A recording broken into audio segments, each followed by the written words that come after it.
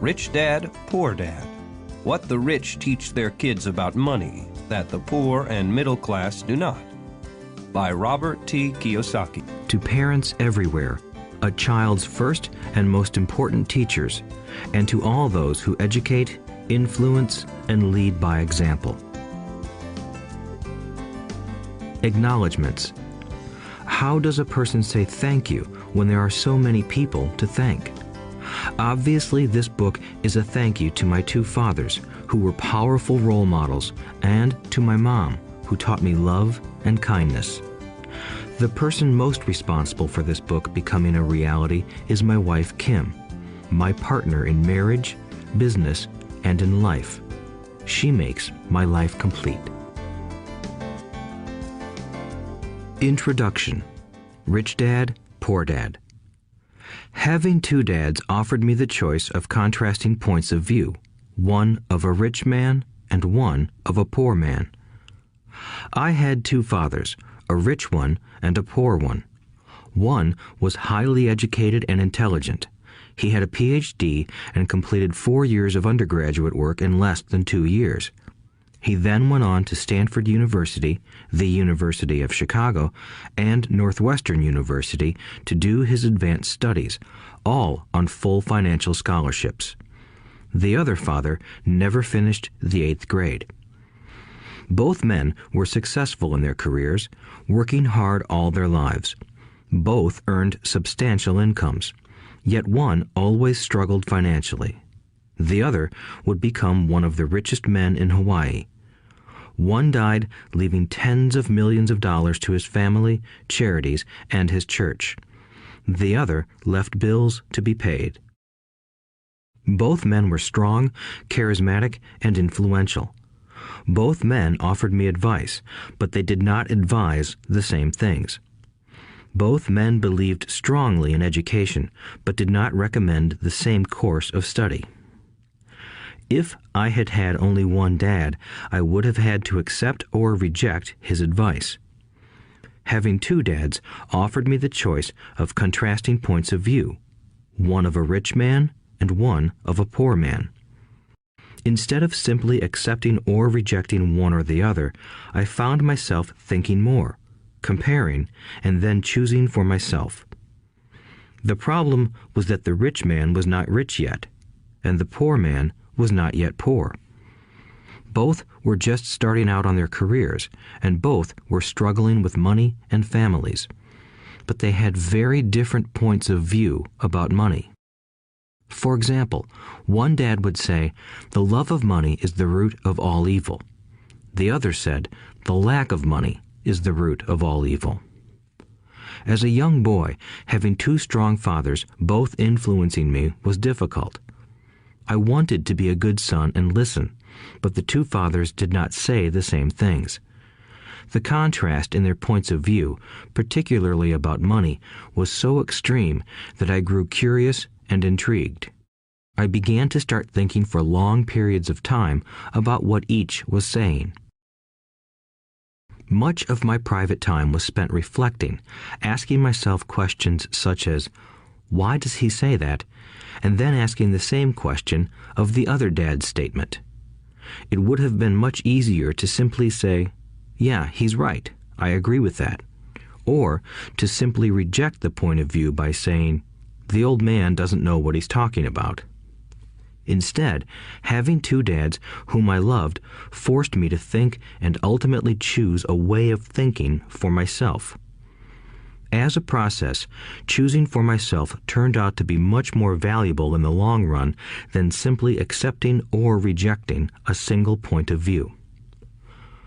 One of the reasons the rich get richer, the poor get poorer, and the middle class struggles in debt is that the subject of money is taught at home, not in school. Most of us learn about money from our parents, so what can poor parents tell their child about money? They simply say, "Stay in school and study hard." The child may graduate with excellent grades, but with a poor person's financial programming and mindset. Sadly, money is not taught in schools. Schools focus on scholastic and professional skills, but not on financial skills. This explains how smart bankers, doctors, and accountants who earned excellent grades may struggle financially all of their lives. Our staggering national debt is due in large part to highly educated politicians and government officials making financial decisions with little or no training in the subject of money. Today, I often wonder what will soon happen when we have millions of people who need financial and medical assistance. They will be dependent upon their families or the government for financial support. What will happen when Medicare and Social Security run out of money? How will a nation survive if teaching children about money continues to be left to parents, most of whom will be, or already are, poor? Because I had two influential fathers, I learned from both of them.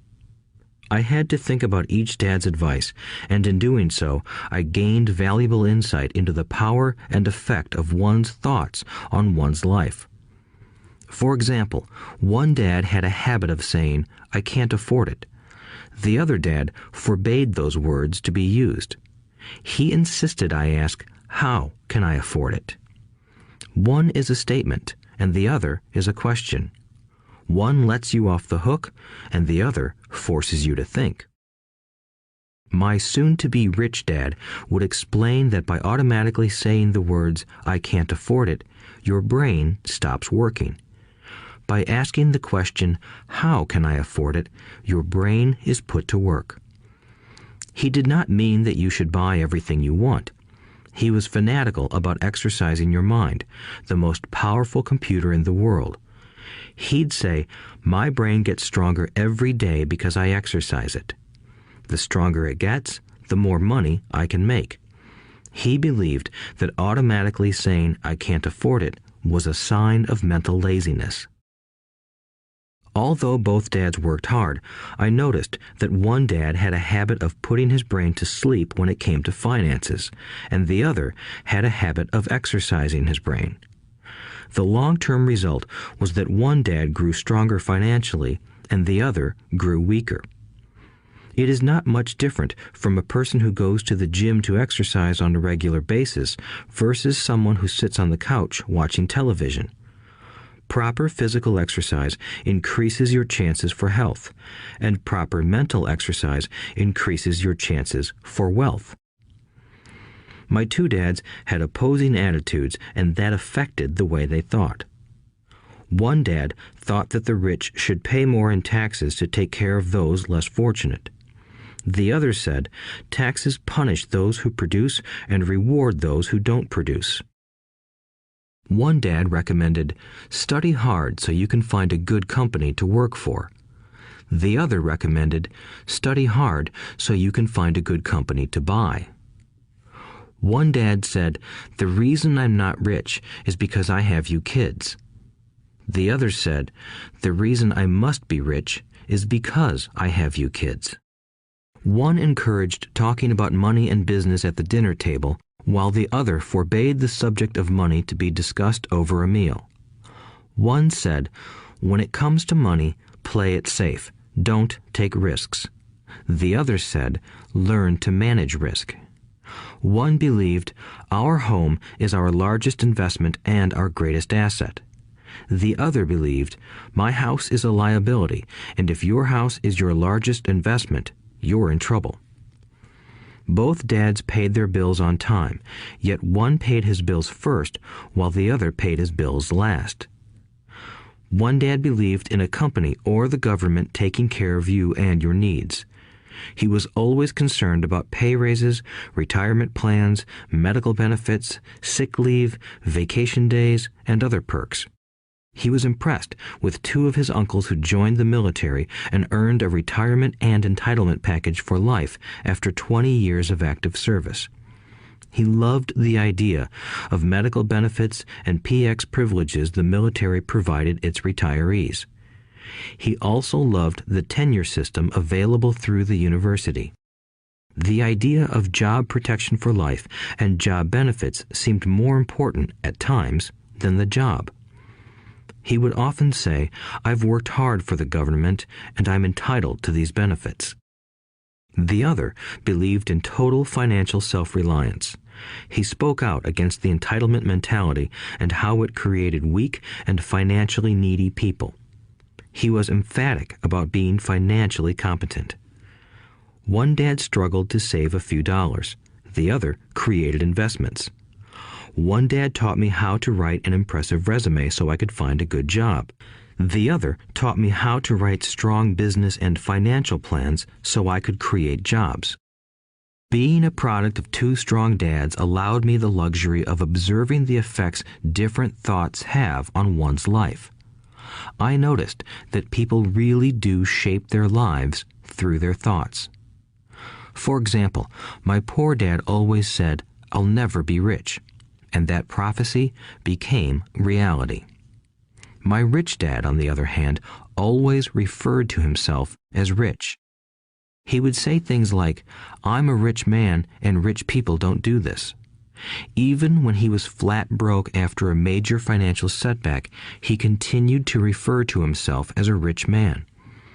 He would cover himself by saying, "There is a difference between being poor and being broke.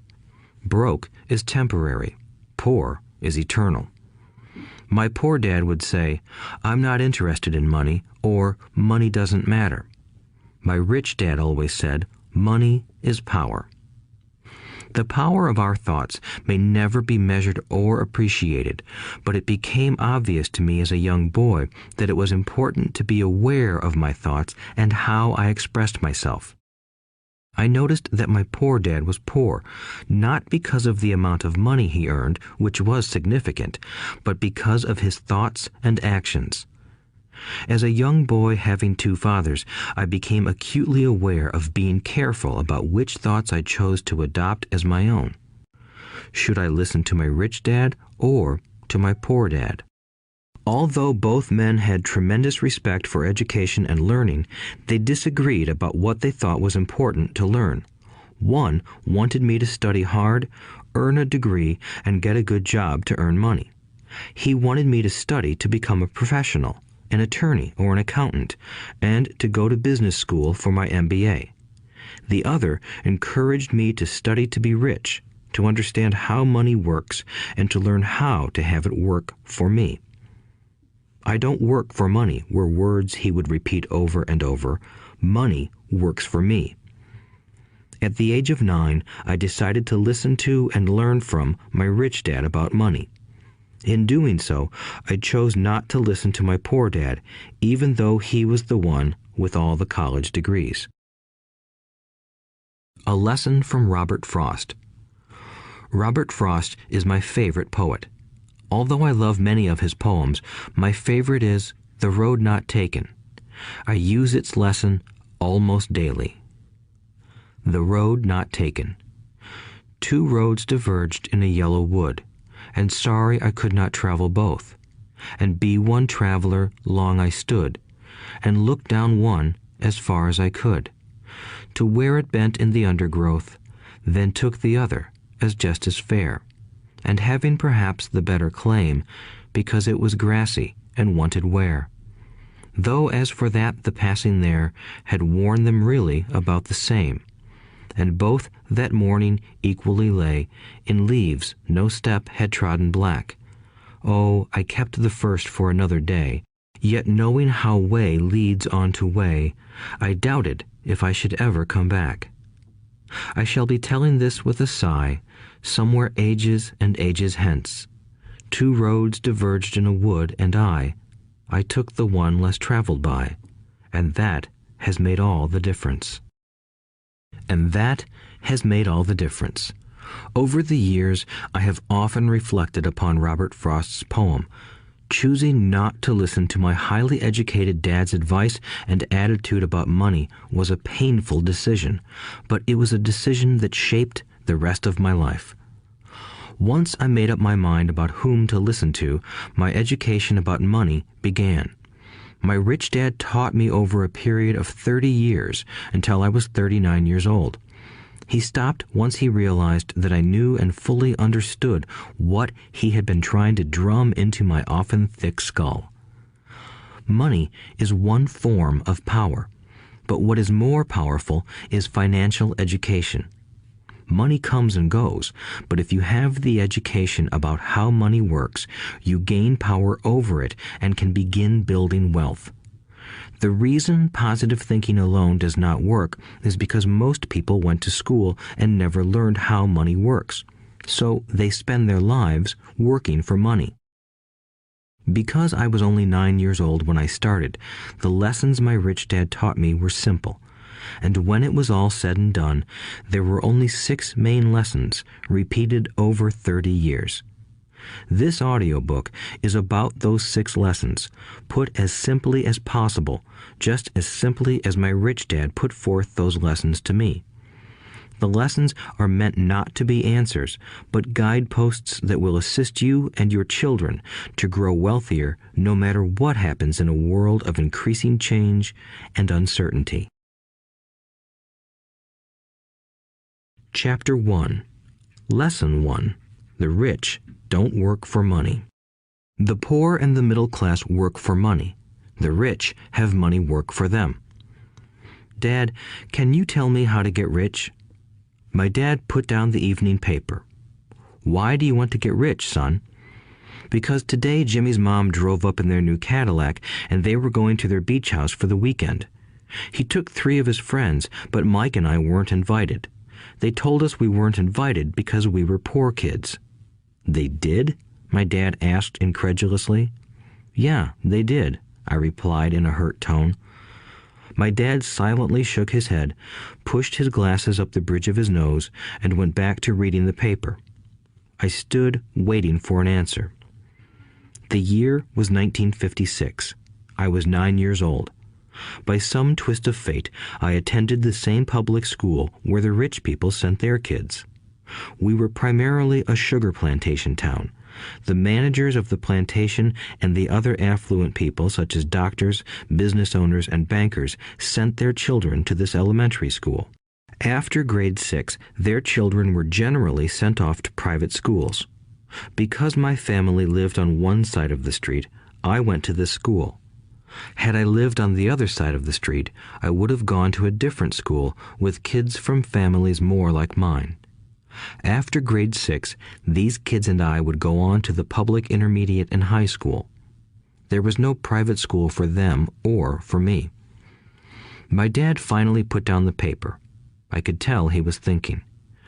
Well, son, he began slowly, if you want to be rich, you have to learn to make money. How do I make money? I asked. Well, use your head, son, he said, smiling. Even then, I knew that really meant, that's all I'm going to tell you, or, I don't know the answer, so don't embarrass me. A partnership is formed. The next morning, I told my best friend, Mike, what my dad had said. As best as I could tell, Mike and I were the only poor kids in this school. Mike was also in this school by a twist of fate. Someone had drawn a jog in the line for the school district, and we wound up in school with the rich kids. We weren't really poor, but we felt as if we were because all the other boys had new baseball gloves, new bicycles, new everything. Mom and Dad provided us with the basics, like food and shelter and clothes, but that was about it. My dad used to say, if you want something, work for it. We wanted things, but there was not much work available for 9-year-old boys. So what do we do to make money? Mike asked. I don't know, I said, but do you want to be my partner? He agreed, and so on that Saturday morning, Mike became my first business partner. We spent all morning coming up with ideas on how to make money. Occasionally, we talked about all the cool guys at Jimmy's beach house having fun. It hurt a little, but that hurt was good, because it inspired us to keep thinking of a way to make money. Finally, that afternoon, a bolt of lightning struck. It was an idea Mike got from a science book he had read. Excitedly, we shook hands, and the partnership now had a business. For the next several weeks, Mike and I ran around our neighborhood, knocking on doors and asking our neighbors if they would save their toothpaste tubes for us. With puzzled looks, most adults consented with a smile. Some asked us what we were doing, to which we replied, "We can't tell you. It's a business secret." My mom grew distressed as the weeks wore on. We had selected a site next to her washing machine as the place we would stockpile our raw materials. In a brown cardboard box that at one time held ketchup bottles, our little pile of used toothpaste tubes began to grow. Finally, my mom put her foot down. The sight of her neighbor's messy, crumpled used toothpaste tubes had gotten to her.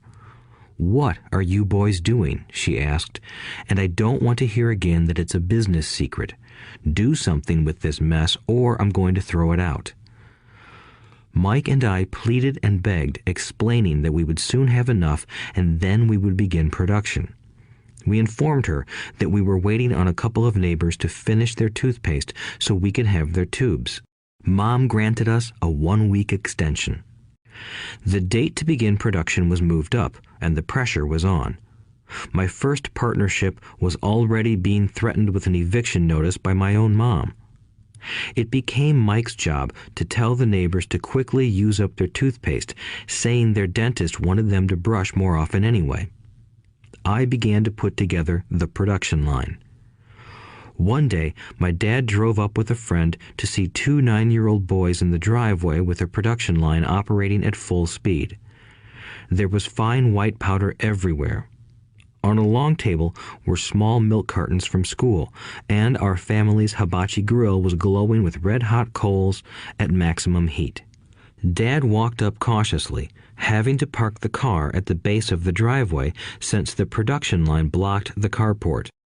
As he and his friend got closer, they saw a steel pot sitting on top of the coals in which the toothpaste tubes were being melted down. In those days, toothpaste did not come in plastic tubes. The tubes were made of lead, so once the paint was burned off, the tubes were dropped in the small steel pot. They melted until they became liquid, and with my mom's pot holders, we poured the lead through a small hole in the top of the milk cartons. The milk cartons were filled with plaster of Paris. White powder was everywhere. In my haste, I had knocked the bag over, and the entire area looked like it had been hit by a snowstorm. The milk cartons were the outer containers for plaster of Paris molds.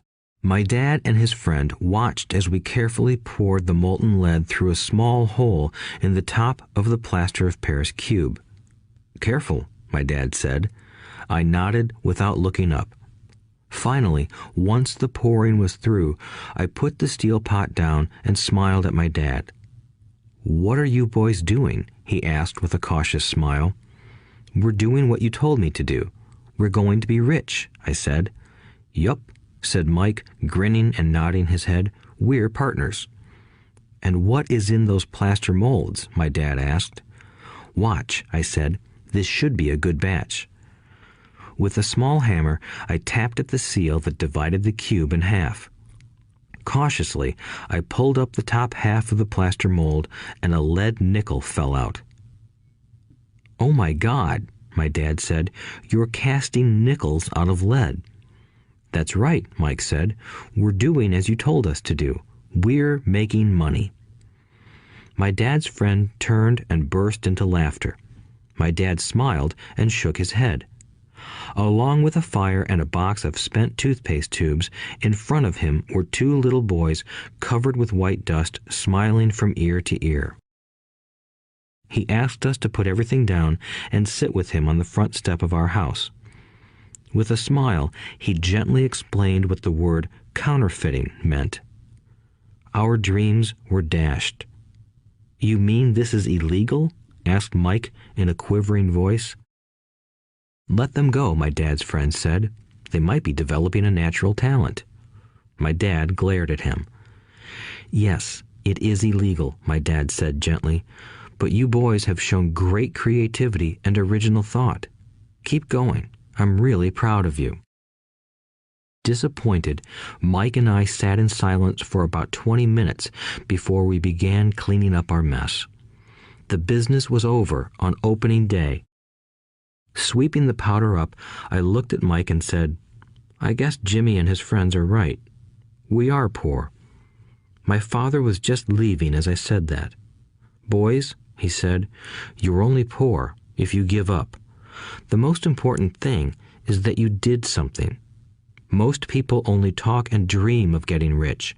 You've done something. I'm very proud of the two of you. I will say it again. Keep going. Don't quit.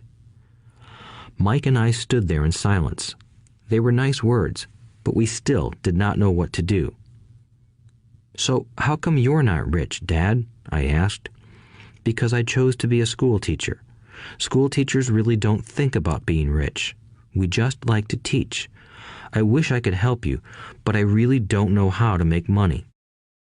Mike and I turned and continued our cleanup. "I know," said my dad. "If you boys want to learn how to be rich, don't ask me. Talk to your dad, Mike." "My dad?" asked Mike with a scrunched-up face. "Yeah, your dad," repeated my dad with a smile. "Your dad and I have the same banker, and he raves about your father. He's told me several times that your father is brilliant when it comes to making money." "My dad?" Mike asked again in disbelief. "Then how come we don't have a nice car and a nice house like the rich kids at school?" "A nice car and a nice house don't necessarily mean you're rich or you know how to make money," my dad replied. "Jimmy's dad works for the sugar plantation. He's not much different from me. He works for a company and I work for the government. The company buys the car for him. The sugar company is in financial trouble, and Jimmy's dad may soon have nothing. Your dad is different, Mike. He seems to be building an empire, and I suspect in a few years he will be a very rich man." With that, Mike and I got excited again. With new vigor, we began cleaning up the mess caused by our now defunct first business. As we were cleaning, we made plans for how and when to talk to Mike's dad. The problem was that Mike's dad worked long hours and often did not come home until late. His father owned warehouses, a construction company, a chain of stores, and 3 restaurants. It was the restaurants that kept him out late. Mike caught the bus home after we had finished cleaning up. He was going to talk to his dad when he got home that night and ask him if he would teach us how to become rich. Mike promised to call as soon as he had talked to his dad, even if it was late. The phone rang at 8:30 p.m. "Okay," I said, "next Saturday." I put the phone down. Mike's dad had agreed to meet with us. On Saturday, I caught the 7:30 a.m. bus to the poor side of town. The lessons begin. Mike and I met with his dad that morning at 8 o'clock. He was already busy, having been at work for more than an hour. His construction supervisor was just leaving in his pickup truck as I walked up to his simple, small, and tidy home. Mike met me at the door. "Dad's on the phone, and he said to wait on the back porch," Mike said as he opened the door.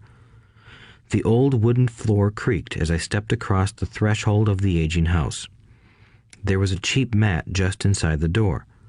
The mat was there to hide the years of wear from countless footsteps that the floor had supported. Although clean, it needed to be replaced. I felt claustrophobic as I entered the narrow living room that was filled with old, musty, overstuffed furniture that today would be collector's items. Sitting on the couch were 2 women, both a little older than my mom. Across from the women sat a man in workman's clothes. He wore khaki slacks and a khaki shirt, neatly pressed but without starch, and polished work boots. He was about 10 years older than my dad. They smiled as Mike and I walked past them toward the back porch. I smiled back shyly. "Who are those people?" I asked. "Oh, they work for my dad. The older man runs his warehouses, and the women are the managers of the restaurants. And as you arrived, you saw the construction supervisor who was working on a road project about 50 miles from here. His other supervisor, who was building a track of houses, left before you got here." "Does this go on all the time?" I asked. "Not always, but quite often," said Mike, smiling as he pulled up a chair to sit down next to me. "I asked my dad if he would teach us to make money," Mike said. "Oh, and what did he say to that?" I asked with cautious curiosity. "Well, he had a funny look on his face at first, and then he said he would make us an offer." "Oh," I said, rocking my chair back against the wall. I sat there, perched on two rear legs of the chair. Mike did the same thing. "Do you know what the offer is?" I asked. "No, but we'll soon find out." Suddenly, Mike's dad burst through the rickety screen door and onto the porch. Mike and I jumped to our feet, not out of respect, but because we were startled. "Ready, boys?" he asked as he pulled up a chair to sit down with us. We nodded our heads as we pulled our chairs away from the wall to sit in front of him. He was a big man, about 6 feet tall and 200 pounds. My dad was taller, about the same weight, and 5 years older than Mike's dad. They sort of looked alike, though not of the same ethnic makeup. Maybe their energy was similar. "Mike says you want to learn to make money. Is that correct, Robert?" I nodded my head quickly, but with a little trepidation. He had a lot of power behind his words and smile. "Okay, here's my offer. I'll teach you, but I won't do it classroom style. You work for me, I'll teach you. You don't work for me, I won't teach you. I can teach you faster if you work, and I'm wasting my time if you just want to sit and listen like you do in school. That's my offer. Take it or leave it." May I ask a question first?" I asked. "No, take it or leave it. I've got too much work to do to waste my time. If you can't make up your mind decisively, then you'll never learn to make money anyway. Opportunities come and go. Being able to know when to make quick decisions is an important skill. You have the opportunity that you asked for. School is beginning, or it's over, in 10 seconds, Mike's dad said with a teasing smile. "Take it," I said. "Take it," said Mike. "Good," said Mike's dad. "Mrs. Martin will be by in 10 minutes. After I'm through with her, you'll ride with her to my superette and you can begin working. I'll pay you 10 cents an hour and you'll work 3 hours every Saturday." "But I have a softball game today," I said. Mike's dad lowered his voice to a stern tone. "Take it or leave it," he said. "I'll take it," I replied, choosing to work and learn instead of playing. 30 cents later. By 9 a.m. that day, Mike and I were working for Mrs. Martin. She was a kind and patient woman. She always said that Mike and I reminded her of her 2 grown sons. Although kind, she believed in hard work and kept us moving. We spent 3 hours taking canned goods off the shelves, brushing each can with a feather duster to get the dust off, and then restacking them neatly. It was excruciatingly boring work. Mike's dad, whom I called my rich dad, owned 9 of these little superettes, each with a large parking lot. They were the early version of the 7-Eleven convenience stores, little neighborhood grocery stores where people bought items such as milk, bread, butter, and cigarettes. The problem was that this was Hawaii before air conditioning was widely used, and the stores could not close their doors because of the heat. On 2 sides of the store, the doors had to be wide open to the road and parking lot. Every time a car drove by or pulled into the parking lot, dust would swirl and settle in the store. We knew we had a job as long as there was no air conditioning. For 3 weeks, Mike and I reported to Mrs. Martin and worked our 3 hours. By noon, our work was over, and she dropped 3 little dimes in each of our hands. Now, even at the age of 9 in the mid-1950s, 30 cents was not too exciting. Comic books cost 10 cents back then, so I usually spent my money on comic books and went home. By Wednesday of the 4th week, I was ready to quit. I had agreed to work only because I wanted to learn to make money from Mike's dad, and now I was a slave for 10 cents an hour. On top of that, I had not seen Mike's dad since that first Saturday. "I'm quitting," I told Mike at lunchtime. School was boring, and now I did not even have my Saturdays to look forward to. But it was the 30 cents that really got to me.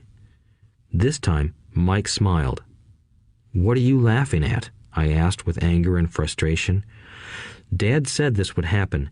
He said to meet with him when you were ready to quit." "What?" I said indignantly. "He's been waiting for me to get fed up?"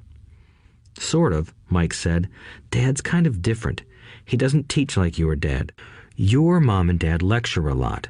My dad is quiet and a man of few words. You just wait till this Saturday. I'll tell him you're ready. You mean I've been set up? No, not really. But maybe. Dad will explain on Saturday. Waiting in line on Saturday. I was ready to face Mike's dad. Even my real dad was angry with him. My real dad, the one I called the poor one, thought that my rich dad was violating child labor laws and should be investigated. My educated poor dad told me to demand what I deserve, at least 25 cents an hour. My poor dad told me that if I did not get a raise, I was to quit immediately. You don't need that damn job anyway, said my poor dad with indignation. At 8 o'clock Saturday morning, I walked through the door of Mike's house when Mike's dad opened it. Take a seat and wait in line, he said as I entered. He turned and disappeared into his little office next to a bedroom. I looked around the room and didn't see Mike anywhere. Feeling awkward, I cautiously sat down next to the same two women who were there 4 weeks earlier.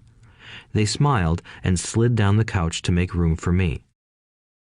45 minutes went by, and I was steaming. The two women had met with him and left 30 minutes earlier. An older gentleman was in there for 20 minutes and was also gone. The house was empty, and here I sat in a musty, dark living room on a beautiful, sunny Hawaiian day, waiting to talk to a cheapskate who exploited children. I could hear him rustling around the office, talking on the phone, and ignoring me.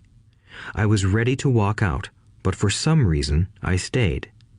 Finally, 15 minutes later, at exactly 9 o'clock, Rich Dad walked out of his office, said nothing, and signaled with his hand for me to enter. I understand you want a raise or you're going to quit, Rich Dad said as he swiveled in his office chair. Well, you're not keeping your end of the bargain, I blurted out, nearly in tears. It was really frightening for me to confront a grown-up.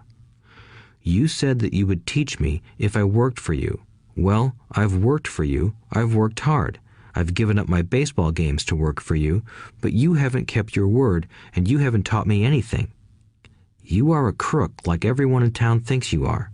You're greedy. You want all the money and don't take care of your employees. You made me wait and don't show me any respect. I'm only a little boy, but I deserve to be treated better. Rich Dad rocked back in his swivel chair, hands up to his chin, and stared at me. Not bad, he said. In less than a month, you sound like most of my employees. What? I asked. Not understanding what he was saying, I continued with my grievance. I thought you were going to keep your end of the bargain and teach me. Instead, you want to torture me? That's cruel. That's really cruel. I am teaching you, Rich Dad said quietly. What have you taught me? Nothing, I said angrily. You haven't even talked to me once since I agreed to work for peanuts. 10 cents an hour. Ha! I should notify the government about you. We have child labor laws, you know. My dad works for the government, you know. Wow, said Rich Dad. Now you sound just like most of the people who used to work for me. People I've either fired or who have quit. So, what do you have to say? I demanded, feeling pretty brave for a little kid. You lied to me. I've worked for you, and you have not kept your word. You haven't taught me anything. How do you know that I've not taught you anything? Asked Rich Dad calmly. Well, you've never talked to me. I've worked for 3 weeks, and you have not taught me anything, I said with a pout. Does teaching mean talking or a lecture? Rich Dad asked. Well, yes, I replied. That's how they teach you in school, he said, smiling. But that is not how life teaches you, and I would say that life is the best teacher of all. Most of the time, life does not talk to you. It just sort of pushes you around. Each push is life saying, wake up, there's something I want you to learn. What is this man talking about? I asked myself silently. Life pushing me around was life talking to me? Now I knew I had to quit my job. I was talking to someone who needed to be locked up. If you learn life's lessons, you will do well. If not, life will just continue to push you around. People do two things. Some just let life push them around. Others get angry and push back. But they push back against their boss, or their job, or their husband or wife. They do not know it's life that's pushing. I had no idea what he was talking about. Life pushes all of us around. Some people give up and others fight. A few learn the lesson and move on. They welcome life pushing them around. To these few people, it means they need and want to learn something. They learn and move on. Most quit, and a few, like you, fight. Rich Dad stood and shut the creaky old wooden window that needed repair. If you learn this lesson, you will grow into a wise, wealthy, and happy young man. If you don't, you will spend your life blaming a job, low pay, or your boss for your problems.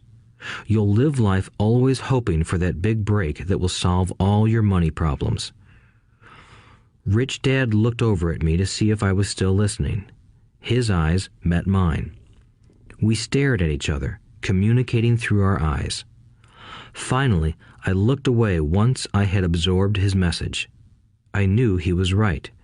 I was blaming him, and I did ask to learn. I was fighting. Rich Dad continued, "Or, if you are the kind of person who has no guts, you just give up every time life pushes you. If you are that kind of person, you'll live all your life playing it safe, doing the right things, saving yourself for some event that never happens. Then you die a boring old man. You'll have lots of friends who really like you because you were such a nice, hard-working guy. But the truth is that you let life push you into submission. Deep down, you were terrified of taking risks. You really wanted to win, but the fear of losing was greater than the excitement of winning. Deep inside, you and only you will know you didn't go for it. You chose to play it safe." Our eyes met again. "You've been pushing me around?" I asked. "Some people might say that," smiled Rich Dad. "I would say that I just gave you a taste of life." "What taste of life?" I asked, still angry, but now curious and ready to learn. "You boys are the first people that have ever asked me to teach them how to make money. I have more than 150 employees, and not one of them has asked me what I know about money. They ask me for a job and a paycheck, but never to teach them about money. So most will spend the best years of their lives working for money, not really understanding what it is they are working for." I sat there listening intently. "So when Mike told me you wanted to learn how to make money, I decided to design a course that mirrored real life. I could talk until I was blue in the face, but you wouldn't hear a thing. So I decided to let life push you around a bit so you could hear me. That's why I only paid you 10 cents. "So what is the lesson I learned from working for only 10 cents an hour?" I asked. "That you're cheap and exploit your workers?" Rich Dad rocked back and laughed heartily. Finally, he said, "You'd best change your point of view. Stop blaming me and thinking I'm the problem. If you think I'm the problem, then you have to change me. If you realize that you're the problem, then you can change yourself, learn something, and grow wiser. Most people want everyone else in the world to change but themselves. Let me tell you, it's easier to change yourself than everyone else." "I don't understand," I said.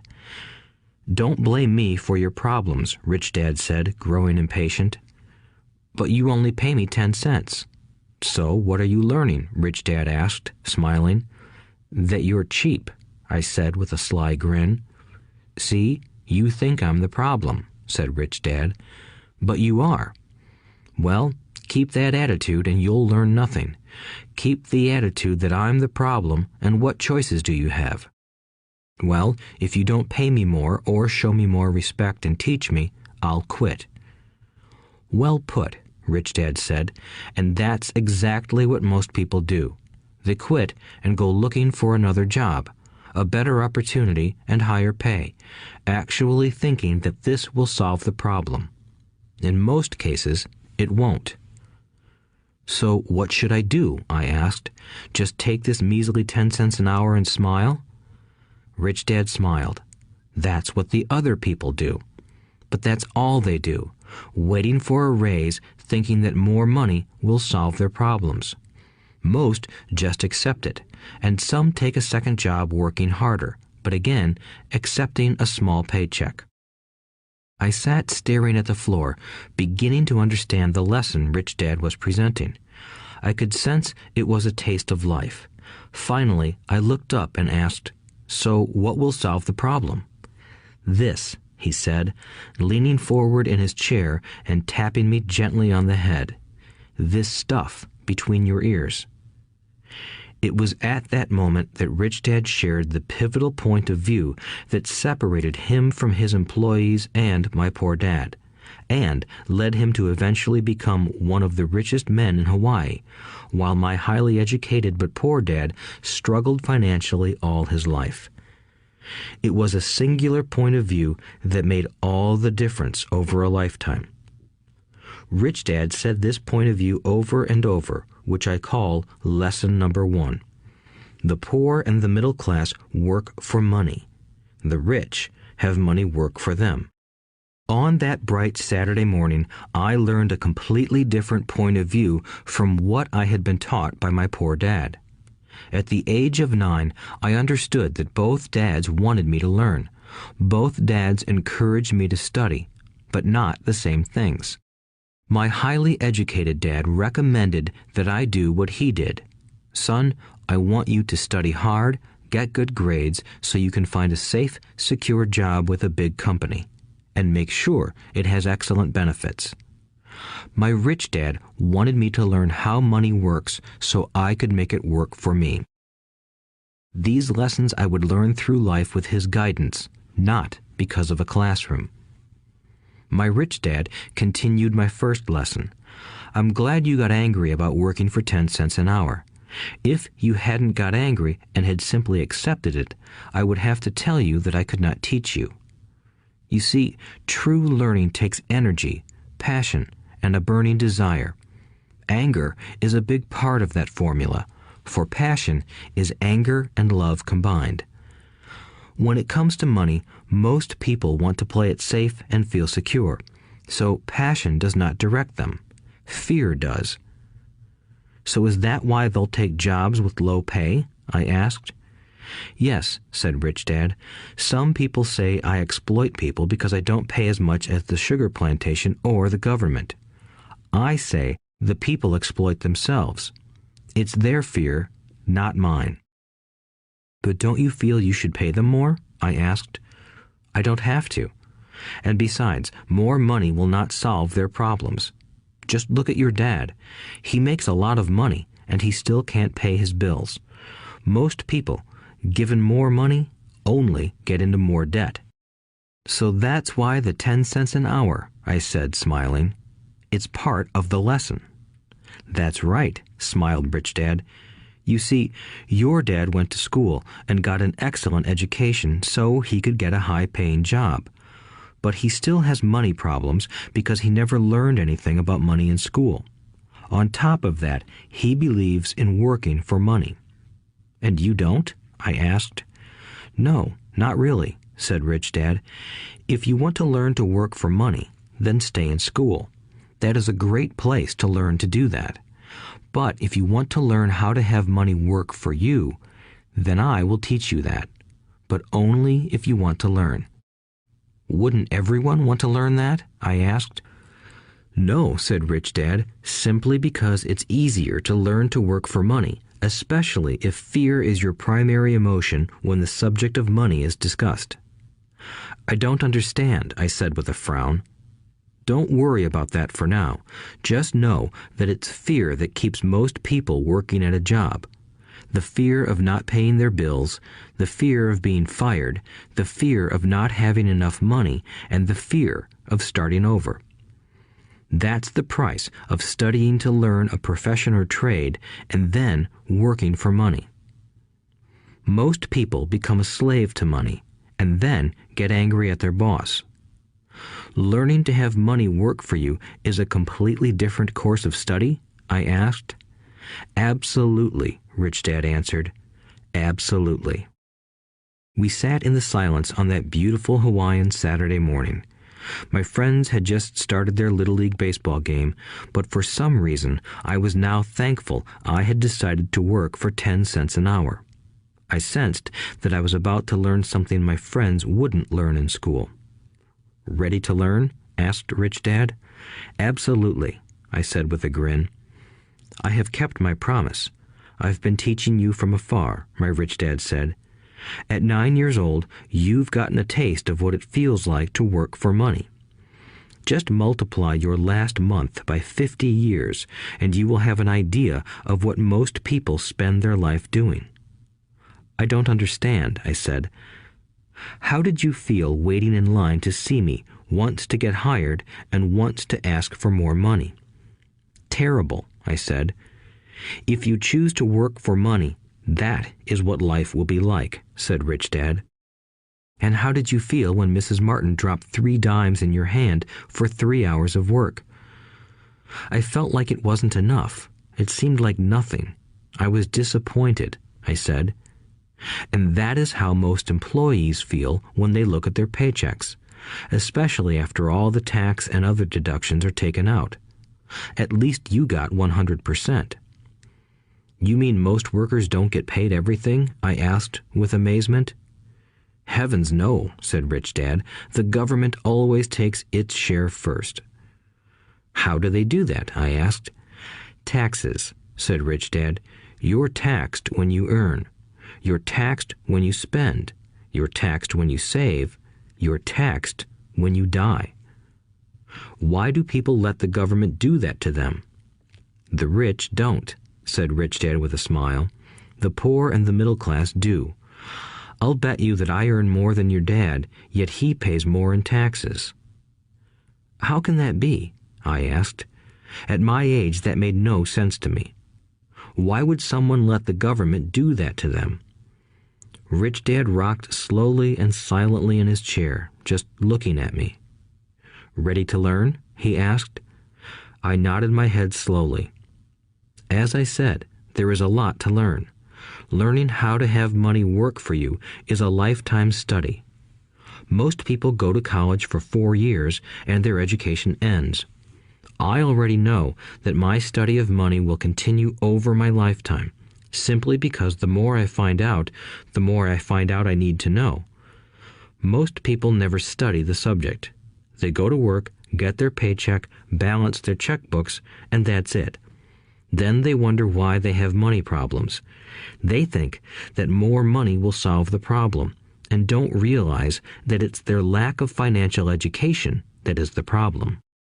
So my dad has tax problems because he doesn't understand money? I asked, confused.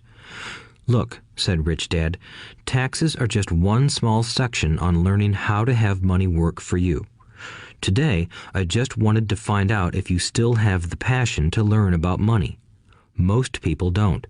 They want to go to school, learn a profession, have fun at their work, and earn lots of money. One day they wake up with big money problems, and then they can't stop working. That's the price of only knowing how to work for money instead of studying how to have money work for you. So, do you still have the passion to learn? Asked Rich Dad. I nodded my head. Good, said Rich Dad. Now get back to work. This time, I will pay you nothing. What? I asked in amazement. You heard me. Nothing. You will work the same 3 hours every Saturday, but this time you will not be paid 10 cents per hour. You said you wanted to learn to not work for money, so I'm not going to pay you anything. I couldn't believe what I was hearing. I've already had this conversation with Mike, and he's already working, dusting and stacking canned goods for free. You better hurry and get back there. That's not fair, I shouted. You've got to pay something. You said you wanted to learn. If you don't learn this now, you'll grow up to be like the two women and the older man sitting in my living room, working for money and hoping I don't fire them. Or, like your dad, earning lots of money only to be in debt up to his eyeballs, hoping more money will solve the problem. If that's what you want, I'll go back to our original deal of 10 cents an hour. Or you can do what most adults do. Complain that there is not enough pay, quit, and go looking for another job. But what do I do? I asked. Rich Dad tapped me on the head. Use this, he said. If you use it well, you will soon thank me for giving you an opportunity, and you will grow into a rich man. I stood there, still not believing what a raw deal I was handed. I came to ask for a raise, and somehow I was instead working for nothing. Rich Dad tapped me on the head again and said, "Use this. Now, get out of here and get back to work." Lesson number 1. The rich don't work for money. I didn't tell my poor dad I wasn't being paid. He wouldn't have understood, and I didn't want to try to explain something I didn't understand myself. For 3 more weeks, Mike and I worked 3 hours every Saturday for nothing. The work didn't bother me, and the routine got easier. But it was the missed baseball games and not being able to afford to buy a few comic books that got to me. Rich Dad stopped by at noon on the 3rd week. We heard his truck pull up in the parking lot and sputter when the engine was turned off. He entered the store and greeted Mrs. Martin with a hug. After finding out how things were going in the store, he reached into the ice cream freezer, pulled out 2 bars, paid for them, and signaled to Mike and me. "Let's go for a walk, boys." We crossed the street, dodging a few cars, and walked across a large grassy field where a few adults were playing softball. Sitting down at a lone picnic table, he handed Mike and me the treats. "How's it going, boys?" "Okay," Mike said. I nodded in agreement. "Learn anything yet?" Rich Dad asked. Mike and I looked at each other, shrugged our shoulders, and shook our heads in unison. Avoiding one of life's biggest traps. Well, you boys had better start thinking. You're staring at one of life's biggest lessons. If you learn it, you'll enjoy a life of great freedom and security. If you don't, you'll wind up like Mrs. Martin and most of the people playing softball in this park. They work very hard for little money, clinging to the illusion of job security and looking forward to a 3-week vacation each year and maybe a skimpy pension after 45 years of service. If that excites you, I'll give you a raise to 25 cents an hour. But these are good, hard-working people. Are you making fun of them? I demanded. A smile came over Rich Dad's face. Mrs. Martin is like a mother to me. I would never be that cruel. I may sound unkind because I'm doing my best to point something out to the 2 of you. I want to expand your point of view so you can see something most people never have the benefit of seeing because their vision is too narrow. Most people never see the trap they are in. Mike and I sat there, uncertain of his message. He sounded cruel, yet we could sense he was trying to drive home a point. With a smile, Rich Dad said, "Doesn't that 25 cents an hour sound good? Doesn't it make your heart beat a little faster?" I shook my head no, but it really did. 25 cents an hour would be big bucks to me. "Okay, I'll pay you $1 an hour," Rich Dad said, with a sly grin. Now my heart started to race. My brain was screaming, "Take it, take it." I could not believe what I was hearing. Still, I said nothing. "Okay, $2 an hour." My little brain and heart nearly exploded. After all, it was 1956, and being paid $2 an hour would have made me the richest kid in the world. I couldn't imagine earning that kind of money. I wanted to say yes. I wanted the deal. I could picture a new bicycle, new baseball glove, and the adoration of my friends when I flashed some cash. On top of that, Jimmy and his rich friends could never call me poor again. But somehow, my mouth stayed shut. The ice cream had melted and was running down my hand. Rich Dad was looking at two boys staring back at him, eyes wide open and brains empty. He was testing us, and he knew there was a part of our emotions that wanted to take the deal. He understood that every person has a weak and needy part of their soul that can be bought, and he knew that every individual also had a part of their soul that was resilient and could never be bought. It was only a question of which one was stronger.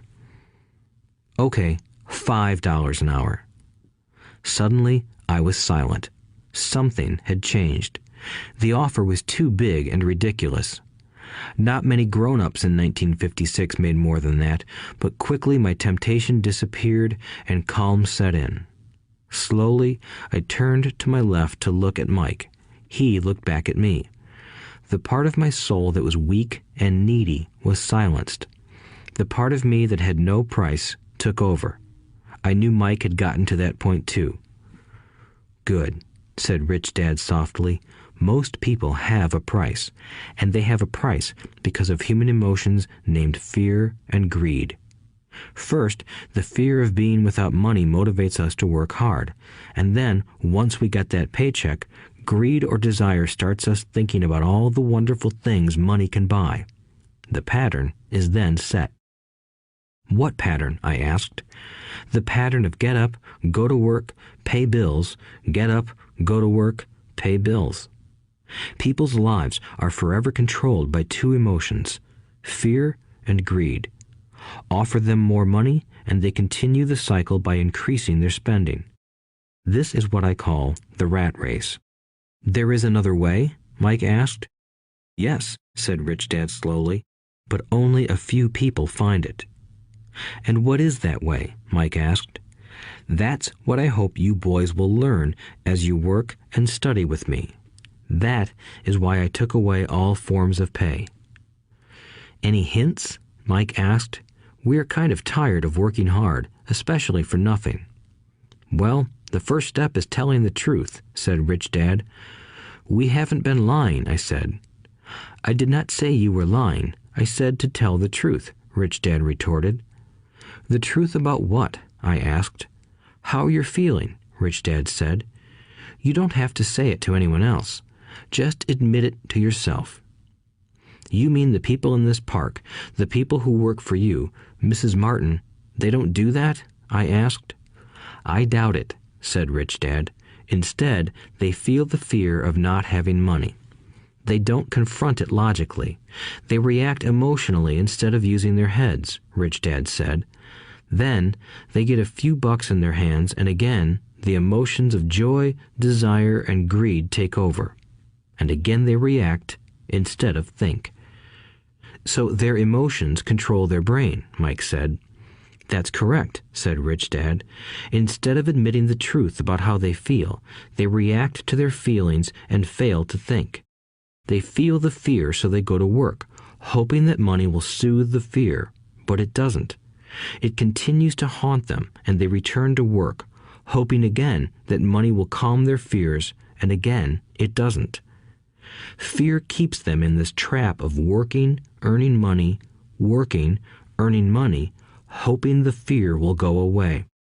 But every day they get up, and that old fear wakes up with them. For millions of people, that old fear keeps them awake all night, causing a night of turmoil and worry. So they get up and go to work, hoping that a paycheck will kill that fear gnawing at their souls. Money is running their lives, and they refuse to tell the truth about that. Money is in control of their emotions and their souls." Rich Dad sat quietly, letting his words sink in. Mike and I had heard what he said, but didn't understand fully what he was talking about. I just knew that I often wondered why grown-ups hurried off to work. It did not seem like much fun, and they never looked that happy, but something kept them going. Realizing we had absorbed as much as possible of what he was talking about, Rich Dad said, "I want you boys to avoid that trap. That is really what I want to teach you. Not just to be rich, because being rich does not solve the problem." "It doesn't?" I asked, surprised. No, it doesn't.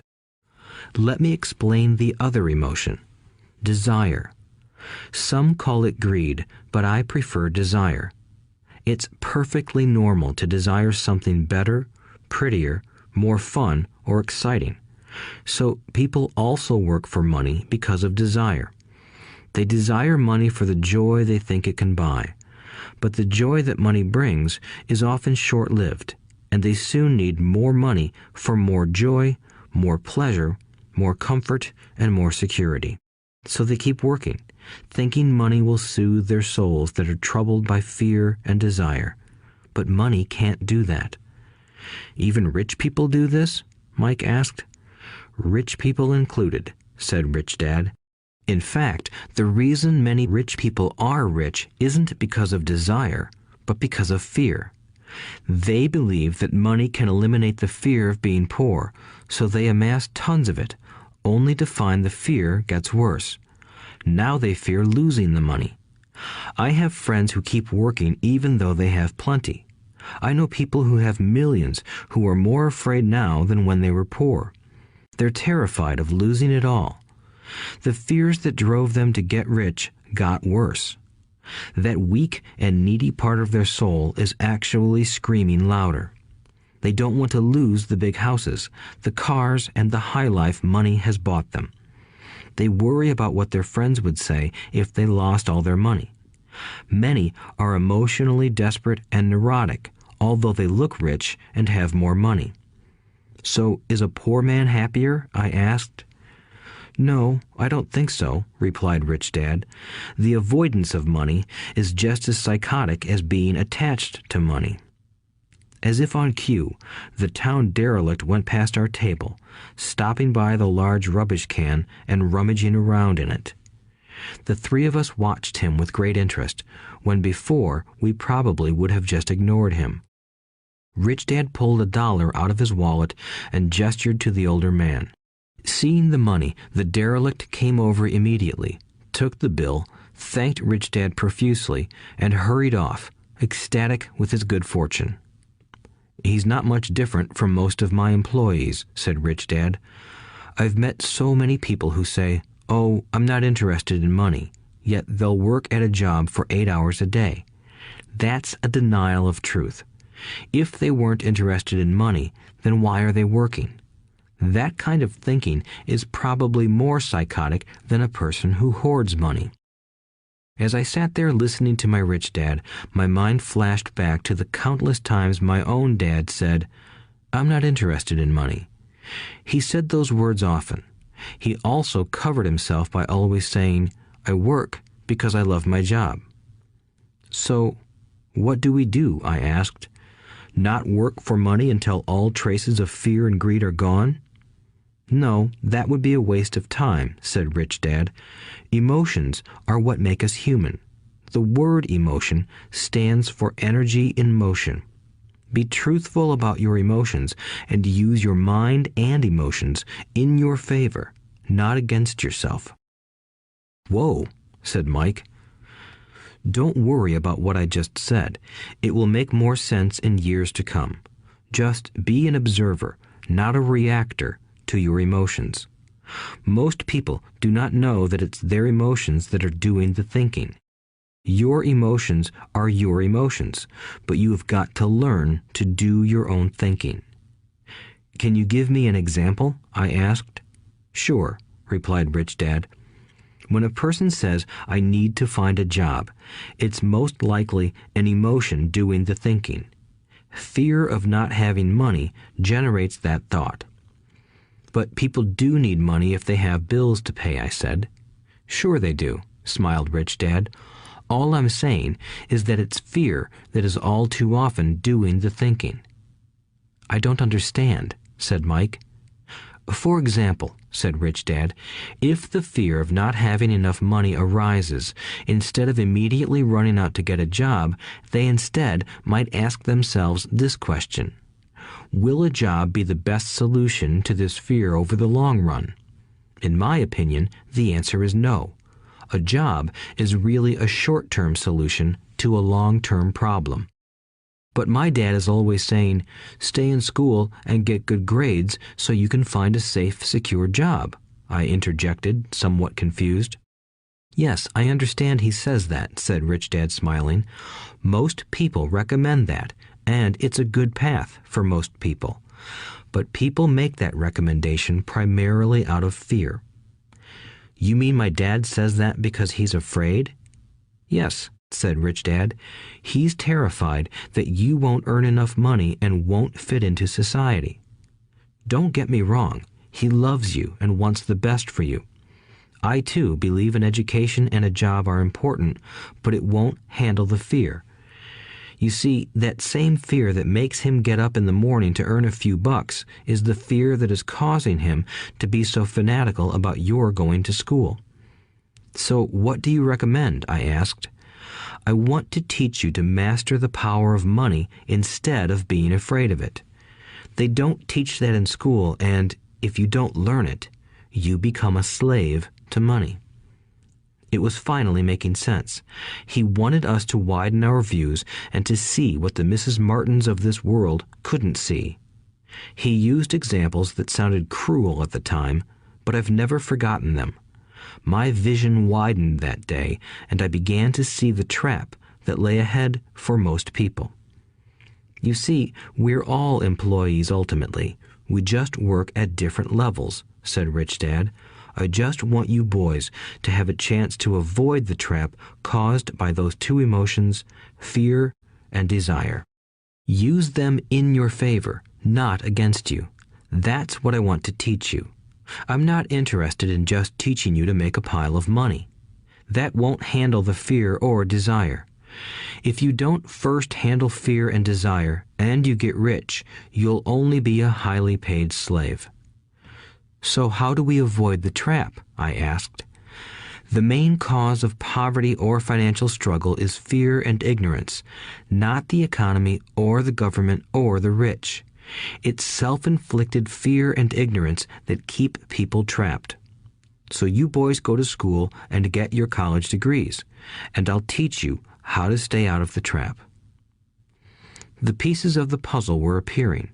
My highly educated dad had a great education and a great career, but school never told him how to handle money or his fear of it. It became clear that I could learn different and important things from two fathers. So you've been talking about the fear of not having money. How does the desire for money affect our thinking? Mike asked. How did you feel when I tempted you with a pay raise? Did you notice your desires rising? We nodded our heads. By not giving in to your emotions, you were able to delay your reactions and think. That is important. We will always have emotions of fear and greed. From here on in, it's imperative for you to use those emotions to your advantage, and for the long term to not let your emotions control your thinking. Most people use fear and greed against themselves. That's the start of ignorance. Most people live their lives chasing paychecks, pay raises, and job security because of the emotions of desire and fear, not really questioning where those emotion-driven thoughts are leading them. It's just like the picture of a donkey dragging a cart with its owner dangling a carrot just in front of its nose. The donkey's owner may be going where he wants to, but the donkey is chasing an illusion. Tomorrow, there will only be another carrot for the donkey. You mean the moment I pictured a new baseball glove, candy, and toys, that's like a carrot to a donkey? Mike asked. Yes, and as you get older, your toys get more expensive. A new car, a boat, and a big house to impress your friends, said Rich Dad with a smile. Fear pushes you out the door, and desire calls to you. That's the trap. So what's the answer? Mike asked. What intensifies fear and desire is ignorance. That is why rich people with lots of money often have more fear the richer they get. Money is the carrot, the illusion. If the donkey could see the whole picture, it might rethink its choice to chase the carrot. Rich Dad went on to explain that a human's life is a struggle between ignorance and illumination. He explained that once a person stops searching for information and self-knowledge, ignorance sets in. That struggle is a moment-to-moment decision to learn to open or close one's mind. Look, school is very important. You go to school to learn a skill or profession to become a contributing member of society. Every culture needs teachers, doctors, mechanics, artists, cooks, business people, police officers, firefighters, and soldiers. Schools train them so society can thrive and flourish, said Rich Dad. Unfortunately, for many people, school is the end, not the beginning. There was a long silence. Rich Dad was smiling. I didn't comprehend everything he said that day, but as with most great teachers, his words continued to teach for years. I've been a little cruel today, said Rich Dad, but I want you to always remember this talk. I want you to always think of Mrs. Martin, and I want you always to remember that donkey. Never forget that fear and desire can lead you into life's biggest trap if you are not aware of them controlling your thinking. To spend your life living in fear, never exploring your dreams, is cruel. To work hard for money, thinking that it will buy you things that will make you happy, is also cruel. To wake up in the middle of the night terrified about paying bills is a horrible way to live. To live a life dictated by the size of a paycheck is not really living a life. Thinking that a job makes you secure is lying to yourself. That's cruel, and that's the trap I want you to avoid. I've seen how money runs people's lives. Don't let that happen to you. Please, don't let money run your life. A softball rolled under our table. Rich Dad picked it up and threw it back. So what does ignorance have to do with greed and fear? I asked. Because it is ignorance about money that causes so much greed and fear, said Rich Dad. Let me give you some examples. A doctor, wanting more money to better provide for his family, raises his fees. By raising his fees, it makes healthcare more expensive for everyone. It hurts the poor people the most, so they have worse health than those with money. Because the doctors raise their fees, the attorneys raise their fees. Because the attorneys' fees have gone up, school teachers want a raise, which raises our taxes, and on and on and on. Soon, there will be such a horrifying gap between the rich and the poor that chaos will break out and another great civilization will collapse. History proves that great civilizations collapse when the gap between the haves and have-nots is too great. Sadly, America is on that same course because we haven't learned from history. We only memorize historical dates and names, not the lesson. Aren't prices supposed to go up? I asked. In an educated society with a well-run government, prices should actually come down. Of course, that is often only true in theory. Prices go up because of greed and fear caused by ignorance. If schools taught people about money, there would be more money and lower prices. But schools focus only on teaching people to work for money, not how to harness money's power. But don't we have business schools? Mike asked. And haven't you encouraged me to go for my MBA? Yes, said Rich Dad, but all too often business schools train employees to become sophisticated bean counters. Heaven forbid a bean counter takes over a business. All they do is look at the numbers, fire people, and kill the business. I know this because I hire bean counters. All they think about is cutting costs and raising prices, which cause more problems. Bean counting is important. I wish more people knew it, but it, too, is not the whole picture, added Rich Dad angrily. So, is there an answer? Asked Mike. Yes, said Rich Dad. Learn to use your emotions to think, not think with your emotions. When you boys mastered your emotions by agreeing to work for free, I knew there was hope. When you again resisted your emotions when I tempted you with more money, you were again learning to think in spite of being emotionally charged. That's the first step. Why is that step so important? I asked. Well, that's up to you to find out. If you want to learn, I'll take you boys into the briar patch, a place almost everyone else avoids.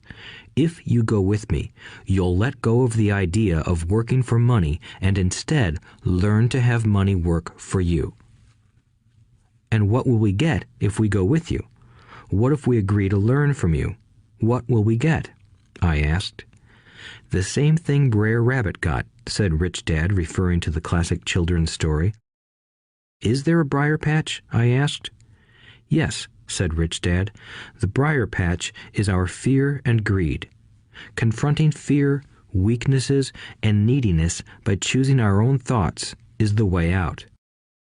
Choosing our thoughts? Mike asked, puzzled. Yes, choosing what we think rather than reacting to our emotions. Instead of just getting up and going to work because not having the money to pay your bills is scaring you, ask yourself, is working harder at this the best solution to this problem? Most people are too afraid to rationally think things through and instead run out the door to a job they hate. The tar baby is in control.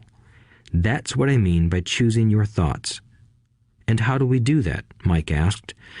That's what I will teach you. I'll teach you to have a choice of thoughts rather than a knee-jerk reaction, like gulping down your morning coffee and running out the door. Remember what I said before. A job is only a short-term solution to a long-term problem. Most people have only one problem in mind, and it's short-term. It's the bills at the end of the month, the tar baby. Money controls their lives, or should I say the fear and ignorance about money controls it. So they do as their parents did. They get up every day and go work for money, not taking the time to ask the question, is there another way? Their emotions now control their thinking, not their heads. Can you tell the difference between emotions thinking and the head thinking? Mike asked. Oh yes, I hear it all the time, said Rich Dad. I hear things like, well, everyone has to work, or the rich are crooks, or I'll get another job, I deserve this raise, you can't push me around, or I like this job because it's secure. No one asks, is there something I'm missing here?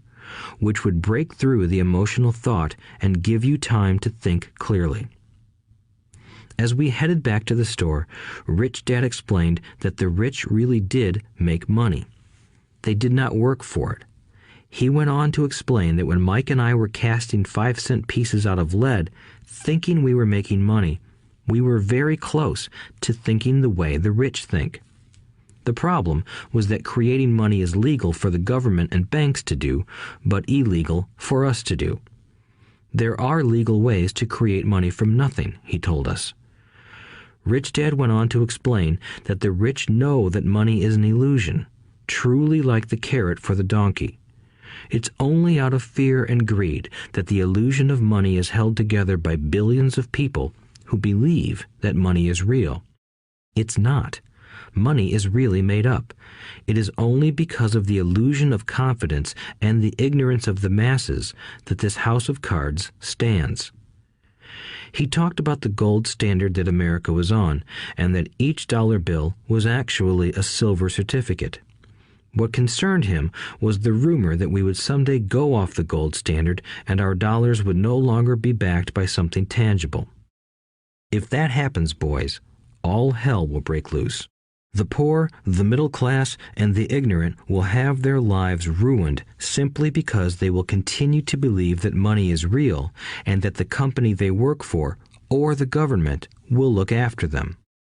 We really did not understand what he was saying that day, but over the years, it made more and more sense. Seeing what others miss. As he climbed into his pickup truck outside his convenience store, Rich Dad said, "Keep working, boys, but the sooner you forget about needing a paycheck, the easier your adult life will be. Keep using your brain, work for free, and soon your mind will show you ways of making money far beyond what I could ever pay you. You will see things that other people never see. Most people never see these opportunities because they're looking for money and security, so that's all they get. The moment you see one opportunity, you'll see them for the rest of your life. The moment you do that, I'll teach you something else. Learn this, and you'll avoid one of life's biggest traps. Mike and I picked up our things from the store and waved goodbye to Mrs. Martin. We went back to the park, to the same picnic bench, and spent several more hours thinking and talking. We spent the next week at school thinking and talking too. For 2 more weeks, we kept thinking, talking, and working for free. At the end of the second Saturday, I was again saying goodbye to Mrs. Martin and looking at the comic book stand with a longing gaze. The hard thing about not even getting 30 cents every Saturday was that I didn't have any money to buy comic books. Suddenly, as Mrs. Martin said goodbye to Mike and me, I saw her do something I'd never seen her do before. Mrs. Martin was cutting the front page of the comic book in half. She kept the top half of the comic book cover and threw the rest of the book into a large cardboard box. When I asked her what she did with the comic books, she said, "I throw them away. I give the top half of the cover back to the comic book distributor for credit when he brings in the new comics. He's coming in an hour." Mike and I waited for an hour. Soon the distributor arrived, and I asked him if we could have the comic books. To my delight, he said, "You can have them if you work for this store and do not resell them."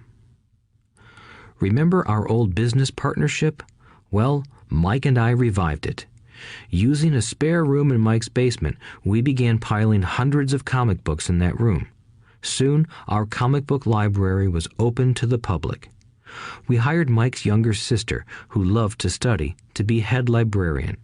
She charged each child 10 cents admission to the library, which was open from 2:30 p.m. to 4:30 p.m. every day after school. The customers, the children of the neighborhood, could read as many comics as they wanted in 2 hours. It was a bargain for them since a comic cost 10 cents each, and they could read 5 or 6 in 2 hours. Mike's sister would check the kids as they left to make sure they weren't borrowing any comic books. She also kept the books, logging in how many kids showed up each day, who they were, and any comments they might have. Mike and I averaged $9.50 per week over a 3-month period. We paid his sister $1 a week and allowed her to read the comics for free, which she rarely did since she was always studying. Mike and I kept our agreement by working in the store every Saturday and collecting all the comic books from the different stores. We kept our agreement to the distributor by not selling any comic books. We burned them once they got too tattered. We tried opening a branch office, but we could never quite find someone as trustworthy and dedicated as Mike's sister. At an early age, we found out how hard it was to find good staff. 3 months after the library first opened, a fight broke out in the room. Some bullies from another neighborhood pushed their way in, and Mike's dad suggested we shut down the business. So our comic book business shut down, and we stopped working on Saturdays at the convenience store. But Rich Dad was excited because he had new things he wanted to teach us. He was happy because we had learned our first lessons so well. We learned to make money work for us. By not getting paid for our work at the store, we were forced to use our imaginations to identify an opportunity to make money. By starting our own business, the comic book library, we were in control of our own finances, not dependent on an employer. The best part was that our business generated money for us even when we weren't physically there. Our money worked for us. Instead of paying us money, Rich Dad had given us so much more. Chapter 2. Lesson 2. Why teach financial literacy? It's not how much money you make, it's how much money you keep. In 1990, Mike took over his father's empire and is, in fact, doing a better job than his dad did. We see each other once or twice a year on the golf course. He and his wife are wealthier than you can imagine. Rich Dad's empire is in great hands, and Mike is now grooming his son to take his place, as his dad had groomed us. In 1994, I retired at the age of 47, and my wife Kim was 37. Retirement does not mean not working. For us, it means that, barring unforeseen cataclysmic changes, we can work or not work, and our wealth grows automatically, staying ahead of inflation. Our assets are large enough to grow by themselves. It's like planting a tree. You water it for years, and then one day it doesn't need you anymore. Its roots are implanted deep enough. Then the tree provides shade for your enjoyment. Mike chose to run the empire, and I chose to retire. Whenever I speak to groups of people, they often ask what I would recommend that they do. How do I get started? Is there a book you would recommend? What should I do to prepare my children? What is your secret to success? How do I make millions? Whenever I hear one of these questions, I'm reminded of the following story. The Richest Businessmen. In 1923, a group of our greatest leaders and richest businessmen held a meeting at the Edgewater Beach Hotel in Chicago. Among them were Charles Schwab, head of the largest independent steel company; Samuel Insull, president of the world's largest utility; Howard Hobson, head of the largest gas company; Ivar Kruger, president of International Match Company, one of the world's largest companies at that time; Leon Fraser, president of the Bank of International Settlements; Richard Whitney, president of the New York Stock Exchange; Arthur Cotton and Jesse Livermore, two of the biggest stock speculators; and Albert Fall, a member of President Harding's cabinet. 25 years later, 9 of these titans ended their lives as follows. Schwab died penniless after living for 5 years on borrowed money. Insull died broke in a foreign land, and Kruger and Cotton also died broke. Hobson went insane. Whitney and Albert Fall were released from prison, and Fraser and Livermore committed suicide. I doubt if anyone can say what really happened to these men. If you look at the date, 1923, it was just before the 1929 market crash and the Great Depression, which I suspect had a great impact on these men and their lives. The point is this. Today, we live in times of greater and faster change than these men did. I suspect there will be many booms and busts in the coming years that will parallel the ups and downs these men faced. I am concerned that too many people are too focused on money and not on their greatest wealth, their education. If people are prepared to be flexible, keep an open mind and learn, they will grow richer and richer despite tough changes. If they think money will solve problems, they will have a rough ride. Intelligence solves problems and produces money. Money without financial intelligence is money soon gone. Most people fail to realize that in life, it's not how much money you make, it's how much money you keep. We've all heard stories of lottery winners who are poor, then suddenly rich, and then poor again. They win millions, yet are soon back where they started. Or stories of professional athletes who at the age of 24 are earning millions but are sleeping under a bridge 10 years later. I remember a story of a young basketball player who a year ago had millions. Today, at just 29, he claims his friends, attorney, and accountant took his money and he was forced to work at a car wash for minimum wage. He was fired from the car wash because he refused to take off his championship ring as he was wiping off the cars. His story made national news, and he is appealing his termination, claiming hardship and discrimination. He claims that the ring is all he has left, and if it was stripped away, he'll crumble. I know so many people who became instant millionaires, and while I am glad some people have become richer and richer, I caution them that in the long run, it's not how much money you make, it's how much you keep and how many generations you keep it. So when people ask, where do I get started, or tell me how to get rich quick, they often are greatly disappointed with my answer. I simply say to them what my rich dad said to me when I was a little kid. If you want to be rich, you need to be financially literate. That idea was drummed into my head every time we were together. As I said, my educated dad stressed the importance of reading books, while my rich dad stressed the need to master financial literacy. If you are going to build the Empire State Building, the first thing you need to do is dig a deep hole and pour a strong foundation. If you are going to build a home in the suburbs, all you need to do is pour a 6-inch slab of concrete. Most people, in their drive to get rich, are trying to build an Empire State Building on a 6-inch slab. Our school system, created in the agrarian age, still believes in homes with no foundation. Dirt floors are still the rage, so kids graduate from school with virtually no financial foundation. One day, sleepless and deep in debt in suburbia, living the American dream, they decide that the answer to their financial problems is to find a way to get rich quick. Construction on the skyscraper begins. It goes up quickly, and soon, instead of the Empire State Building, we have the Leaning Tower of suburbia. The sleepless nights return. As for Mike and me in our adult years, both of our choices were possible because we were taught to pour a strong financial foundation when we were just kids.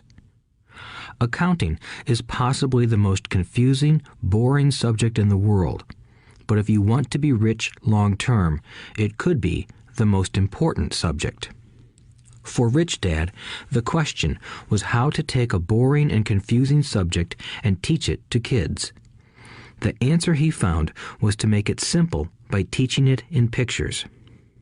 My rich dad poured a strong financial foundation for Mike and me. Since we were just kids, he created a simple way to teach us. For years, he only drew pictures and used few words. Mike and I understood the simple drawings, the jargon, the movement of money, and then in later years, Rich Dad began adding numbers. Today, Mike has gone on to master much more complex and sophisticated accounting analysis because he had to in order to run his empire. I am not as sophisticated because my empire is smaller, yet we come from the same simple foundation. Over the following pages, we will discuss those same simple line drawings Mike's dad created for us. Though basic, those drawings helped guide two little boys in building great sums of wealth on a solid and deep foundation. Rule number 1. You must know the difference between an asset and a liability, and buy assets. If you want to be rich, this is all you need to know. It is rule number 1. It is the only rule. This may sound absurdly simple, but most people have no idea how profound this rule is. Most people struggle financially because they do not know the difference between an asset and a liability. Rich people acquire assets.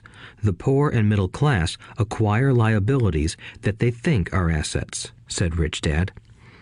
When Rich Dad explained this to Mike and me, we thought he was kidding. Here we were, nearly teenagers, and waiting for the secret to getting rich. And this was his answer. It was so simple that we stopped for a long time to think about it. "What is an asset?" asked Mike. "Don't worry right now," said Rich Dad. "Just let the idea sink in. If you can comprehend the simplicity, your life will have a plan and be financially easy. It is simple. That is why the idea is missed." "You mean all we need to know is what an asset is, acquire them, and we'll be rich?" I asked. Rich Dad nodded his head. "It's that simple." "If it's that simple, how come everyone is not rich?" I asked. Rich Dad smiled. "Because people do not know the difference between an asset and a liability." I remember asking, how could adults be so misguided? If it is that simple, if it is that important, why would everyone not want to find out? It took Rich Dad only a few minutes to explain what assets and liabilities were.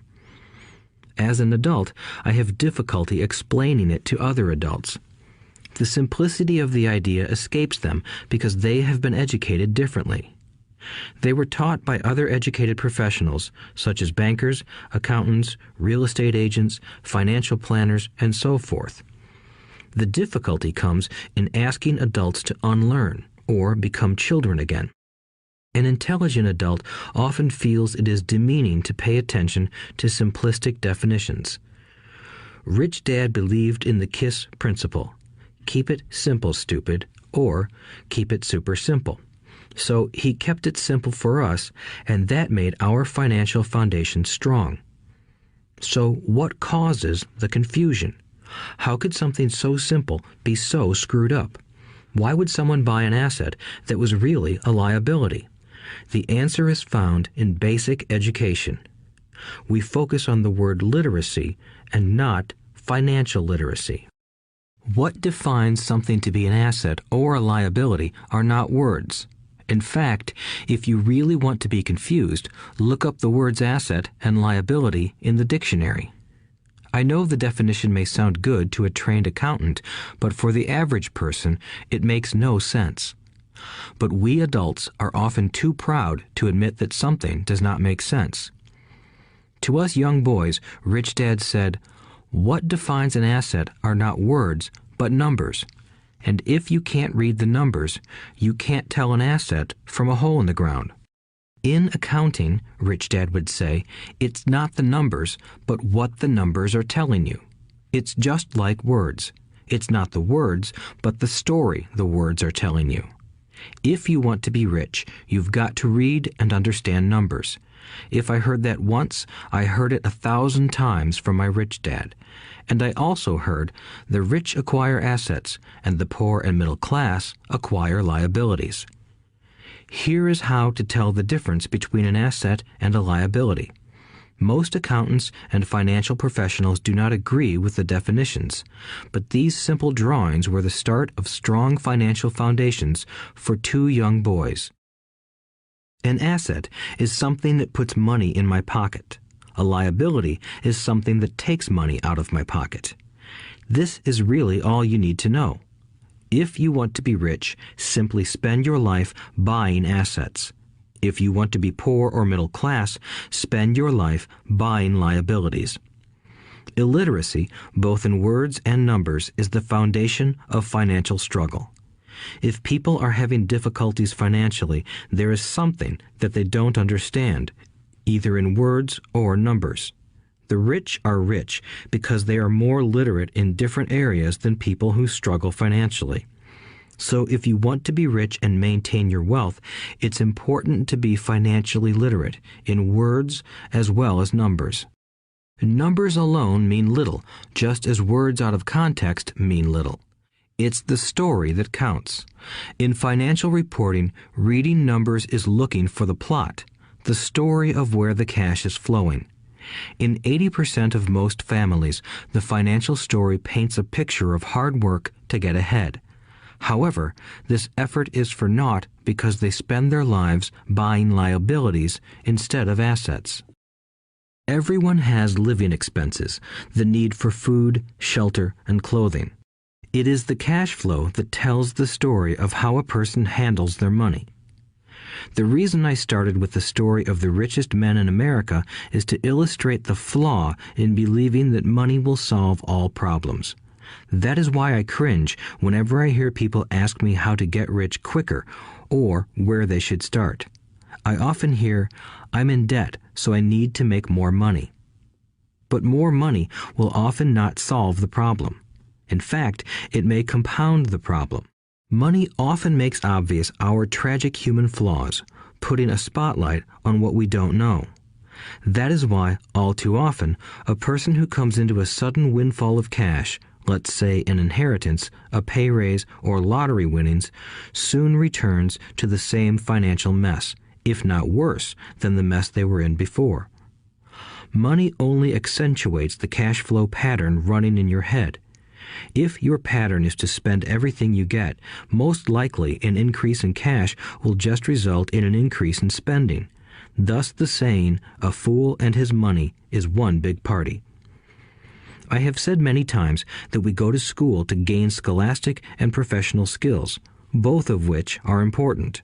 We learn to make money with our professional skills. In the 1960s, when I was in high school, if someone did well academically, people assumed this bright student would go on to be a medical doctor because it was the profession with the promise of the greatest financial reward. Today, doctors face financial challenges I wouldn't wish on my worst enemy. Insurance companies taking control of the business, managed health care, government intervention, and malpractice suits. Today, kids want to be famous athletes, movie stars, rock stars, beauty queens, or CEOs because that is where the fame, money, and prestige are. That is the reason it is so hard to motivate kids in school today. They know that professional success is no longer solely linked to academic success, as it once was. Because students leave school without financial skills, millions of educated people pursue their profession successfully, but later find themselves struggling financially. They work harder, but don't get ahead. What is missing from their education is not how to make money, but how to manage money. It's called financial aptitude, what you do with the money once you make it, how to keep people from taking it from you, how to keep it longer, and how to make that money work hard for you. Most people don't understand why they struggle financially because they don't understand cash flow. A person can be highly educated, professionally successful, and financially illiterate. These people often work harder than they need to because they learned how to work hard, but not how to have their money work hard for them. The story of how the quest for a financial dream turns into a financial nightmare. The classic story of hardworking people has set a pattern. Recently married, the happy, highly educated young couple moves into one of their cramped, rented apartments. Immediately, they realize that they are saving money because two can live as cheaply as one. The problem is the apartment is cramped. They decide to save money to buy their dream home so they can have kids. They now have two incomes, and they begin to focus on their careers. Their incomes begin to increase. As their incomes go up, their expenses go up as well. The number one expense for most people is taxes. Many people think it's income tax, but for most Americans, their highest tax is Social Security. As an employee, it appears as if the Social Security tax combined with the Medicare tax rate is roughly 7.5%, but it's really 15% since the employer must match the Social Security amount. In essence, it is money the employer can't pay you. On top of that, you still have to pay income tax on the amount deducted from your wages for Social Security tax. Income you never received because it went directly to Social Security through withholding. Going back to the young couple, as a result of their incomes increasing, they decide to buy the house of their dreams. Once in their house, they have a new tax called property tax. Then they buy a new car, new furniture, and new appliances to match their new house. All of a sudden, they wake up and their liabilities column is full of mortgage and credit card debt. Their liabilities go up. They're now trapped in the rat race. Pretty soon, a baby comes along and they work harder. The process repeats itself. Higher incomes cause higher taxes, also called bracket creep. A credit card comes in the mail. They use it. It maxes out. A loan company calls and says their greatest asset, their home, has appreciated in value. Because their credit is so good, the company offers a bill consolidation loan and tells them the intelligent thing to do is clear off the high-interest consumer debt by paying off their credit card. And besides, interest on their home is a tax deduction. They go for it and pay off those high-interest credit cards. They breathe a sigh of relief. Their credit cards are paid off. They've now folded their consumer debt into their home mortgage. Their payments go down because they extend their debt over 30 years. It is the smart thing to do. Their neighbor calls to invite them to go shopping. The Memorial Day sale is on. They promise themselves they'll just window shop, but they take a credit card, just in case. I run into this young couple all the time. Their names change, but their financial dilemma is the same. They come to one of my talks to hear what I have to say.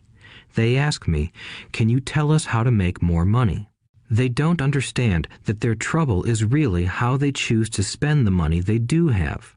It is caused by financial illiteracy and not understanding the difference between an asset and a liability. More money seldom solves someone's money problems. Intelligence solves problems. There is a saying a friend of mine says over and over to people in debt. If you find you have dug yourself into a hole, stop digging. As a child, my dad often told us that the Japanese were aware of 3 powers: the power of the sword, the jewel, and the mirror. The sword symbolizes the power of weapons. America has spent trillions of dollars on weapons, and because of this is a powerful military presence in the world. The jewel symbolizes the power of money. There is some degree of truth to the saying, "Remember the golden rule. He who has the gold makes the rules."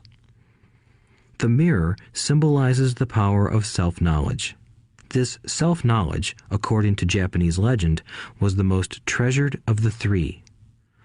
All too often, the poor and middle class allow the power of money to control them. By simply getting up and working harder, failing to ask themselves if what they do makes sense, they shoot themselves in the foot as they leave for work every morning. By not fully understanding money, the vast majority of people allow its awesome power to control them. If they used the power of the mirror, they would have asked themselves, "Does this make sense?" All too often, instead of trusting their inner wisdom, that genius inside, most people follow the crowd. They do things because everybody else does them. They conform rather than question. Often, they mindlessly repeat what they have been told. Diversify. Your home is an asset. Your home is your biggest investment. You get a tax break for going into greater debt. Get a safe job. Don't make mistakes. Don't take risks. It is said that the fear of public speaking is a fear greater than death for most people. According to psychiatrists, the fear of public speaking is caused by the fear of ostracism, the fear of standing out, the fear of criticism, the fear of ridicule, and the fear of being an outcast. The fear of being different prevents most people from seeking new ways to solve their problems. That is why my educated dad said the Japanese valued the power of the mirror the most, for it is only when we look into it that we find truth. Fear is the main reason that people say, "Play it safe." That goes for anything, be it sports, relationships, careers, or money. It is that same fear, the fear of ostracism, that causes people to conform to, and not question, commonly accepted opinions or popular trends. Your home is an asset. Get a bill consolidation loan and get out of debt. Work harder. It's a promotion. Someday I'll be a vice president. Save money. When I get a raise, I'll buy us a bigger house. Mutual funds are safe. Many financial problems are caused by trying to keep up with the Joneses. Occasionally, we all need to look in the mirror and be true to our inner wisdom rather than our fears. By the time Mike and I were 16 years old, we began to have problems in school. We were not bad kids. We just began to separate from the crowd. We worked for Mike's dad after school and on weekends. Mike and I often spent hours after work just sitting at a table with his dad while he held meetings with his bankers, attorneys, accountants, brokers, investors, managers, and employees. Here was a man who had left school at 13, who was now directing, instructing, ordering, and asking questions of educated people. They came at his beck and call and cringed when he didn't approve of them. Here was a man who had not gone along with the crowd. He was a man who did his own thinking and detested the words, "We have to do it this way because that's the way everyone else does it." He also hated the word can't. If you wanted him to do something, just say, "I don't think you can do it." Mike and I learned more sitting in on his meetings than we did in all our years of school, college included. Mike's dad was not book smart, but he was financially educated and successful as a result. He told us over and over again, an intelligent person hires people who are more intelligent than he is. So Mike and I had the benefit of spending hours listening to and learning from intelligent people. But because of this, Mike and I couldn't go along with the standard dogma our teachers preached, and that caused problems. Whenever the teacher said, "If you don't get good grades, you won't do well in the real world," Mike and I just raised our eyebrows. When we were told to follow set procedures and not deviate from the rules, we could see how school discouraged creativity. We started to understand why our rich dad told us that schools were designed to produce good employees instead of employers. Occasionally, Mike or I would ask our teachers how what we studied was applicable to the real world, or why we never studied money and how it worked. To the latter question, we often got the answer that money was not important, that if we excelled in our education, the money would follow. The more we knew about the power of money, the more distant we grew from the teachers and our classmates. My highly educated dad never pressured me about my grades, but we did begin to argue about money. By the time I was 16, I probably had a far better foundation with money than both my parents.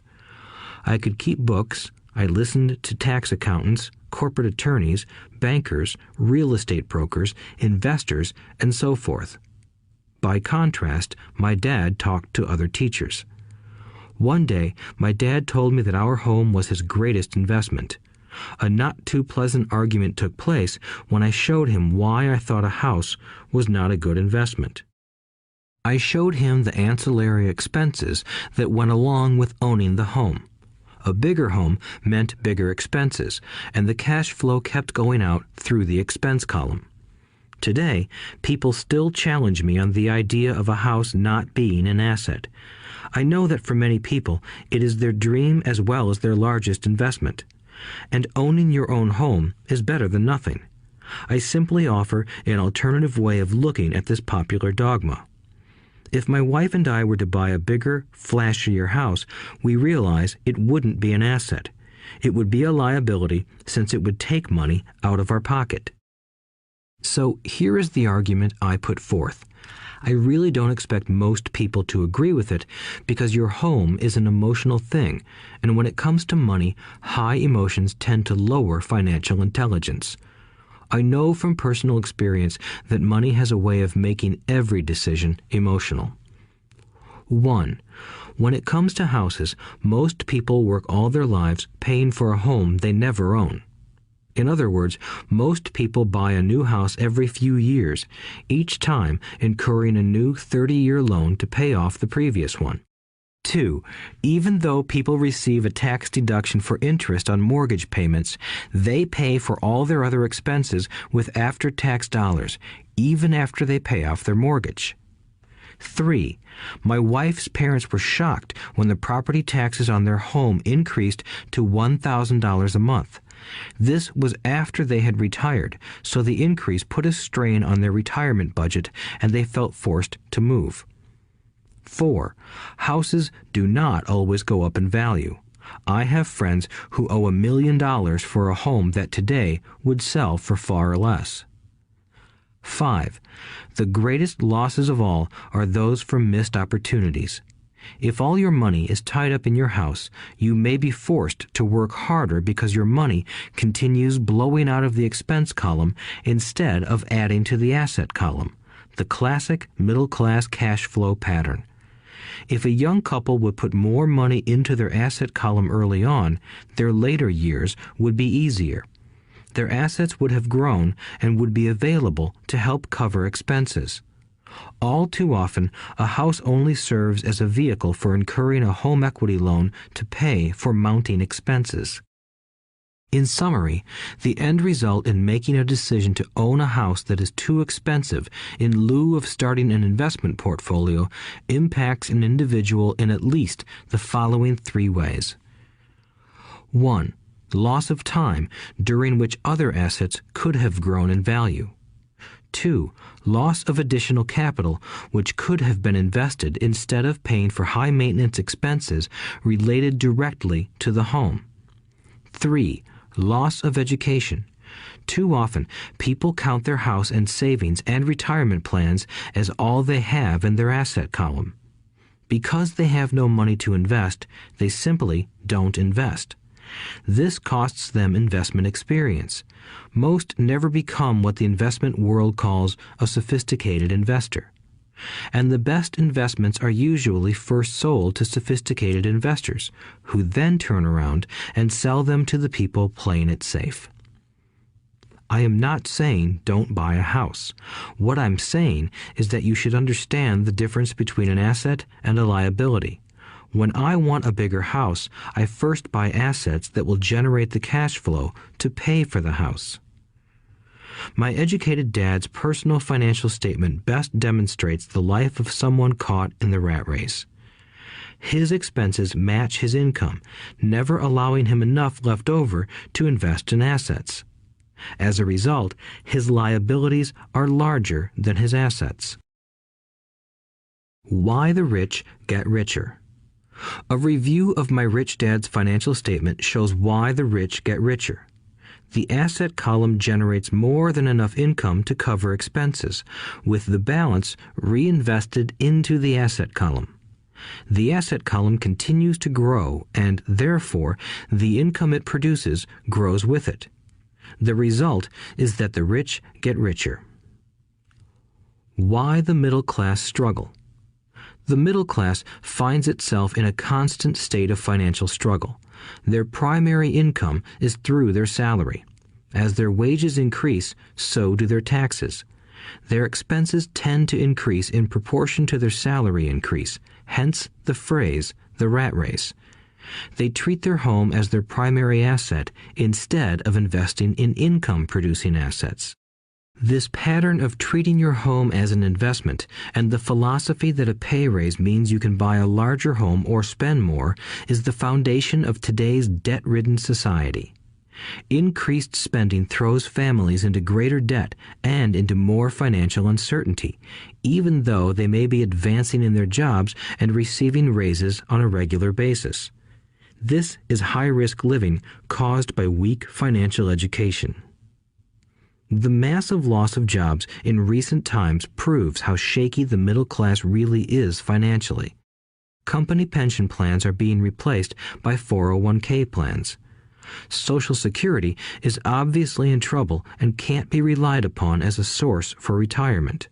Panic has set in for the middle class.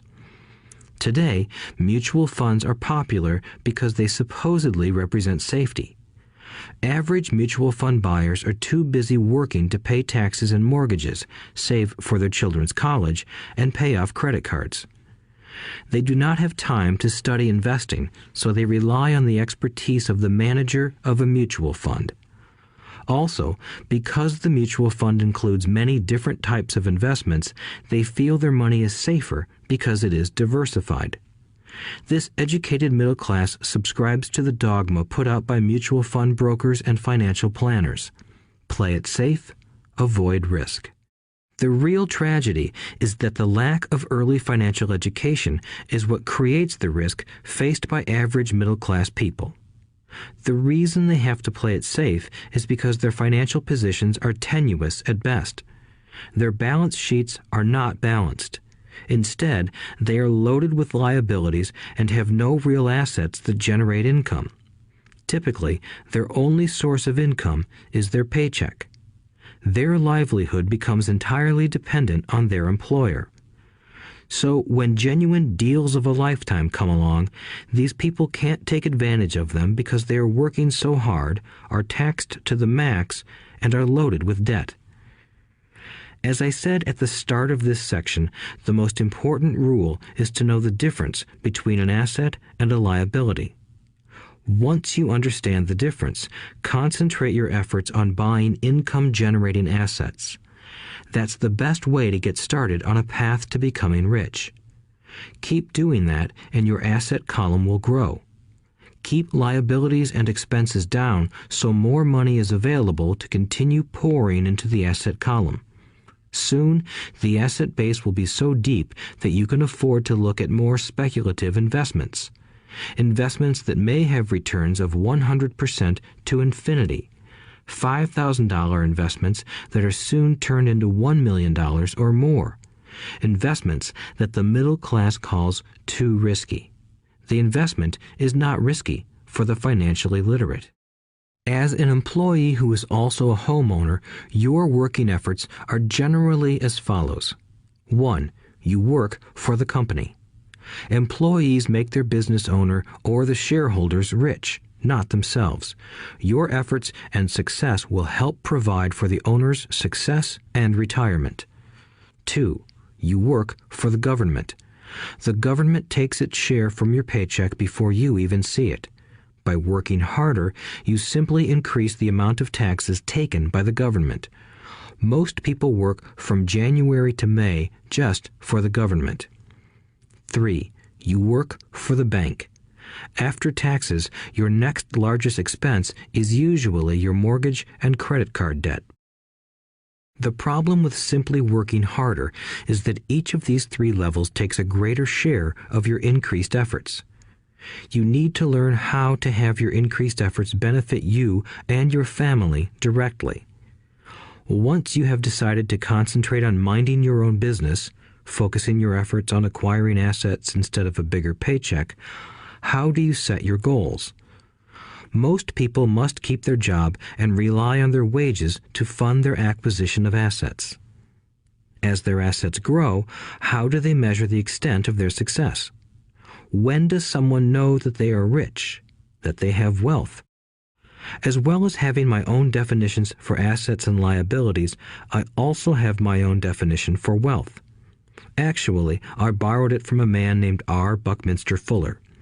Some call him a quack, and others call him a genius. Years ago, he got architects buzzing because he applied for a patent for something he called a geodesic dome. But in the application, Fuller also said something about wealth. It was pretty confusing at first, but after reading it, it began to make some sense. Wealth is a person's ability to survive so many number of days forward, or, if I stopped working today, how long could I survive? Unlike net worth, the difference between your assets and liabilities, which is often filled with a person's expensive junk and opinions of what things are worth, this definition creates the possibility for developing a truly accurate measurement. I could now measure and know where I was in terms of my goal to become financially independent. Although net worth often includes non-cash producing assets, like stuff you bought that now sits in your garage, wealth measures how much money your money is making and, therefore, your financial survivability. Wealth is the measure of the cash flow from the asset column compared with the expense column. Let's use an example. Let's say I have cash flow from my asset column of $1,000 a month, and I have monthly expenses of $2,000 a month. What is my wealth? Let's go back to Buckminster Fuller's definition. Using his definition, how many days forward can I survive? Assuming a 30-day month, I have enough cash flow for half a month. When I achieve $2,000 a month cash flow from my assets, then I will be wealthy. So, while I'm not yet rich, I am wealthy. I now have income generated from assets each month that fully cover my monthly expenses. If I want to increase my expenses, I first must increase my cash flow to maintain this level of wealth. Also note that it is at this point that I'm no longer dependent on my wages. I have focused on and been successful in building an asset column that has made me financially independent. If I quit my job today, I would be able to cover my monthly expenses with the cash flow from my assets. My next goal would be to have the excess cash flow from my assets reinvested into the asset column. The more money that goes into my asset column, the more my asset column grows. The more my assets grow, the more my cash flow grows. And as long as I keep my expenses less than the cash flow from these assets, I grow richer with more and more income from sources other than my physical labor. As this reinvestment process continues, I am well on my way to becoming rich. Just remember this simple observation. The rich buy assets. The poor only have expenses. The middle class buy liabilities they think are assets.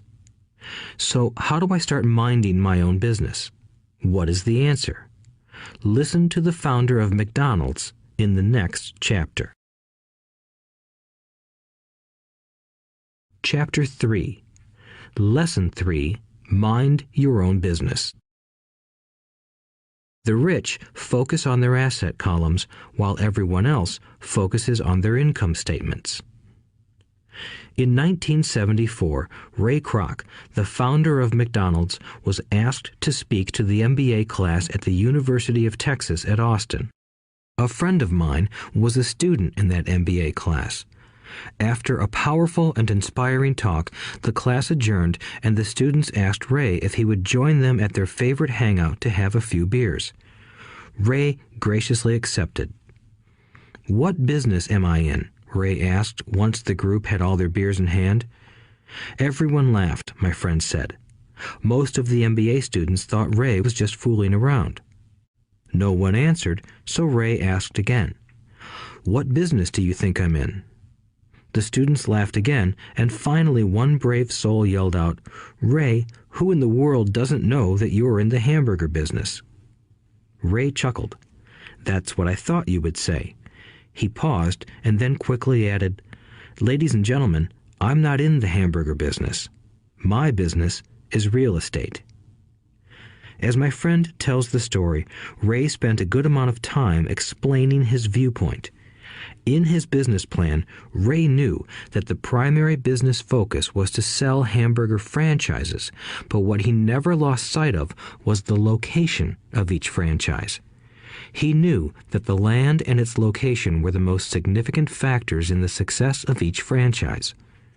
Basically, the person who bought the franchise was also buying the real estate under the franchise for Ray Kroc's organization.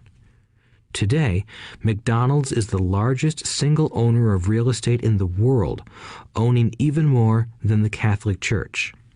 McDonald's owns some of the most valuable intersections and street corners in America and around the globe. My friend considers this as one of the most important lessons in his life. Today, he owns car washes, but his business is the real estate under those car washes. The previous chapter presented that most people work for everyone but themselves. They work first for the owners of the company, then for the government through taxes, and finally for the bank that owns their mortgage. When I was a young boy, we did not have a McDonald's nearby. Yet my rich dad was responsible for teaching Mike and me the same lesson that Ray Kroc talked about at the University of Texas. It is secret number 3 of the rich. The secret is mind your own business.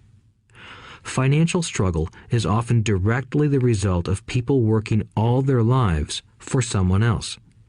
Many people will simply have nothing at the end of their working days to show for their efforts. Our current educational system focuses on preparing today's youth to get good jobs by developing scholastic skills. Their lives will revolve around their wages or, as described earlier, their income column. Many will study further to become engineers, scientists, cooks, police officers, artists, writers, and so on. These professional skills allow them to enter the workforce and work for money. But there is a big difference between your profession and your business. Often I ask people, "What is your business?" And they will say, "Oh, I'm a banker." Then I ask them if they own the bank, and they usually respond, "No, I work there." In that instance, they have confused their profession with their business. Their profession may be a banker, but they still need their own business. A problem with school is that you often become what you study. So if you study cooking, you become a chef. If you study the law, you become an attorney. And a study of auto mechanics makes you a mechanic. The mistake in becoming what you study is that too many people forget to mind their own business. They spend their lives minding someone else's business and making that person rich. To become financially secure, a person needs to mind their own business. Your business revolves around your asset column, not your income column. As stated earlier, the number one rule is to know the difference between an asset and a liability and to buy assets. The rich focus on their asset columns, while everyone else focuses on their income statements. That is why we hear so often, "I need a raise. If only I had a promotion. I am going back to school to get more training so I can get a better job. I am going to work overtime. Maybe I can get a second job." In some circles, these are sensible ideas, but you are still not minding your own business. These ideas all still focus on the income column and will only help a person become more financially secure if the additional money is used to purchase income-generating assets. The primary reason the majority of the poor and middle class are fiscally conservative, which means I can't afford to take risks, is that they have no financial foundation. They have to cling to their jobs and play it safe. When downsizing became the in thing to do, millions of workers found out their largest so-called asset, their home, was eating them alive. Their asset was costing them money every month. Their car, another asset, was eating them alive. The golf clubs in the garage that cost $1,000 were not worth $1,000 anymore. Without job security, they had nothing to fall back on. What they thought were assets could not help them survive in a time of financial crisis. I assume most of us have filled out a credit application to buy a house or a car. It's always interesting to look at the net worth section because of what accepted banking and accounting practices allow a person to count as assets. One day when I wanted a loan, my financial position did not look too good. So I added my new golf clubs, my art collection, books, electronics, Armani suits, wristwatches, shoes, and other personal effects to boost the number in the asset column. But I was turned down because I had too much investment real estate. The loan committee didn't like that I made so much money from rent. They wanted to know why I did not have a normal job with a salary. They did not question the Armani suits, golf clubs, or art collection.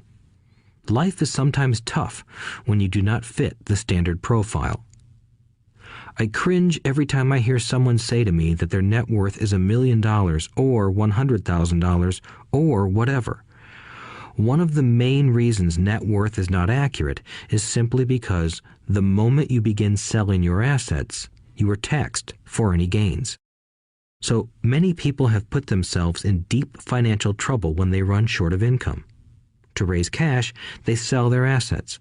But their personal assets can generally be sold for only a fraction of the value that is listed on their personal balance sheet. Or, if there is a gain on the sale of the assets, they are taxed on the gain. So again, the government takes its share, thus reducing the amount available to help them out of debt. That is why I say someone's net worth is often worth less than they think. Start minding your own business. Keep your daytime job, but start buying real assets, not liabilities or personal effects that have no real value once you get them home. A new car loses nearly 25% of the price you pay for it the moment you drive it off the lot. It is not a true asset even if your banker lets you list it as one. My $400 new titanium driver was worth $150 the moment I teed off. Keep expenses low, reduce liabilities, and diligently build a base of solid assets. For young people who have not yet left home, it is important for parents to teach them the difference between an asset and a liability. Get them to start building a solid asset column before they leave home, get married, buy a house, have kids, and get stuck in a risky financial position, clinging to a job and buying everything on credit. I see so many young couples who get married and trap themselves into a lifestyle that will not let them get out of debt for most of their working years. For many people, just as the last child leaves home, the parents realize they have not adequately prepared for retirement and they begin to scramble to put some money away. Then their own parents become ill and they find themselves with new responsibilities. So, what kind of assets am I suggesting that you or your children acquire? In my world, real assets fall into the following categories. Businesses that do not require my presence. I own them, but they are managed or run by other people. If I have to work there, it's not a business. It becomes my job. Stocks, bonds, income-generating real estate, notes, IOUs, royalties from intellectual property such as music, scripts, and patents. Anything else that has value, produces income, or appreciates, and has a ready market. As a young boy, my educated dad encouraged me to find a safe job, but my rich dad encouraged me to begin acquiring assets that I loved. If you don't love it, you won't take care of it. I collect real estate simply because I love buildings and land. I love shopping for them, and I could look at them all day long. When problems arise, the problems aren't so bad that it changes my love for real estate. For people who hate real estate, they shouldn't buy it. I also love stocks of small companies, especially startups, because I am an entrepreneur, not a corporate person. In my early years, I worked in large organizations such as Standard Oil of California, the U.S. Marine Corps, and Xerox Corporation. I enjoyed my time with those organizations and have fond memories, but I know deep down I am not a company man. I like starting companies, not running them. So my stock buys are usually of small companies. Sometimes I even start the company and take it public. Fortunes are made in new stock issues, and I love the game. Many people are afraid of small-cap companies and call them risky, and they are. But that risk is diminished if you love what the investment is, understand it, and know the game. With small companies, my investment strategy is to be out of the stock in a year. On the other hand, my real estate strategy is to start small and keep trading up for bigger properties, and, therefore, delay paying taxes on the gain. This allows the value to increase dramatically. I generally hold real estate less than 7 years. For years, even while I was with the Marine Corps and Xerox, I did what my rich dad recommended. I kept my day job, but I still minded my own business. I was active in my asset column trading real estate and small stocks. Rich Dad always stressed the importance of financial literacy. The better I was at understanding the accounting and cash management, the better I would be at analyzing investments and eventually starting and building my own company. I don't encourage anyone to start a company unless they really want to. Knowing what I know about running a company, I wouldn't wish that task on anyone. There are times when people can't find employment and starting a company seems like the best solution. But the odds are against success. 9 out of 10 companies fail in 5 years. Of those that survive the first 5 years, 9 out of every 10 of those eventually fail as well. So only if you really have the desire to own your own company do I recommend it. Otherwise, keep your day job and mind your own business. When I say mind your own business, I mean to build and keep your asset column strong. Once a dollar goes into it, never let it come out. Think of it this way. Once a dollar goes into your asset column, it becomes your employee. The best thing about money is that it works 24 hours a day and can work for generations. Keep your day job, be a great hard-working employee, but keep building that asset column. As your cash flow grows, you can indulge in some luxuries. An important distinction is that rich people buy luxuries last, while the poor and middle class tend to buy luxuries first. The poor and the middle class often buy luxury items like big houses, diamonds, furs, jewelry, or boats because they want to look rich. They look rich, but in reality they just get deeper in debt on credit. The old money people, the long-term rich, build their asset column first. Then the income generated from the asset column buys their luxuries. The poor and middle class buy luxuries with their own sweat, blood, and children's inheritance. A true luxury is a reward for investing in and developing a real asset. For example, when my wife Kim and I had extra money coming from our apartment houses, she went out and bought her Mercedes. It didn't take any extra work or risk on her part because the apartment house bought the car. She did, however, have to wait 4 years while the real estate investment portfolio grew and began generating enough extra cash flow to pay for the car. But the luxury, the Mercedes, was a true reward because she proved she knew how to grow her asset column. That car now means a lot more to her than simply another pretty car. It means she used her financial intelligence to afford it. Instead, most people impulsively go out and buy a new car or some other luxury on credit. They may feel bored and just want a new toy.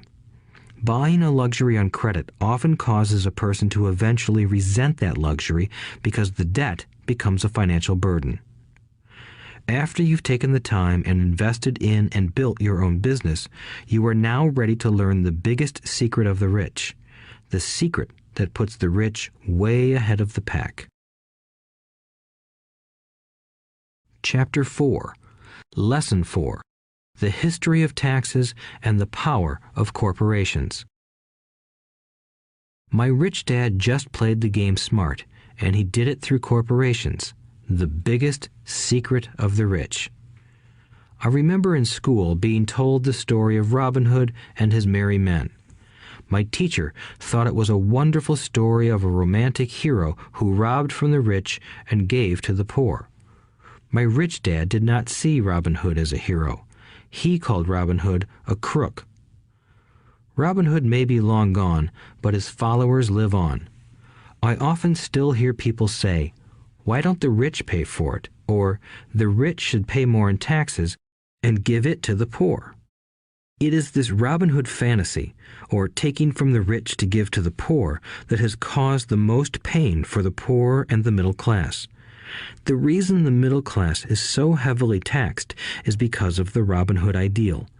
The reality is that the rich are not taxed. It's the middle class who pays for the poor, especially the educated, upper-income middle class. Again, to understand fully how things happen, we need to look at the history of taxes. Although my highly educated dad was an expert on the history of education, my rich dad fashioned himself an expert on the history of taxes. Rich Dad explained to Mike and me that originally in England and America, there were no taxes.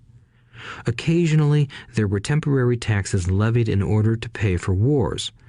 The king or the president would put the word out and ask everyone to chip in. Taxes were levied in Britain for the fight against Napoleon from 1799 to 1816, and in America to pay for the Civil War from 1861 to 1865. In 1874, England made income tax a permanent levy on its citizens. In 1913, an income tax became permanent in the United States with the adoption of the 16th Amendment to the U.S. Constitution. At one time, Americans were anti-tax. It had been the tax on tea that led to the famous Tea Party in Boston Harbor, an incident that helped ignite the Revolutionary War. It took approximately 50 years in both England and the United States to sell the idea of a regular income tax. What these historical dates fail to reveal is that both of these taxes were initially levied against only the rich. It was this point that Rich Dad wanted Mike and me to understand. He explained that the idea of taxes was made popular and accepted by the majority by telling the poor and the middle class that taxes were created only to punish the rich. This is how the masses voted for the law, and it became constitutionally legal. Although it was intended to punish the rich, in reality it wound up punishing the very people who voted for it, the poor and middle class. Once government got a taste of money, its appetite grew, said Rich Dad. Your dad and I are exactly opposite. He's a government bureaucrat, and I am a capitalist. We get paid, and our success is measured on opposite behaviors. He gets paid to spend money and hire people. The more he spends and the more people he hires, the larger his organization becomes. In the government, a large organization is a respected organization. On the other hand, within my organization, the fewer people I hire and the less money I spend, the more I am respected by my investors. That's why I don't like government people. They have different objectives than most business people. As the government grows, more and more tax dollars are needed to support it. My educated dad sincerely believed that government should help people. He loved John F. Kennedy and especially the idea of the Peace Corps. He loved the idea so much that both he and my mom worked for the Peace Corps, training volunteers to go to Malaysia, Thailand, and the Philippines. He always strived for additional grants and budget increases so he could hire more people, both in his job with the Education Department and in the Peace Corps. From the time I was about 10 years old, I would hear from my rich dad that government workers were a pack of lazy thieves, and from my poor dad I would hear how the rich were greedy crooks who should be made to pay more taxes. Both sides had valid points. It was difficult to go to work for one of the biggest capitalists in town and come home to a father who was a prominent government leader. It was not easy to know which dad to believe. Yet, when you study the history of taxes, an interesting perspective emerges. As I said, the passage of taxes was only possible because the masses believed in the Robin Hood theory of economics. Take from the rich and give to everyone else. The problem was that the government's appetite for money was so great that taxes soon needed to be levied on the middle class, and from there it kept trickling down. However, the rich saw an opportunity because they don't play by the same set of rules. The rich knew about corporations, which became popular in the days of sailing ships. The rich created the corporation as a vehicle to limit their risk to the assets of each voyage. The rich put their money into a corporation to finance the voyage. The corporation would then hire a crew to sail to the New World to look for treasure. If the ship was lost, the crew lost their lives, but the loss to the rich would be limited only to the money they invested for that particular voyage. It is the knowledge of the legal corporate structure that really gives the rich a vast advantage over the poor and middle class. Having two fathers teaching me, one a socialist and the other a capitalist, I quickly began to realize that the philosophy of the capitalist made more financial sense to me. It seemed to me that the socialists ultimately penalized themselves due to their lack of financial education. No matter what the take from the rich crowd came up with, the rich always found a way to outsmart them. That is how taxes were eventually levied on the middle class. The rich outsmarted the intellectuals solely because they understood the power of money, a subject not taught in schools. How did the rich outsmart the intellectuals? Once the take from the rich tax was passed, cash started flowing into government coffers. Initially, people were happy. Money was handed out to government workers and the rich. It went to government workers in the form of jobs and pensions, and it went to the rich via their factories receiving government contracts. The government received a large pool of money, but the problem was the fiscal management of that money. The government ideal is to avoid having excess money. If you fail to spend your allotted funds, you risk losing it in the next budget. You would certainly not be recognized for being efficient. Business people, on the other hand, are rewarded for having excess money and are applauded for their efficiency. As this cycle of growing government spending continued, the demand for money increased, and the tax the rich idea was adjusted to include lower income levels down to the very people who voted it in, the poor and the middle class. True capitalists used their financial knowledge to simply find an escape. They headed back to the protection of a corporation. But what many people who have never formed a corporation don't know is that a corporation is not really a thing. A corporation is merely a file folder with some legal documents in it, sitting in some attorney's office and registered with a state government agency. It's not a big building or a factory or a group of people. A corporation is merely a legal document that creates a legal body without a soul. Using it, the wealth of the rich was once again protected. It was popular because the income tax rate of a corporation is less than the individual income tax rates. In addition, certain expenses could be paid by a corporation with pre-tax dollars. This war between the haves and have-nots has raged for hundreds of years. The battle is waged whenever and wherever laws are made, and it will go on forever. The problem is that the people who lose are the uninformed, the ones who get up every day and diligently go to work and pay taxes. If they only understood the way the rich play the game, they could play it too. Then they would be on their way to their own financial independence. This is why I cringe every time I hear a parent advise their children to go to school so they can find a safe, secure job. An employee with a safe, secure job without financial aptitude has no escape. Average Americans today work 5 to 6 months for the government just to cover their taxes. In my opinion, that is simply too long. The harder you work, the more you pay the government. That is why I believe that the idea of take from the rich backfired on the very people who voted it in. Every time people try to punish the rich don't simply comply. They react. They have the money, power, and intent to change things. They don't just sit there and voluntarily pay more taxes. Instead, they search for ways to minimize their tax burden. They hire smart attorneys and accountants and persuade politicians to change laws or create legal loopholes. They use their resources to effect change. The tax code of the United States also allows other ways to reduce taxes. Most of these vehicles are available to anyone, but it is the rich who find them because they are minding their own business. For example, 1031 is jargon for Section 1031 of the Internal Revenue Code, which allows a seller to delay paying taxes on a piece of real estate that is sold for a capital gain through an exchange for a more expensive piece of real estate. Real estate is one investment vehicle that has a great tax advantage. As long as you keep trading up in value, you will not be taxed on the gains until you liquidate.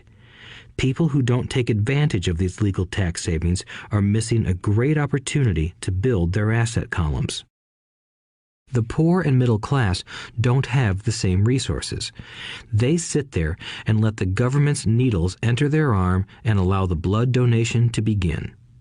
Today, I am constantly shocked at the number of people who pay more taxes or take fewer deductions simply because they are afraid of the government.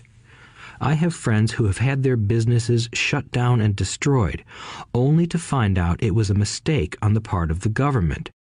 I realize all that, but the price of working from January to May is a high price to pay for that intimidation. My poor dad never fought back. My rich dad didn't either. He just played the game smarter, and he did it through corporations, the biggest secret of the rich. You may remember the first lesson I learned from my rich dad. I was a little boy of 9 who had to sit and wait for him to choose to talk to me. I sat in his office waiting for him to get to me. He was ignoring me on purpose. He wanted me to recognize his power and to desire to have that power for myself one day. During all the years I studied and learned from him, he always reminded me that knowledge is power. And with money comes great power that requires the right knowledge to keep it and make it multiply. Without that knowledge, the world pushes you around. Rich Dad constantly reminded Mike and me that the biggest bully was not the boss or the supervisor, but the tax man. The tax man will always take more if you let him. The first lesson of having money work for you, as opposed to you working for money, is all about power. If you work for money, you give the power to your employer. If money works for you, you keep the power and control it. Once we had this knowledge of the power of money working for us, he wanted us to be financially smart and not let anyone or anything push us around. If you're ignorant, it's easy to be bullied. If you know what you're talking about, you have a fighting chance. That is why he paid so much for smart tax accountants and attorneys. It was less expensive to pay them than to pay the government. His best lesson to me was, be smart and you won't be pushed around as much. He knew the law because he was a law-abiding citizen and because it was expensive to not know the law. If you know you're right, you're not afraid of fighting back, even if you are taking on Robin Hood and his band of merry men. My highly educated dad always encouraged me to land a good job with a strong corporation. He spoke of the virtues of working your way up the corporate ladder. He didn't understand that, by relying solely on a paycheck from a corporate employer, I would be a docile cow ready for milking. When I told my rich dad of my father's advice, he only chuckled. "Why not own the ladder?" was all he said. As a young boy, I did not understand what Rich Dad meant by owning my own corporation. It was an idea that seemed impossible and intimidating. Although I was excited by the idea, my inexperience wouldn't let me envision the possibility that grown-ups would someday work for a company I would own. The point is that, if not for my rich dad, I would have probably followed my educated dad's advice. It was merely the occasional reminder of my rich dad that kept the idea of owning my own corporation alive and kept me on a different path. By the time I was 15 or 16, I knew I wasn't going to continue down the path my educated dad recommended. I didn't know how I was going to do it, but I was determined not to head in the direction most of my classmates were heading. That decision changed my life. It was not until my mid-20s that my rich dad's advice began to make more sense to me. I was just out of the Marine Corps and working for Xerox. I was making a lot of money, but every time I looked at my paycheck, I was disappointed. The deductions were so large, and the more I worked, the greater they became. As I became more successful, my bosses talked about promotions and raises. It was flattering, but I could hear my rich dad asking in my ear, "Who are you working for? Who are you making rich?" In 1974, while still an employee for Xerox, I formed my first corporation and began minding my own business. There were already a few assets in my asset column, but now I was determined to focus on making it bigger. Those paychecks, with all the deductions, made all the years of my rich dad's advice make total sense. I could see the future if I followed my educated dad's advice. Many employers feel that advising their workers to mind their own business is bad for business. But for me, focusing on my own business and developing assets made me a better employee because I now had a purpose. I came in early and worked diligently, amassing as much money as possible so I could invest in real estate. Hawaii was just set to boom, and there were fortunes to be made. The more I realized that we were in the beginning stages of a boom, the more Xerox machines I sold. The more I sold, the more money I made, and, of course, the more deductions came out of my paycheck. It was inspiring. I wanted out of the employee trap so badly that I worked even harder so I could invest more. By 1978, I was consistently one of the top 5 salespeople at the company. I badly wanted out of the rat race. In less than 3 years, I was making more in my real estate holding corporation than I was making at Xerox, and the money I was making in my asset column in my own corporation was money working for me, not me pounding on doors selling copiers. My rich dad's advice made much more sense. Soon, the cash flow from my properties were so strong that my company bought me my first Porsche. My fellow Xerox salespeople thought I was spending my commissions. I wasn't. I was investing my commissions in assets. My money was working hard to make more money. Each dollar in my asset column was a great employee, working hard to make more employees and buy the boss a new Porsche with before-tax dollars. I began to work harder for Xerox. The plan was working, and my Porsche was the proof. By using the lessons I learned from my rich dad, I was able to get out of the proverbial rat race at an early age. It was made possible because of the strong financial knowledge I had acquired through Rich Dad's lessons. Without this financial knowledge, which I call financial intelligence or financial IQ, my road to financial independence would have been much more difficult. I now teach others in the hope that I may share my knowledge with them. I remind people that financial IQ is made up of knowledge from 4 broad areas of expertise. 1. Accounting. Accounting is financial literacy or the ability to read numbers. This is a vital skill if you want to build an empire. The more money you are responsible for, the more accuracy is required, or the house comes tumbling down. This is the left brain side, or the details. Financial literacy is the ability to read and understand financial statements, which allows you to identify the strengths and weaknesses of any business. 2. Investing. Investing is the science of money making money. This involves strategies and formulas which use the creative right brain side. 3. Understanding markets. Understanding markets is the science of supply and demand. You need to know the technical aspects of the market, which are emotion-driven, in addition to the fundamental or economic aspects of an investment. Does an investment make sense or does it not make sense based on current market conditions? 4. The law. A corporation wrapped around the technical skills of accounting, investing, and markets can contribute to explosive growth. A person who understands the tax advantages and protections provided by a corporation can get rich so much faster than someone who is an employee or a small business sole proprietor. It's like the difference between someone walking and someone flying. The difference is profound when it comes to long-term wealth. Tax advantages. A corporation can do many things that an employee cannot, like pay expenses before paying taxes. That is a whole area of expertise that is very exciting. Employees earn and get taxed and then try to live on what is left.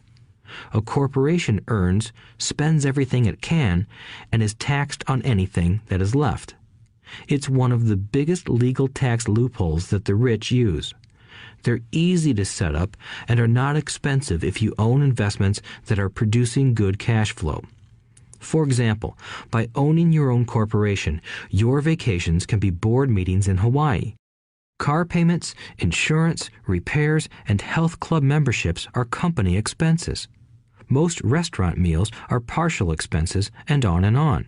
But it's done legally with pre-tax dollars. Protection from lawsuits.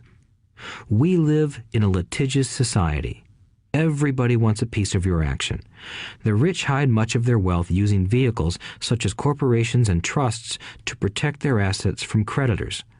When someone sues a wealthy individual, they are often met with layers of legal protection and often find that the wealthy person actually owns nothing. They control everything, but own nothing. The poor and middle class try to own everything and lose it to the government or to fellow citizens who like to sue the rich. They learned it from the Robin Hood story. Take from the rich and give it to the poor. It is not the purpose of this audiobook to go into the specifics of owning a corporation. But I will say that if you own any kind of legitimate assets, I would consider finding out more about the benefits and protection offered by a corporation as soon as possible. There are many books written on the subject that will detail the benefits and even walk you through the steps necessary to set up a corporation. Garrett Sutton's books on corporations provide wonderful insight into the power of personal corporations. Financial IQ is actually the synergy of many skills and talents.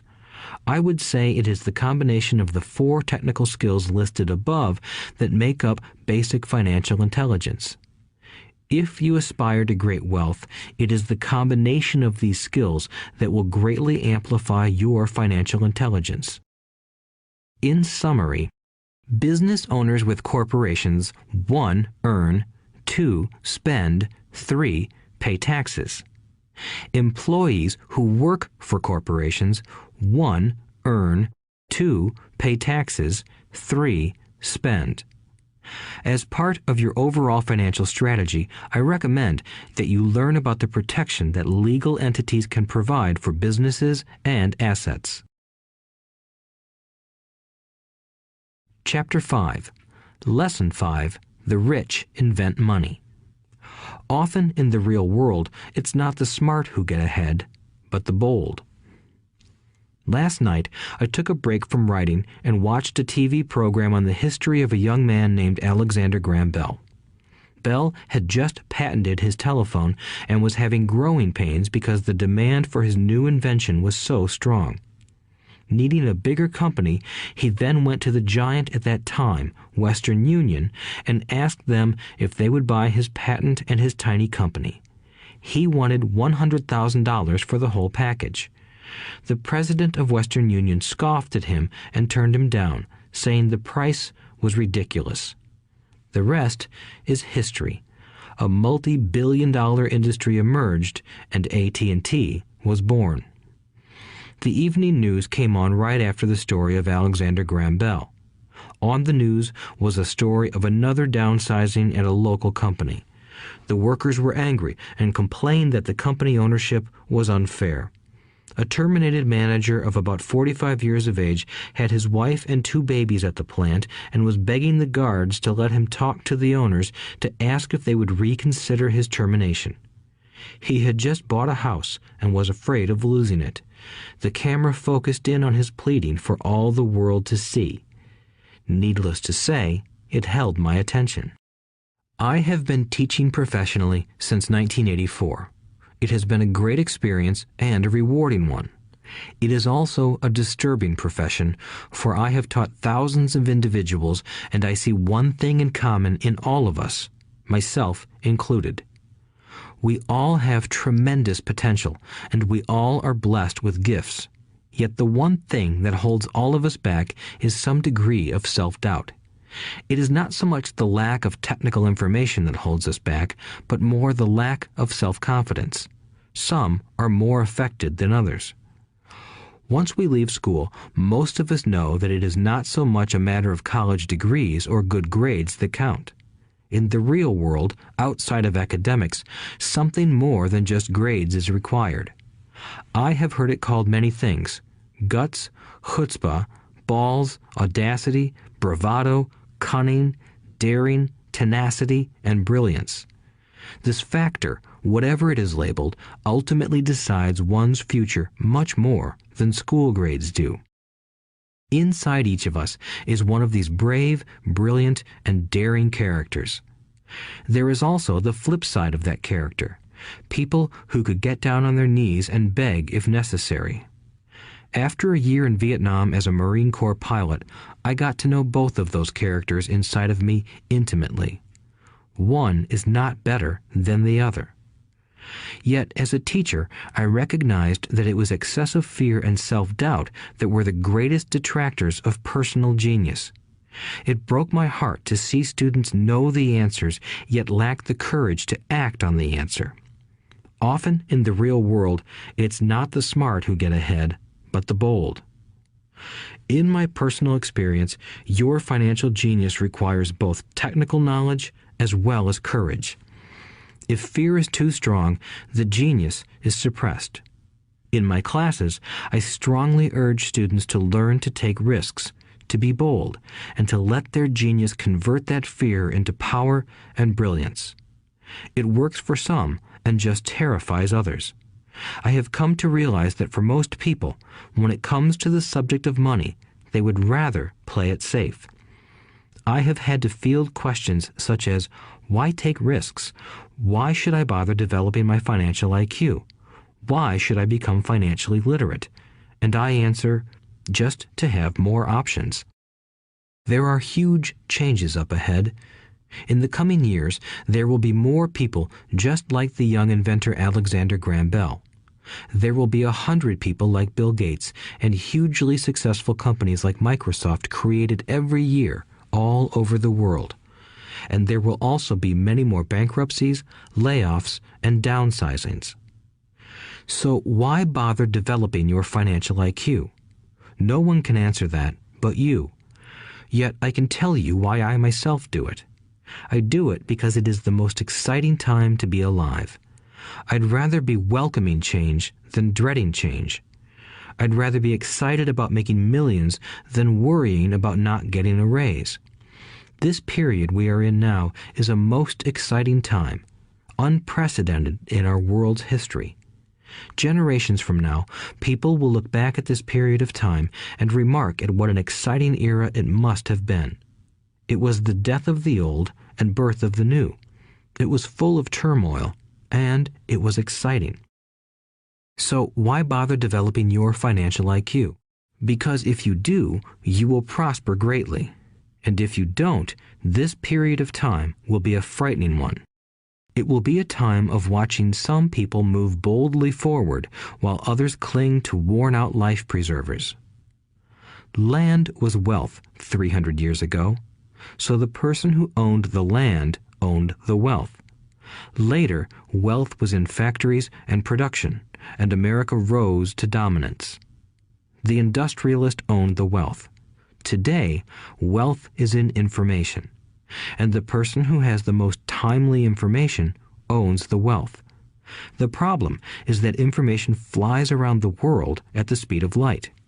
The new wealth cannot be contained by boundaries and borders as land and factories were.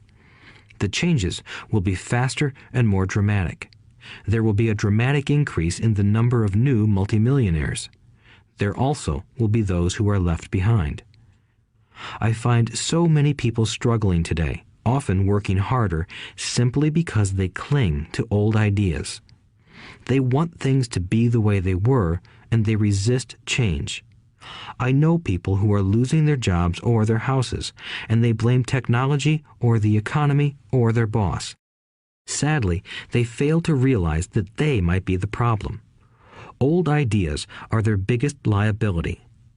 It is a liability simply because they fail to realize that while that idea or way of doing something was an asset yesterday, yesterday is gone. One afternoon, I was teaching how to invest using a board game I had invented, Cash Flow, as a teaching tool. A friend had brought someone along to attend the class. This friend of a friend was recently divorced, had been badly burned in the divorce settlement, and was now searching for some answers. Her friend thought the class might help. The game was designed to help people learn how money works. In playing the game, they learn about the interaction of the income statement with the balance sheet. They learn how cash flows between the two and how the road to wealth is through striving to increase your monthly cash flow from the asset column to the point that it exceeds your monthly expenses. Once you accomplish this, you are able to get out of the rat race and out onto the fast track. As I have said, some people hate the game, some love it, and others miss the point. This woman missed a valuable opportunity to learn something. In the opening round, she drew a doodad card with the boat on it. At first, she was happy. "Oh, I've got a boat." Then, as her friend tried to explain how the numbers worked on her income statement and balance sheet, she got frustrated because she had never liked math. The rest of her table waited while her friend continued explaining the relationship between the income statement, balance sheet, and monthly cash flow. Suddenly, when she realized how the numbers worked, it dawned on her that her boat was eating her alive. Later on in the game, she was also downsized and had a child. It was a horrible game for her. After the class, her friend came by and told me that she was upset. She had come to the class to learn about investing and did not like the idea that it took so long to play a silly game. Her friend attempted to tell her to look within herself to see if the game reflected her in any way. With that suggestion, the woman demanded her money back. She said that the very idea that a game could be a reflection of her was ridiculous. Her money was promptly refunded, and she left. Since 1984, I have made millions simply by doing what the school system does not do. In school, most teachers lecture. I hated lectures as a student. I was soon bored, and my mind would drift. In 1984, I began teaching via games and simulations, and I still rely on these tools today. I always encourage adult students to look at games as reflecting back to them what they know and what they need to learn. Most importantly, games reflect behavior. They are instant feedback systems. Instead of the teacher lecturing you, the game is giving you a personalized lecture, one that is custom-made just for you. The friend of the woman who left later called to give me an update. She said her friend was fine and had calmed down. In her cooling off period, she could see some slight relationship between the game and her life. Although she and her husband did not own a boat, they did own everything else imaginable. She was angry after their divorce, both because he had run off with a younger woman and because, after 20 years of marriage, they had accumulated little in the way of assets. There was virtually nothing for them to split. Their 20 years of married life had been incredible fun, but all they had accumulated was a ton of doodads. She realized that her anger at doing the numbers, the income statement and balance sheet, came from her embarrassment about not understanding them. She believed that finances were the man's job. She maintained the house and did the entertaining, and he handled the finances. She was now quite certain that in the last 5 years of their marriage, he had hidden money from her. She was angry at herself for not being more aware of where the money was going, as well as for not knowing about the other woman. Just like a board game, the world is always providing us with instant feedback. We could learn a lot if we tuned in more. One day, not long ago, I complained to my wife that the cleaners must have shrunk my pants. My wife gently smiled and poked me in the stomach to inform me that the pants had not shrunk. Something else had expanded. Me. The cash flow game was designed to give every player personal feedback. Its purpose is to give you options. If you draw the boat card and it puts you into debt, the question is, now what can you do? How many different financial options can you come up with? That is the purpose of the game, to teach players to think and create new and various financial options. Thousands of people throughout the world have played this game. The players who get out of the rat race the quickest are the people who understand numbers and have creative financial minds. They recognize different financial options. Rich people are often creative and take calculated risks. People who take the longest are people who are not familiar with numbers and often do not understand the power of investing. Some people playing cash flow gain lots of money in the game, but they don't know what to do with it. Even though they have money, everyone else seems to be getting ahead of them. And that is true in real life. There are a lot of people who have a lot of money and do not get ahead financially. Limiting your options is the same as hanging on to old ideas. I have a friend from high school who now works at 3 jobs. Years ago, he was the richest of all my classmates. When the local sugar plantation closed, the company he worked for went down with the plantation. In his mind, he had but one option, and that was the old option: work hard. The problem was that he couldn't find an equivalent job that recognized his seniority from the old company. As a result, he is overqualified for the jobs he currently has. so his salary is lower. He now works 3 jobs to earn enough to survive.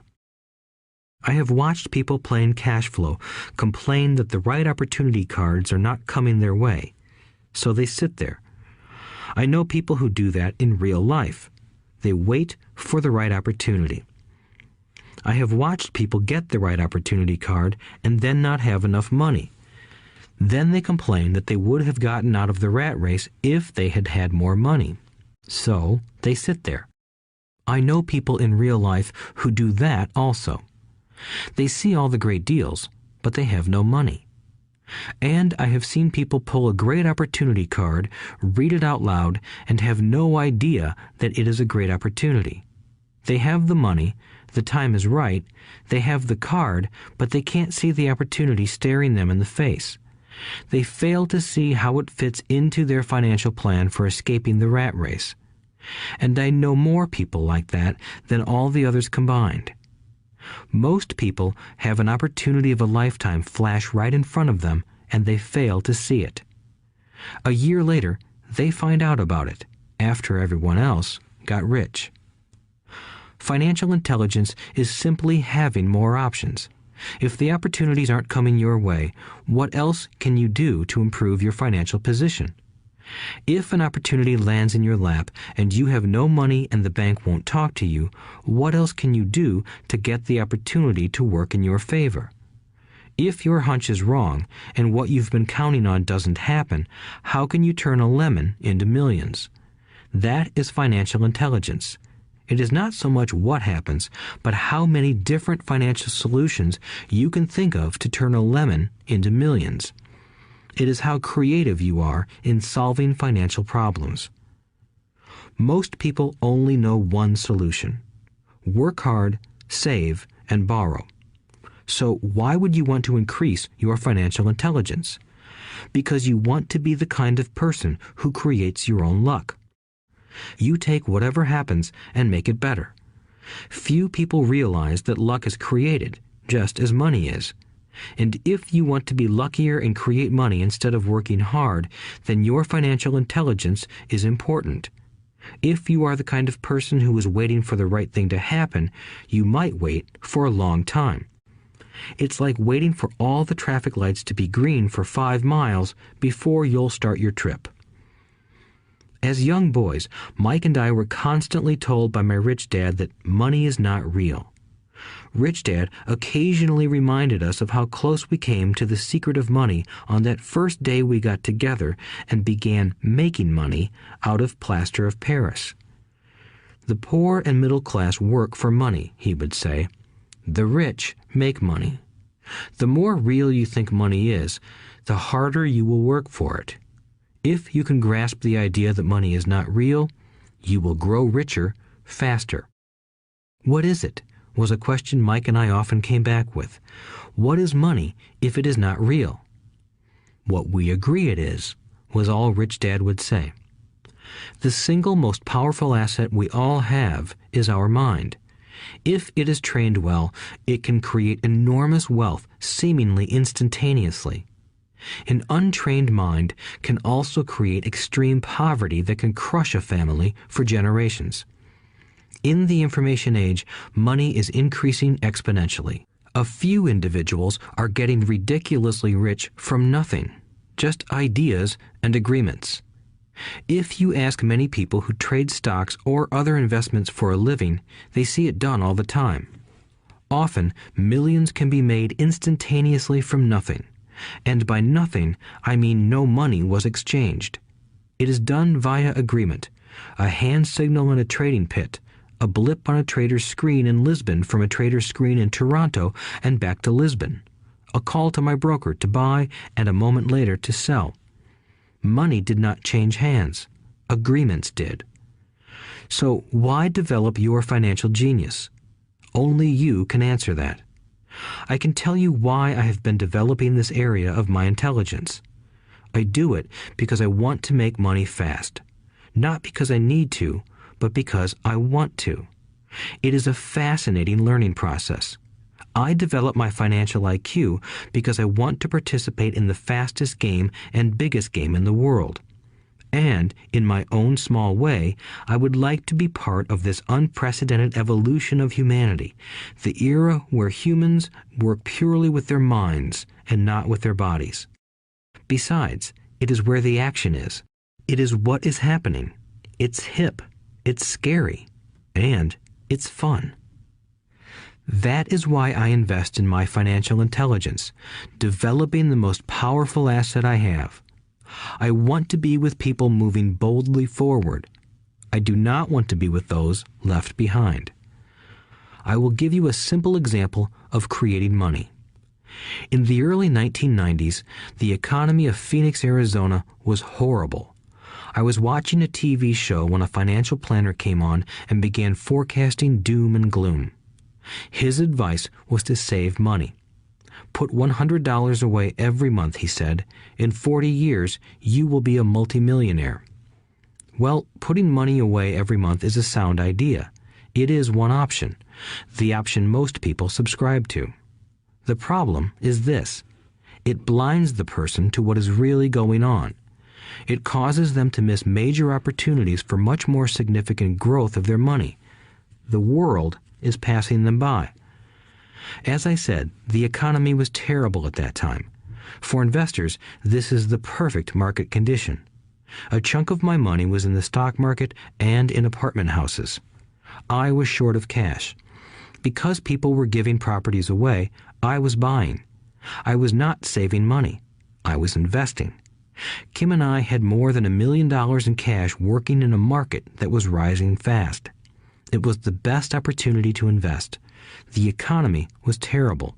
I just could not pass up these small deals. Houses that were once $100,000 were now $75,000. But instead of shopping with local real estate agents, I began shopping at the bankruptcy attorney's office or the courthouse steps. In these shopping places, a $75,000 house could sometimes be bought for $20,000 or less. For $2,000, which was loaned to me from a friend for 90 days for $200, I gave an attorney a cashier's check as a down payment. While the acquisition was being processed, I ran an ad advertising a $75,000 house for only $60,000 and no money down. The phone rang hard and heavy. Prospective buyers were screened, and once the property was legally mine, all the prospective buyers were allowed to look at the house. It was a feeding frenzy. The house sold in a few minutes. I asked for a $2,500 processing fee, which they gladly handed over, and the escrow and title company took over from there. I returned the $2,000 to my friend with an additional $200. He was happy, the home buyer was happy, the attorney was happy, and I was happy. I had sold a house for $60,000 that cost me $20,000. The $40,000 was created from money in my asset column in the form of a promissory note from the buyer. Total working time, 5 hours. So, now that you are on your way to becoming more financially literate and skilled at reading numbers, I will tell you why this is an example of money being invented. During this depressed market, Kim and I were able to do 6 of these simple transactions in our spare time. While the bulk of our money was in larger properties and the stock market, we were able to create more than $190,000 in assets, notes at 10% interest, in those 6 buy, create, and sell transactions. That comes to approximately $19,000 a year income, much of it sheltered through our private corporation. Much of that $19,000 a year goes to pay for our company cars, gas, trips, insurance, dinners with clients, and other things. By the time the government gets a chance to tax that income, it's been spent on legally allowed pre-tax expenses. This was a simple example of how money is invented, created, and protected using financial intelligence. Ask yourself, how long would it take to save $190,000? Would the bank pay you 10% interest on your money? And the promissory note is good for 30 years. I hope they never pay me the $190,000. I have to pay a tax if they pay me the principal, and besides, $19,000 paid over 30 years is a little over $500,000 in income. I have people ask what happens if the person doesn't pay. That does happen, and it's good news. That $60,000 home could be taken back and resold for $70,000 and another $2,500 collected as a loan processing fee. It would still be a zero-down transaction in the mind of the new buyer, and the process would go on. The first time I sold the house, I paid back the $2,000, so technically I have no money in the transaction. My return on investment, ROI, is infinity. It's an example of no money making a lot of money. In the second transaction, when resold, I would have put $2,000 in my pocket and re-extended the loan to 30 years. What would my ROI be if I got paid money to make money? I do not know, but it sure beats saving $100 a month, which actually starts out as $150 because it's after-tax income for 40 years earning low interest. And again, you're taxed on the interest. That is not too intelligent. It may be safe, but it's not smart. A few years later, as the Phoenix real estate market strengthened, those houses we sold for $60,000 became worth $110,000. Foreclosure opportunities were still available, but became rare. It cost a valuable asset, my time, to go out looking for them. Thousands of buyers were looking for the few available deals. The market had changed. It was time to move on and look for other opportunities to put in the asset column. You cannot do that here. That is against the law. You're lying. I hear those comments much more often than, "Can you show me how to do that?" The math is simple. You do not need algebra or calculus, and the escrow company handles the legal transaction and the servicing of the payments. I have no roofs to fix or toilets to unplug because the owners do that. It's their house.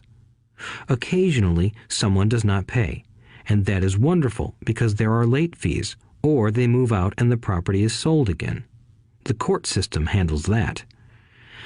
And it may not work in your area.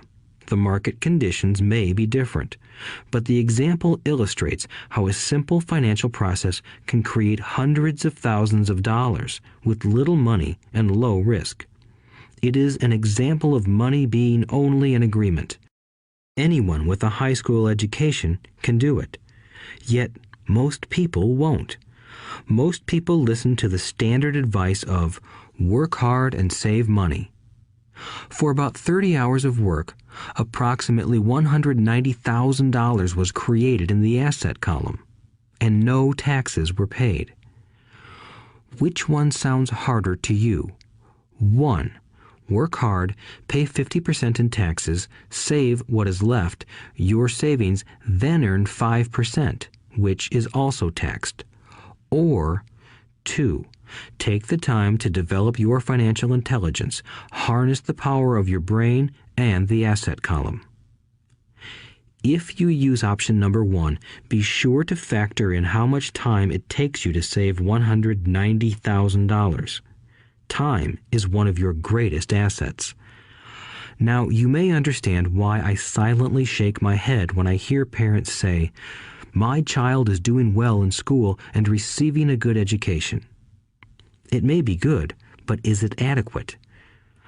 I know the above investment strategy is a small one. It is used to illustrate how small can grow into big. Again, my success reflects the importance of a strong financial foundation, which starts with a strong financial education. I have said it before, but it's worth repeating. Financial intelligence is made up of these 4 main technical skills. 1. Accounting. Accounting is financial literacy, or the ability to read numbers. This is a vital skill if you want to build businesses or investments. 2. Investing. Investing is the science of money making money. 3. Understanding markets. Understanding markets is the science of supply and demand. Alexander Graham Bell gave the market what it wanted. So did Bill Gates. A $75,000 house offered for $60,000 that cost $20,000 was also the result of seizing an opportunity created by the market. Somebody was buying, and someone was selling. 4. The law. The law is the awareness of accounting, corporate, state, and federal regulations. I recommend playing by the rules.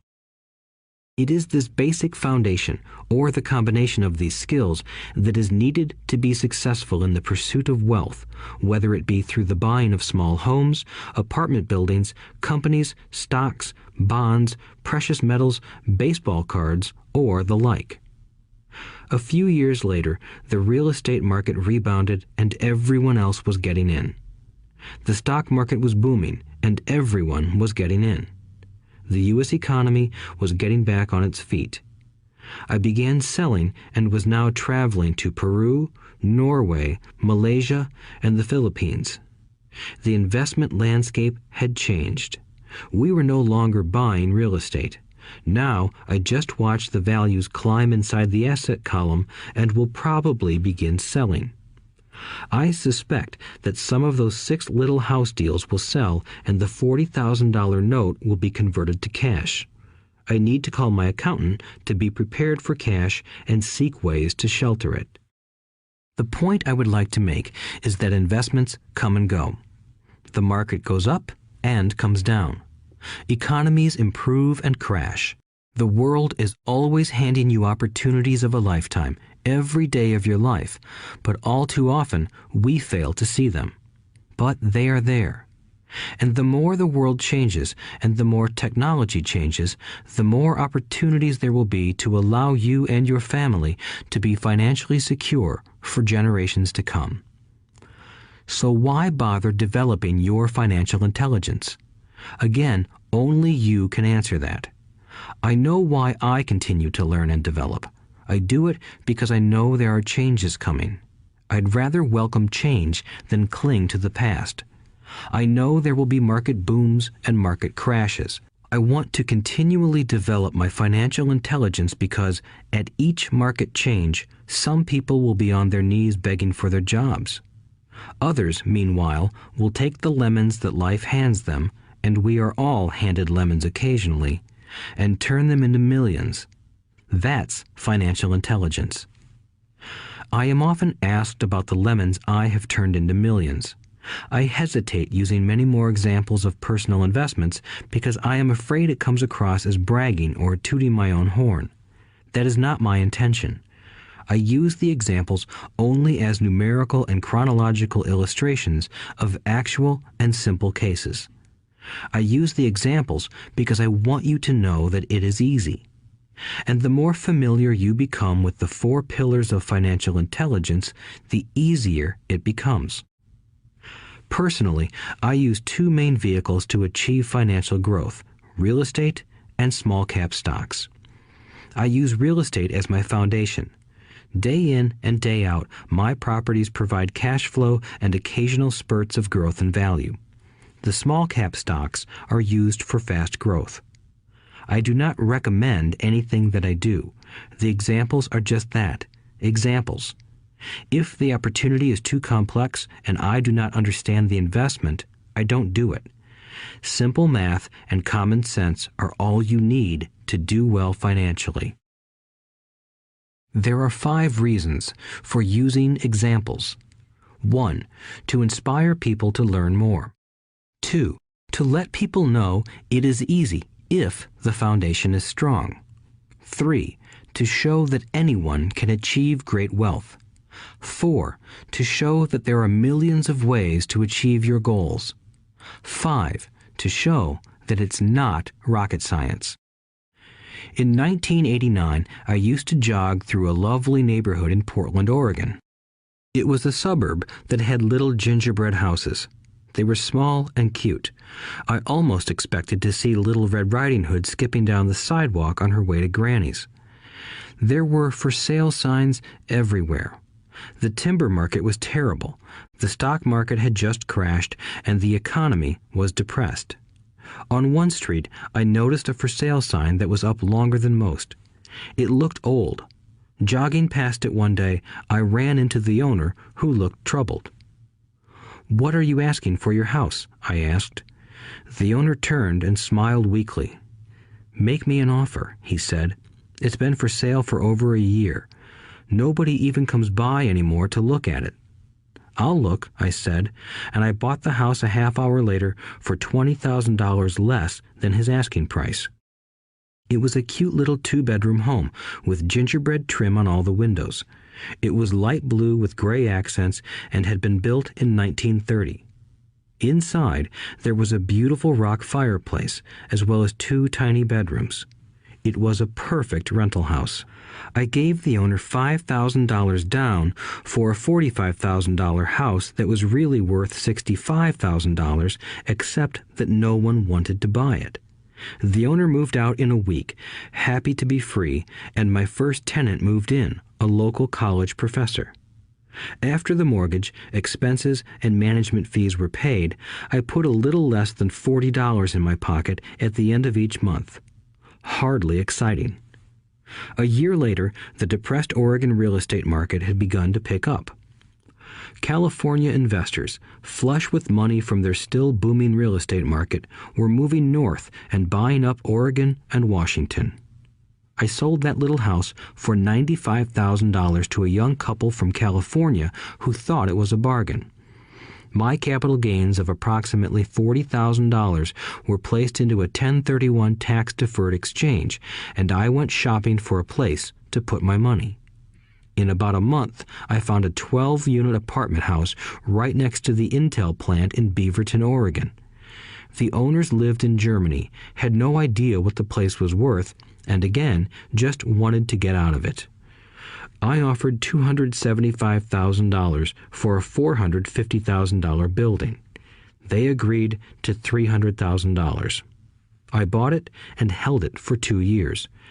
Utilizing the same 1031 exchange process, we sold the building for $495,000 and bought a 30-unit apartment building in Phoenix, Arizona. We had moved to Phoenix by then to get out of the rain and needed to sell anyway. Like the former Oregon market, the real estate market in Phoenix was depressed. The price of the 30-unit apartment building in Phoenix was $875,000, with $225,000 down. The cash flow from the 30 units was a little over $5,000 a month. The Arizona market began moving up, and a few years later, a Colorado investor offered us $1.2 million for the property. The point of this example is how a small amount can grow into a large amount. Again, it is a matter of understanding financial statements, investment strategies, a sense of the market, and the laws.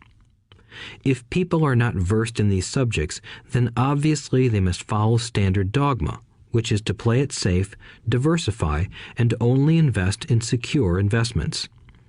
The problem with secure investments is that they are often sanitized, that is, made so safe that the gains are less. Most large brokerage houses will not touch speculative transactions in order to protect themselves and their clients, and that is a wise policy. The really hot deals are not offered to people who are novices. Often, the best deals that make the rich even richer are reserved for those who understand the game. It is technically illegal to offer speculative deals to someone who is considered not sophisticated, but of course, it happens. The more sophisticated I get, the more opportunities come my way. Another case for developing your financial intelligence over a lifetime is simply that more opportunities are presented to you. And the greater your financial intelligence, the easier it is to tell whether a deal is good. It's your intelligence that can spot a bad deal or make a bad deal good.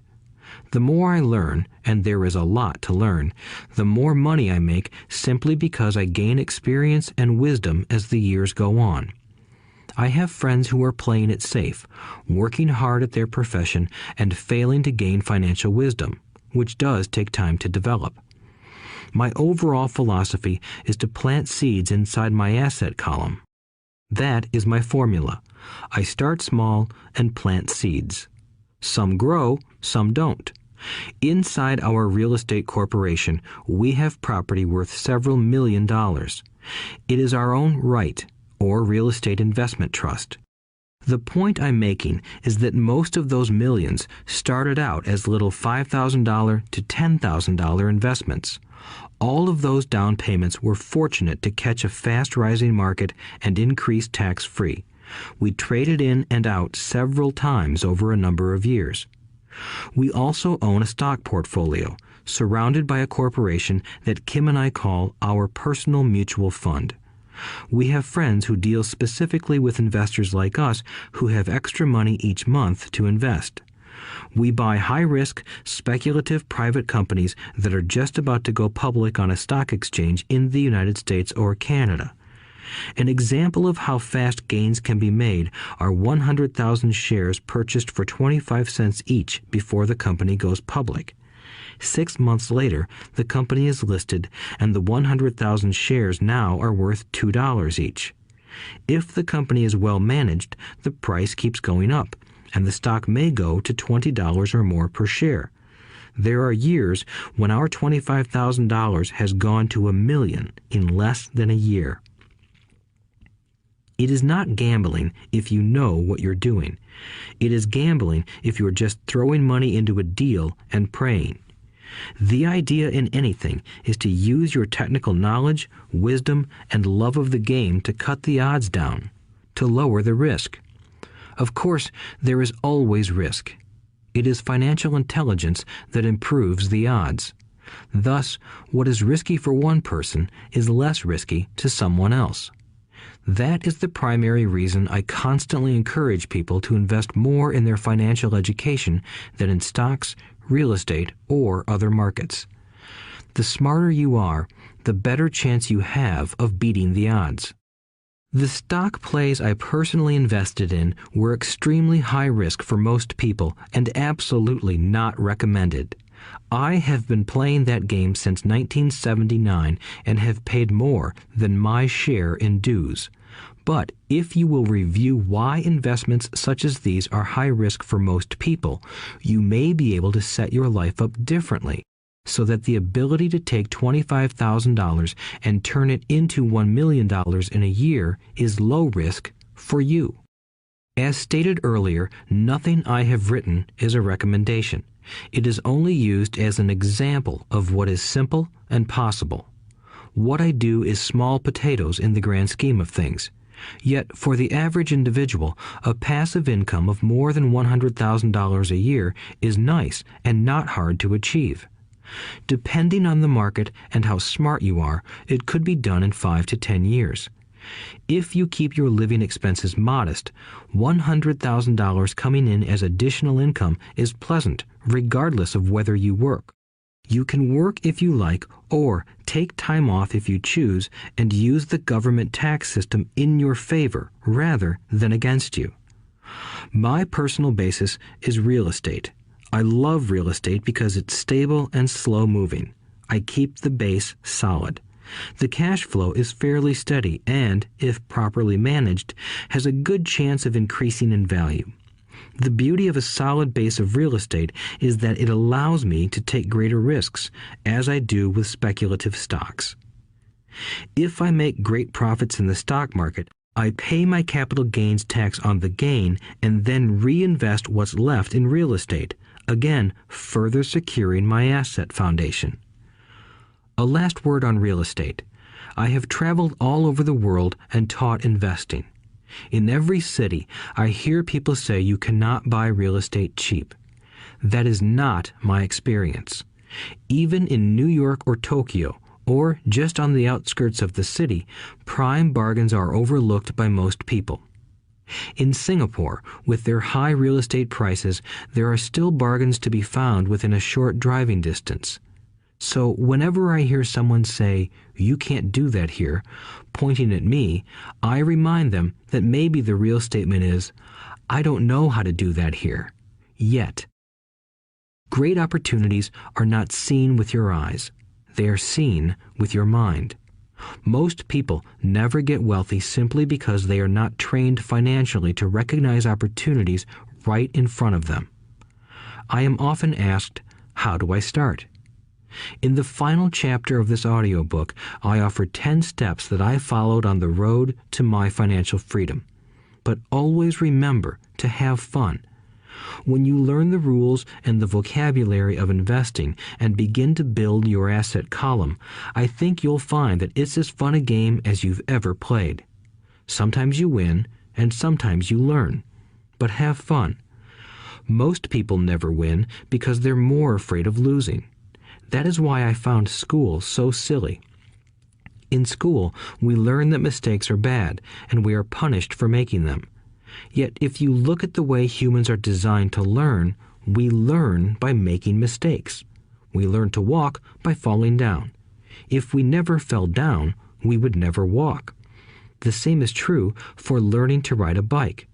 I still have scars on my knees, but today I can ride a bike without thinking. The same is true for getting rich. Unfortunately, the main reason most people are not rich is because they are terrified of losing. Winners are not afraid of losing, but losers are. Failure is part of the process of success. People who avoid failure also avoid success. I look at money much like my game of tennis. I play hard, make mistakes, correct, make more mistakes, correct, and I get better. If I lose the game, I reach across the net, shake my opponent's hand, smile, and say, "See you next Saturday." There are two kinds of investors. One, the first and most common type is a person who buys a packaged investment. They call a retail outlet, such as a real estate company, a stockbroker, or a financial planner, and they buy something. It could be a mutual fund, a right, a stock, or bond. It is a clean and simple way of investing. An analogy would be a shopper who goes to a computer store and buys a computer right off the shelf. 2. The second type is an investor who creates investments. This investor usually assembles a deal in the same way a person who buys components builds a computer. I do not know the first thing about putting components of a computer together, but I do know how to put pieces of opportunities together, or know people who know how. It is this second type of investor who is the more professional investor. Sometimes it may take years for all the pieces to come together, and sometimes they never do. It is this second type of investor that my rich dad encouraged me to be. It is important to learn how to put the pieces together, because that is where the huge wins reside, and sometimes some huge losses if the tide goes against you. If you want to be the second type of investor, you need to develop 3 main skills. These skills are in addition to those required to become financially intelligent. 1. Find an opportunity that everyone else missed. You see with your mind what others miss with their eyes. For example, a friend bought this run-down old house. It was spooky to look at. Everyone wondered why he bought it. What he saw that we did not was that the house came with 4 extra empty lots. He discovered that after going to the title company. After buying the house, he tore the house down and sold the 5 lots to a builder for 3 times what he paid for the entire package. He made $75,000 for 2 months of work. It's not a lot of money, but it sure beats minimum wage, and it's not technically difficult. 2. Raise money. The average person only goes to the bank. This second type of investor needs to know how to raise capital, and there are many ways that don't require a bank. To get started, I learned how to buy houses without a bank. It was the learned skill of raising money more than the houses themselves that was priceless. All too often, I hear people say, "The bank won't lend me money," or "I don't have the money to buy it." If you want to be a Type 2 investor, you need to learn how to do that which stops most people. In other words, a majority of people let their lack of money stop them from making a deal. If you can avoid that obstacle, you will be millions ahead of those who don't learn those skills. There have been many times I have bought a house, a stock, or an apartment building without a penny in the bank. I once bought an apartment house for $1.2 million. I did what is called tying it up with a written contract between seller and buyer. I then raised the $100,000 deposit, which bought me 90 days to raise the rest of the money. Why did I do it? Simply because I knew it was worth $2 million. I never raised the money. Instead, the person who put up the $100,000 gave me $50,000 for finding the deal, took over my position, and I walked away. Total working time? 3 days. Again, it's what you know more than what you buy. Investing is not buying. It's more a case of knowing. 3. Organize smart people. Intelligent people are those who work with or hire a person who is more intelligent than they are. When you need advice, make sure you choose your advisor wisely. There is a lot to learn, but the rewards can be astronomical. If you do not want to learn those skills, then being a Type 1 investor is highly recommended. It is what you know that is your greatest wealth. It is what you do not know that is your greatest risk. There is always risk, so learn to manage risk instead of avoiding it. Chapter 6. Lesson 6. Work to learn, don't work for money. Job security meant everything to my educated dad. Learning meant everything to my rich dad. A few years ago, I granted an interview with a newspaper in Singapore. The young female reporter was on time, and the interview got underway immediately. We sat in the lobby of a luxurious hotel, sipping coffee and discussing the purpose of my visit to Singapore. I was to share the platform with Zig Ziglar. He was speaking on motivation, and I was speaking on the secrets of the rich. Someday, I would like to be a best-selling author like you, she said. I had seen some of the articles she had written for the paper, and I was impressed. She had a tough, clear style of writing. Her articles held a reader's interest. You have a great style, I said in reply. What holds you back from achieving your dream? My work does not seem to go anywhere, she said quietly. Everyone says that my novels are excellent, but nothing happens. So I keep my job with the paper. At least it pays the bills. Do you have any suggestions? Yes, I do, I said brightly. A friend of mine here in Singapore runs a school that trains people to sell. He runs sales training courses for many of the top corporations here in Singapore, and I think attending one of his courses would greatly enhance your career. She stiffened. Are you saying I should go to school to learn to sell? I nodded. You aren't serious, are you?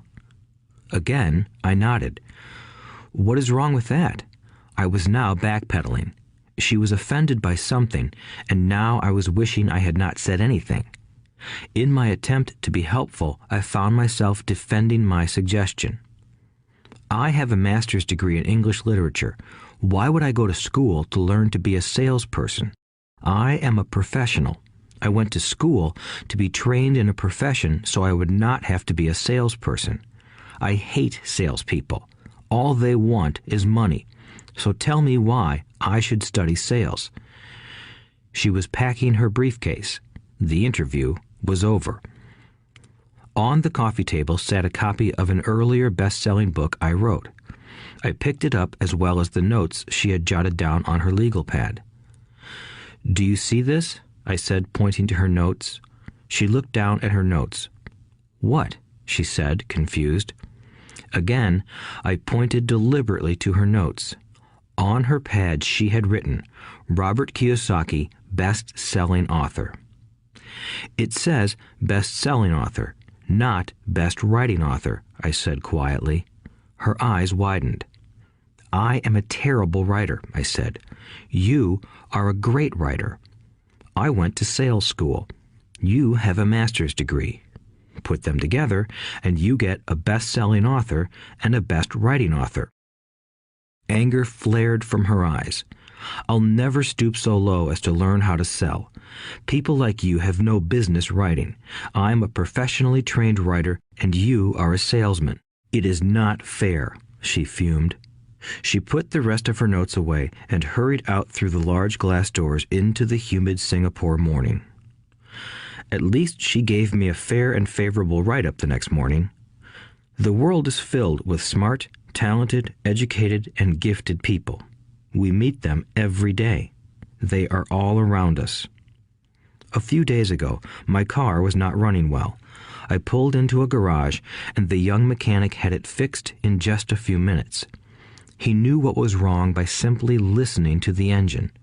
I was amazed. I am constantly shocked at how little talented people earn. I have met brilliant, highly educated people who earn less than $20,000 a year. A business consultant who specializes in the medical trade was telling me how many doctors, dentists, and chiropractors struggle financially. All this time, I thought that when they graduated, the dollars would pour in. It was this business consultant who gave me the phrase, "They are one skill away from great wealth."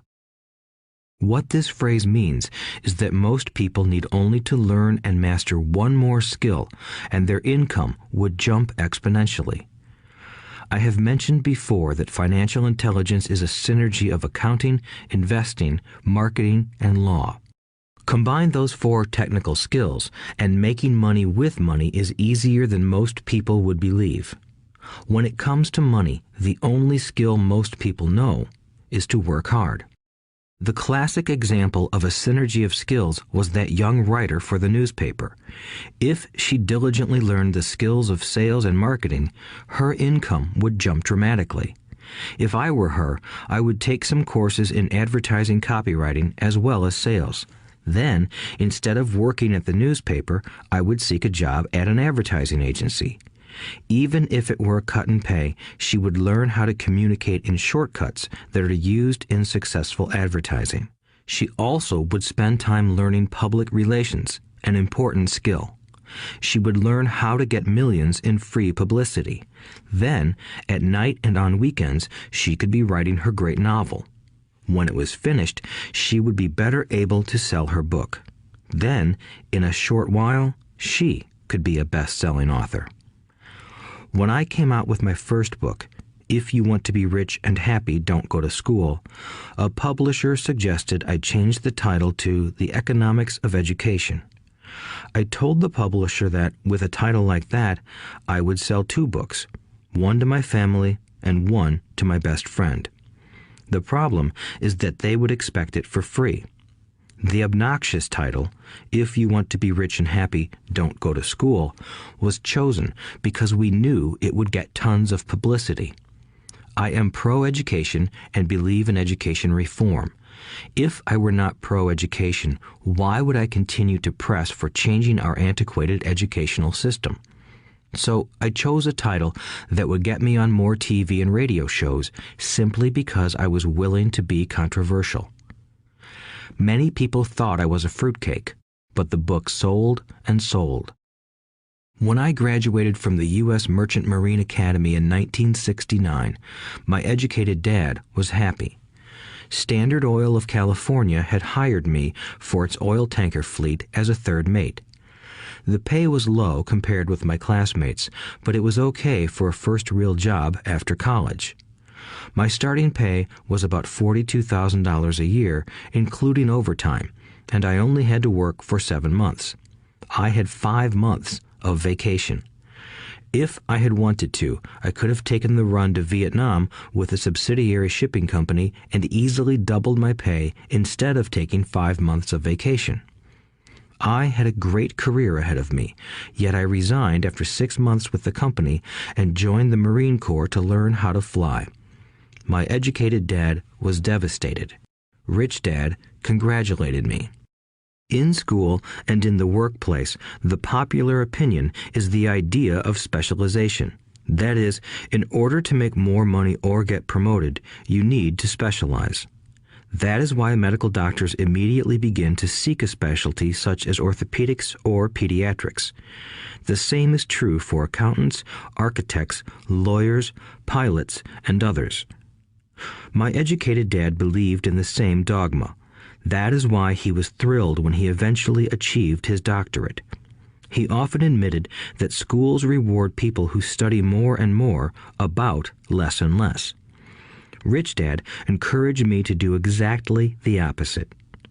You want to know a little about a lot, was his suggestion. That is why for years I worked in different areas of his companies.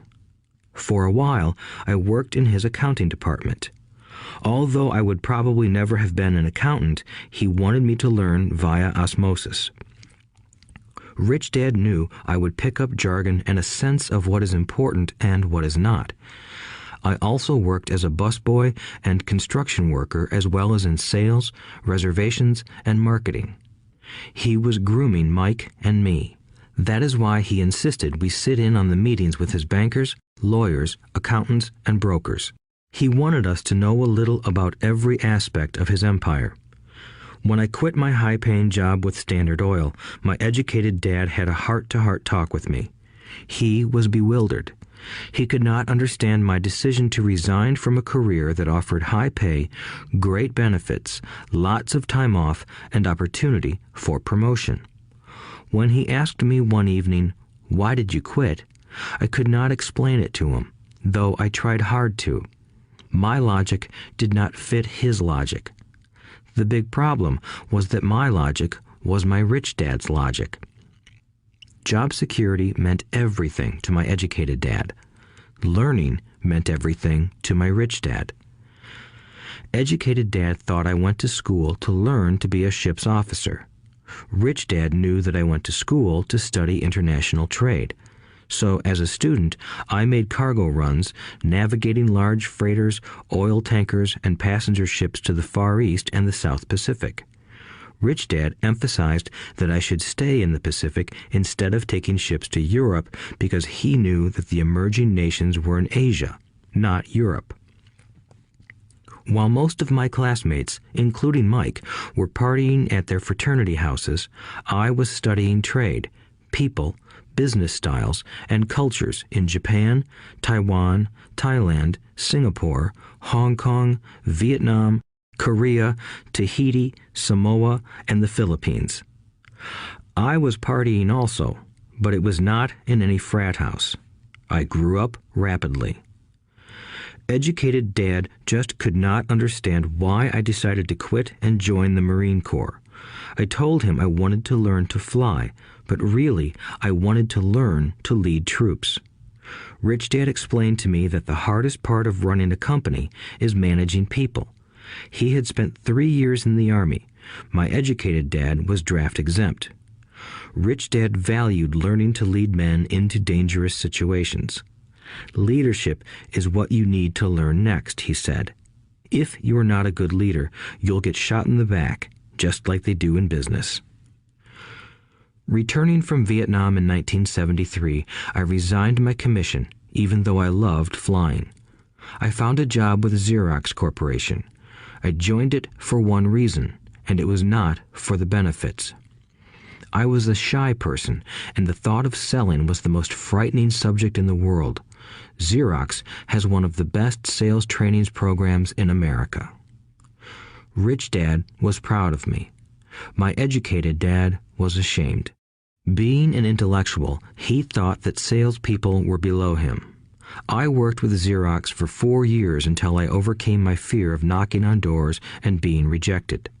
Once I could consistently be in the top 5 in sales, I again resigned and moved on, leaving behind another great career with an excellent company. In 1977, I formed my first company. Rich Dad had groomed Mike and me to take over companies, so I now had to learn to form them and put them together. My first product, the nylon and Velcro wallet, was manufactured in the Far East and shipped to a warehouse in New York, near where I had gone to school. My formal education was complete, and it was time to test my wings. If I failed, I would go broke. Rich Dad thought it best to go broke before 30. You still have time to recover, was his advice. On the eve of my 30th birthday, my first shipment left Korea for New York. Today, I still do business internationally, and as my rich dad encouraged me to do, I keep seeking the emerging nations. Today, my investment company invests in South American countries and Asian countries, as well as in Norway and Russia. There is an old cliche that goes, "Job is an acronym for just over broke." Unfortunately, I would say that applies to millions of people. Because school does not think financial intelligence is an intelligence, most workers live within their means. They work and they pay bills. There is another horrible management theory that goes, workers work hard enough to not be fired, and owners pay just enough so that workers won't quit. And if you look at the pay scales of most companies, again, I would say there is a degree of truth to that statement. The net result is that most workers never get ahead. They do what they've been taught to do, get a secure job. Most workers focus on working for pay and benefits that reward them in the short term, but are often disastrous in the long run. Instead, I recommend to young people to seek work for what they will learn more than what they will earn. Look down the road at what skills they want to acquire before choosing a specific profession and before getting trapped in the rat race. Once people are trapped in the lifelong process of bill paying, they become like those little hamsters running around in those metal wheels. Their little furry legs are spinning furiously, the wheel is turning furiously, but come tomorrow morning, they'll still be in the same cage. Great job. In the movie Jerry Maguire, starring Tom Cruise, there are many great one-liners. Probably the most memorable is, "Show me the money." But there is one line I thought most truthful. It comes from the scene where Tom Cruise is leaving the firm. He has just been fired, and he is asking the entire company, "Who wants to come with me?" And the whole place is silent and frozen. Only one woman speaks up and says, "I'd like to, but I'm due for a promotion in 3 months." That statement is probably the most truthful statement in the whole movie. It is the type of statement that people use to keep themselves busy, working away to pay bills. I know my educated dad looked forward to his pay raise every year, and every year he was disappointed. So he would go back to school to earn more qualifications so he could get another raise. Then, once again, there would be another disappointment. The question I often ask people is, where is this daily activity taking you? Just like the little hamster, I wonder if people look at where their hard work is taking them. What does the future hold? In his book, The Retirement Myth, Craig S. Carpel writes, "I visited the headquarters of a major national pension consulting firm and met with a managing director who specializes in designing lush retirement plans for top management. When I asked her what people who don't have corner offices will be able to expect in the way of pension income, she said with a confident smile, 'The silver bullet.'" "What," I asked, "is the silver bullet?" She shrugged and said, "If baby boomers discover they don't have enough money to live on when they're older, they can always blow their brains out." Carpel goes on to explain the difference between the old defined benefit retirement plans and the new 401k plans that are riskier. It is not a pretty picture for most people working today, and that is just for retirement. Add medical fees and long-term nursing home care, and the picture is frightening. Already, many hospitals in countries with socialized medicine need to make tough decisions such as who will live and who will die. They make those decisions purely on how much money they have and how old the patients are. If the patient is old, they often will give the medical care to someone younger. The older, poor patient gets put to the back of the line. Just as the rich can afford better education, the rich will be able to keep themselves alive, while those who have little wealth will die. So I wonder, are workers looking into the future or just until their next paycheck, never questioning where they are headed? When I speak to adults who want to earn more money, I always recommend the same thing. I suggest taking a long view of their life. Instead of simply working for the money and security, which I admit are important, I suggest they take a second job that will teach them a second skill. Often I recommend joining a network marketing company, also called multi-level marketing, if they want to learn sales skills. Some of these companies have excellent training programs that help people get over their fear of failure and rejection, which are the main reasons people are unsuccessful. Education is more valuable than money in the long run. When I offer this suggestion, I often hear in response, "Oh, that is too much hassle," or "I only want to do what I am interested in." If they say it's too much of a hassle, I ask, so you would rather work all your life giving 50% of what you earn to the government? If they tell me, I only do what I am interested in, I say, I'm not interested in going to the gym, but I go because I want to feel better and live longer. Unfortunately, there is some truth to the old statement, you can't teach an old dog new tricks. Unless a person is used to changing, it's hard to change. But for those of you who might be on the fence when it comes to the idea of working to learn something new, I offer this word of encouragement. Life is much like going to the gym. The most painful part is deciding to go. Once you get past that, it's easy. There have been many days I have dreaded going to the gym, but once I am there and in motion, it is a pleasure. After the workout is over, I am always glad I talked myself into going. If you are unwilling to work to learn something new and instead insist on becoming highly specialized within your field, make sure the company you work for is unionized. Labor unions are designed to protect specialists. My educated dad, after falling from grace with the governor, became the head of the teachers' union in Hawaii. He told me that it was the hardest job he ever held. My rich dad, on the other hand, spent his life doing his best to keep his companies from becoming unionized. He was successful. Although the unions came close, Rich Dad was always able to fight them off. Personally, I take no sides because I can see the need for and the benefits of both sides. If you do as school recommends, become highly specialized, then seek union protection. For example, had I continued with my flying career, I would have sought a company that had a strong pilots' union. Why? Because my life would be dedicated to learning a skill that was valuable in only one industry. If I were pushed out of that industry, my life's skills would not be as valuable to another industry. A displaced senior pilot with 100,000 hours of heavy airline transport time, earning $150,000 a year, would have a hard time finding an equivalent high-paying job teaching in school. Skills do not necessarily transfer from industry to industry.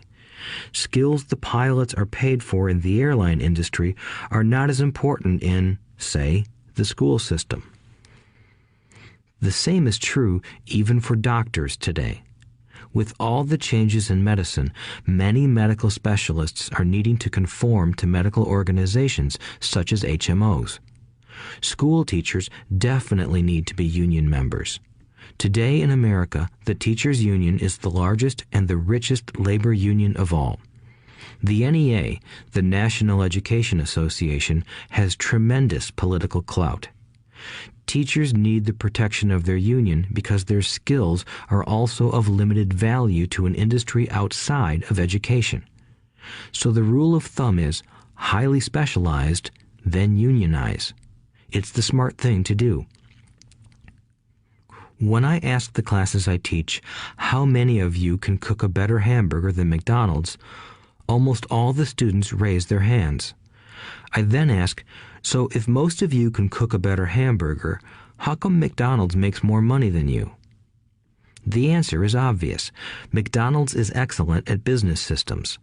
The reason so many talented people are poor is because they focus on building a better hamburger and know little to nothing about business systems. A friend of mine in Hawaii is a great artist. He makes a sizable amount of money. One day, his mother's attorney called to tell him that she had left him $35,000. That is what was left of her estate after the attorney and the government took their shares. Immediately, he saw an opportunity to increase his business by using some of this money to advertise. 2 months later, his first 4-color full-page ad appeared in an expensive magazine that targeted the very rich. The ad ran for 3 months. He received no replies from the ad, and all of his inheritance is now gone. He now wants to sue the magazine for misrepresentation. This is a common case of someone who can build a beautiful hamburger but knows little about business. When I asked him what he learned, his only reply was, "Advertising salespeople are crooks." I then asked him if he would be willing to take a course in sales and a course in direct marketing. His reply, "I don't have the time, and I don't want to waste my money." The world is filled with talented poor people.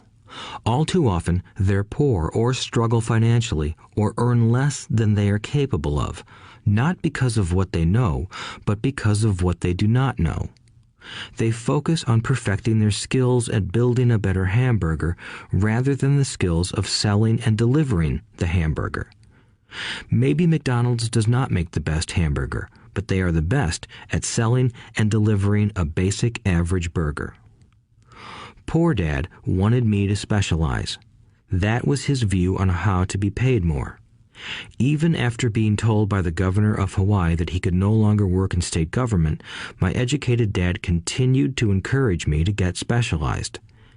Educated Dad then took up the cause of the teachers' union, campaigning for further protection and benefits for these highly skilled and educated professionals. We argued often, but I know he never agreed that over-specialization is what caused the need for union protection. He never understood that the more specialized you become, the more you are trapped and dependent on that specialty. Rich Dad advised that Mike and I groom ourselves. Many corporations do the same thing. They find a young, bright student just out of business school and begin grooming that person to someday take over the company. So these bright young employees do not specialize in one department. They are moved from department to department to learn all the aspects of business systems. The rich often groom their children or the children of others. By doing so, their children gain an overall knowledge of the operations of the business and how the various departments interrelate. For the World War II generation, it was considered bad to skip from company to company. Today, it is considered smart. Since people will skip from company to company rather than seek greater specialization in skills, why not seek to learn more than to earn? In the short term, it may earn you less, but it will pay dividends in the long term. The main management skills needed for success are 1. Management of cash flow, 2. Management of systems, 3. Management of people. The most important specialized skills are sales and marketing. The ability to sell, to communicate to another human being, be it a customer, employee, boss, spouse, or child, is the base skill of personal success. Communication skills such as writing, speaking, and negotiating are crucial to a life of success. These are skills I work on constantly, attending courses or buying educational resources to expand my knowledge. As I have mentioned, my educated dad worked harder and harder the more competent he became. He also became more trapped the more specialized he got. Although his salary went up, his choices diminished.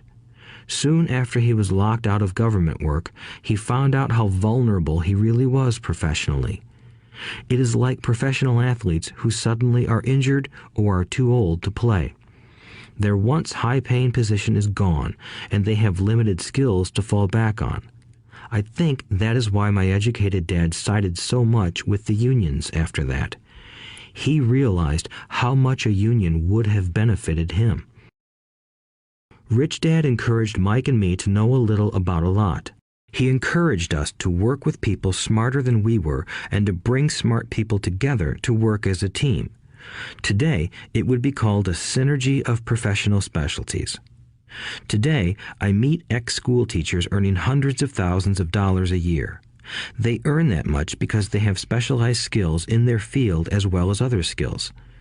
They can teach as well as sell and market. I know of no other skills to be more important than selling and marketing. The skills of selling and marketing are difficult for most people, primarily due to their fear of rejection. The better you are at communicating, negotiating, and handling your fear of rejection, the easier life is.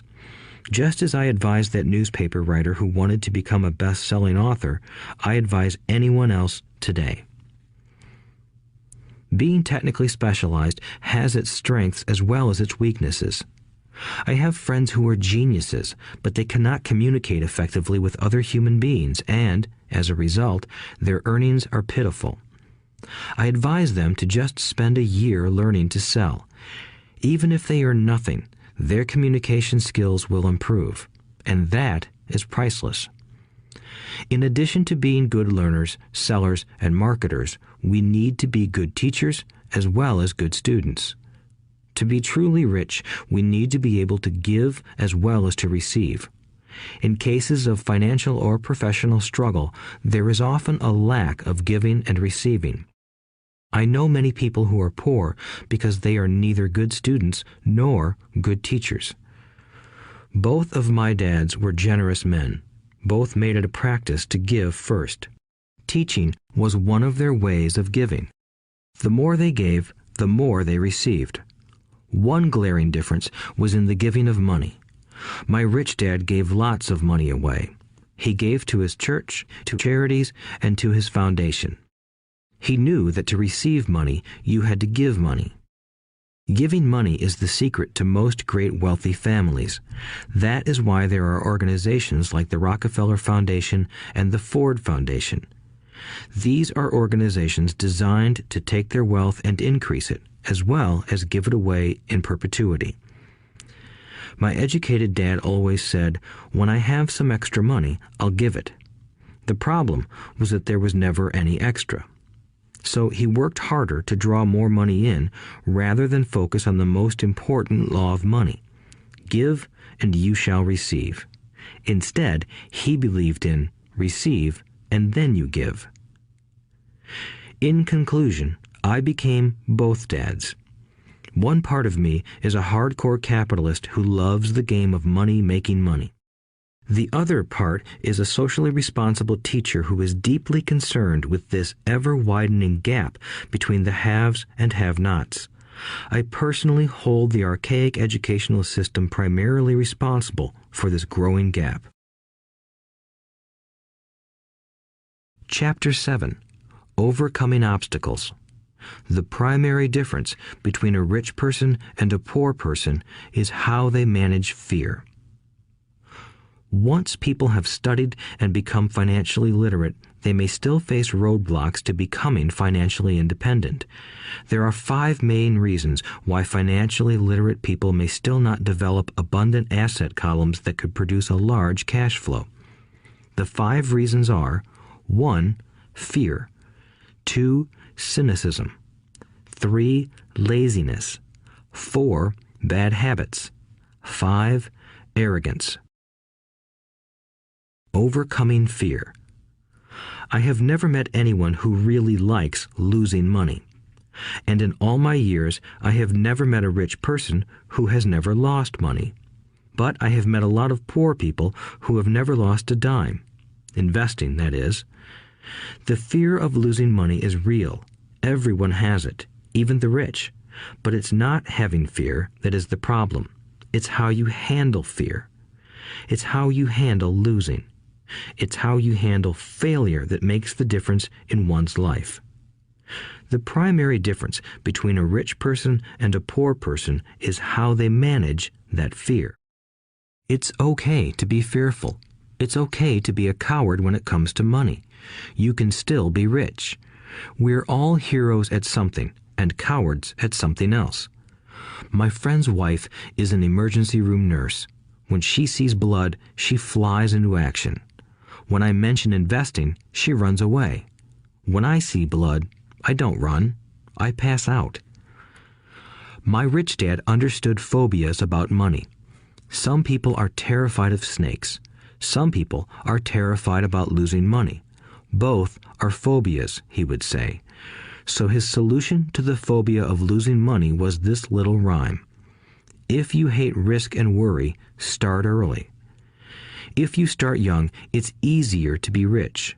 I won't go into it here, but there is a staggering difference between a person who starts investing at age 20 versus age 30. The purchase of Manhattan Island is said to be one of the greatest bargains of all time.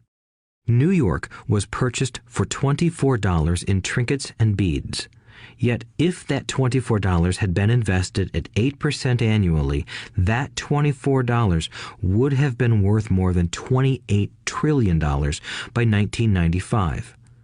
Manhattan could be repurchased with money left over to buy much of Los Angeles.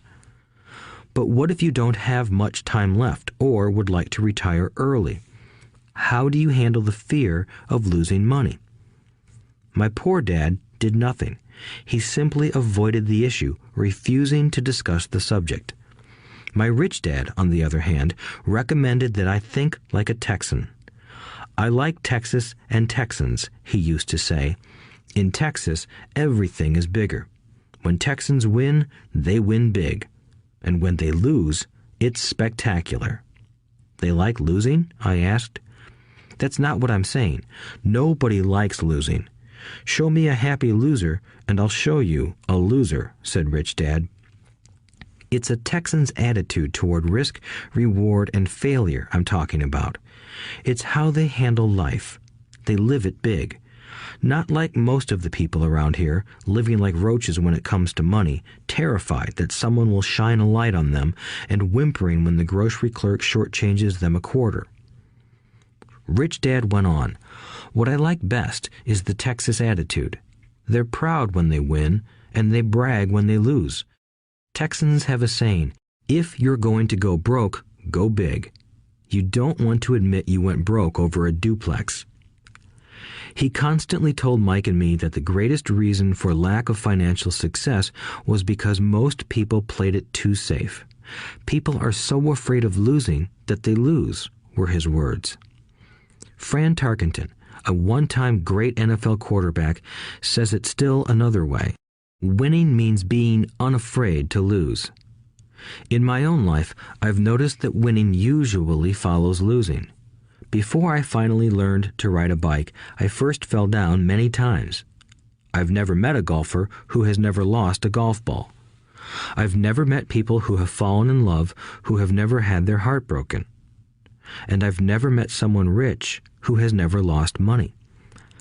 So for most people, the reason they don't win financially is because the pain of losing money is far greater than the joy of being rich. Another saying in Texas is, everyone wants to go to heaven, but no one wants to die. Most people dream of being rich, but are terrified of losing money, so they never get to heaven. Rich Dad used to tell Mike and me stories about his trips to Texas. If you really want to learn the attitude of how to handle risk, losing, and failure, go to San Antonio and visit the Alamo. The Alamo is a great story of brave people who chose to fight, knowing there was no hope of success. They chose to die instead of surrendering. It's an inspiring story worthy of study. Nonetheless, it's still a tragic military defeat. They got their butts kicked. So, how do Texans handle failure? They still shout, "Remember the Alamo." Mike and I heard this story a lot. He always told us this story when he was about to go into a big deal and he was nervous. After he had done all his due diligence and it was time to put up or shut up, he told us this story. Every time he was afraid of making a mistake or losing money, he told us this story. It gave him strength, for it reminded him that he could always turn a financial loss into a financial win. Rich Dad knew that failure would only make him stronger and smarter. It's not that he wanted to lose. He just knew who he was and how he would take a loss. He would take a loss and make it a win. That's what made him a winner and others losers. It gave him the courage to cross the line when others backed out. That's why I like Texans so much, he would say. They took a great failure and turned it into inspiration, as well as a tourist destination that makes them millions. But probably his words that mean the most to me today are these. Texans don't bury their failures. They get inspired by them. They take their failures and turn them into rallying cries. Failure inspires Texans to become winners. But that formula is not just the formula for Texans. It is the formula for all winners. I've said that falling off my bike was part of learning to ride. I remember falling off only made me more determined to learn to ride, not less. I also said that I have never met a golfer who has never lost a ball. For top professional golfers, losing a ball or a tournament provides the inspiration to be better, to practice harder, to study more. That's what makes them better. For winners, losing inspires them. For losers, losing defeats them. I like to quote John D. Rockefeller, who said, "I always tried to turn every disaster into an opportunity." And being Japanese American, I can say this. Many people say that Pearl Harbor was an American mistake. I say it was a Japanese mistake. From the movie Tora, Tora, Tora, a somber Japanese admiral says to his cheering subordinates, "I am afraid we have awakened a sleeping giant." Remember Pearl Harbor became a rallying cry. It turned one of America's greatest losses into the reason to win. This great defeat gave America strength, and America soon emerged as a world power. Failure inspires winners, and failure defeats losers. It is the biggest secret of winners. It's the secret that losers do not know. The greatest secret of winners is that failure inspires winning. Thus, they're not afraid of losing. Repeating Fran Tarkenton's quote, "Winning means being unafraid to lose." People like Fran Tarkenton are not afraid of losing because they know who they are. They hate losing, so they know that losing will only inspire them to become better. There is a big difference between hating losing and being afraid to lose. Most people are so afraid of losing money that they lose. They go broke over a duplex. Financially, they play life too safe and too small. They buy big houses and big cars, but not big investments. The main reason that over 90% of the American public struggles financially is because they play not to lose. They don't play to win. They go to their financial planners or accountants or stockbrokers and buy a balanced portfolio. Most have lots of cash in CDs, low-yield bonds, mutual funds that can be traded within a mutual fund family, and a few individual stocks. It is a safe and sensible portfolio, but it is not a winning portfolio. It is a portfolio of someone playing not to lose. Don't get me wrong, it's probably a better portfolio than more than 70% of the population has, and that's frightening. It's a great portfolio for someone who loves safety. But playing it safe and balanced on your investment portfolio is not the way successful investors play the game. If you have little money and you want to be rich, you must first be focused, not balanced. If you look at any successful person, at the start they were not balanced. Balanced people go nowhere. They stay in one spot. To make progress, you must first go unbalanced. Just look at how you make progress walking. Thomas Edison was not balanced. He was focused. Bill Gates was not balanced. He was focused. Donald Trump is focused. George Soros is focused. George Patton did not take his tanks wide. He focused them and blew through the weak spots in the German line. The French went wide with the Maginot Line, and you know what happened to them. If you have any desire to be rich, you must focus. Do not do what poor and middle-class people do, put their few eggs in many baskets. Put a lot of your eggs in a few baskets and focus. Follow one course until successful. If you hate losing, play it safe. If losing makes you weak, play it safe. Go with balanced investments. If you're over 25 years old and are terrified of taking risks, don't change. Play it safe, but start early. Start accumulating your nest egg early because it will take time. But if you have dreams of freedom, of getting out of the rat race, the first question to ask yourself is, how do I respond to failure? If failure inspires you to win, maybe you should go for it, but only maybe. If failure makes you weak or causes you to throw temper tantrums, like spoiled brats who call attorneys to file lawsuits every time something doesn't go their way, then play it safe. Keep your daytime job, or buy bonds or mutual funds. But remember, there is risk in those financial instruments also, even though they may appear safe. I say all this, mentioning Texas and Fran Tarkenton, because stacking the asset column is easy. It's really a low-aptitude game. It doesn't take much education. Fifth-grade math will do. But building your asset column is a game in which attitude plays a major role. It takes guts, patience, and a great attitude toward failure. Losers avoid failing, and failure turns losers into winners. Just remember the Alamo. Overcoming cynicism. The sky is falling. The sky is falling. Most of us know the story of Chicken Little, who ran around warning the barnyard of impending doom. We all know people who are that way. There's a Chicken Little inside each of us. As I stated earlier, the cynic is really a little chicken. We all get a little chicken when fear and doubt cloud our thoughts. All of us have doubts. I'm not smart. I'm not good enough. So-and-so is better than me. Our doubts often paralyze us. We play the what-if game. What if the economy crashes right after I invest? What if I lose control and I can't pay the money back? What if things don't go as I planned? Or we have friends or loved ones who will remind us of our shortcomings. They often say, "What makes you think you can do that? If it's such a good idea, how come someone else hasn't done it? That will never work. You don't know what you're talking about." These words of doubt often get so loud that we fail to act. A horrible feeling builds in our stomach. Sometimes we can't sleep. We fail to move forward. So we stay with what is safe, and opportunities pass us by.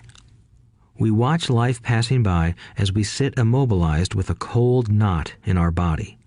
We have all felt this at one time in our lives, some more than others. Peter Lynch of Fidelity Magellan Mutual Fund fame refers to warnings about the sky falling as noise, and we all hear it. Noise is either created inside our heads or comes from outside, often from friends, family, co-workers, and the media. Lynch recalls the time during the 1950s when the threat of nuclear war was so prevalent in the news that people began building fallout shelters and storing food and water.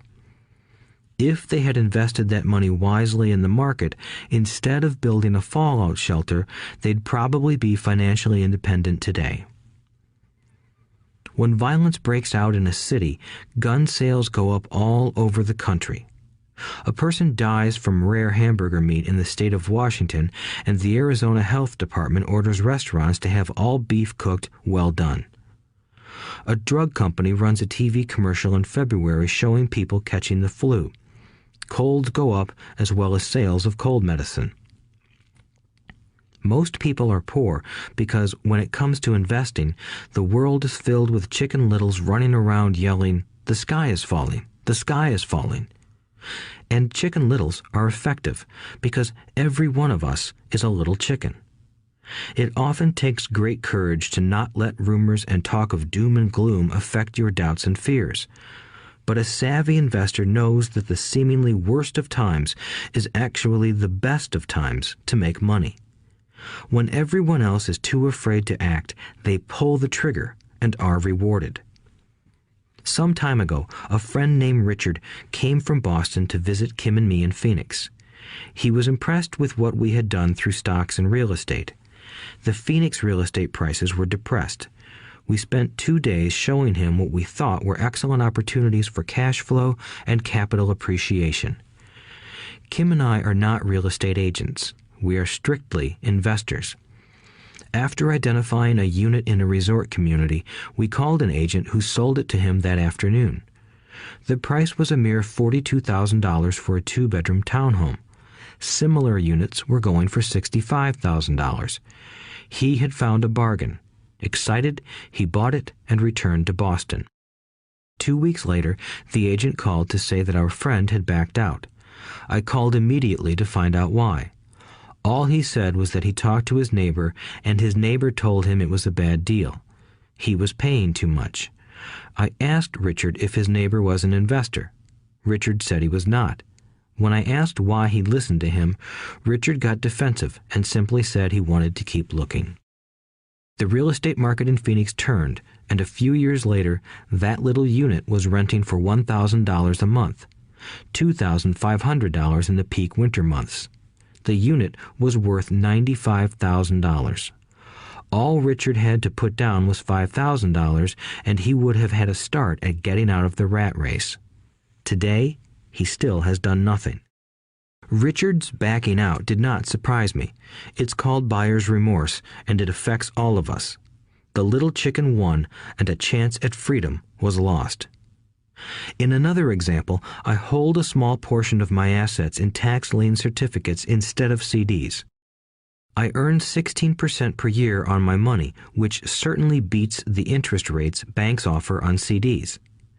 The certificates are secured by real estate and enforced by state law, which is also better than most banks. The formula they're bought on makes them safe.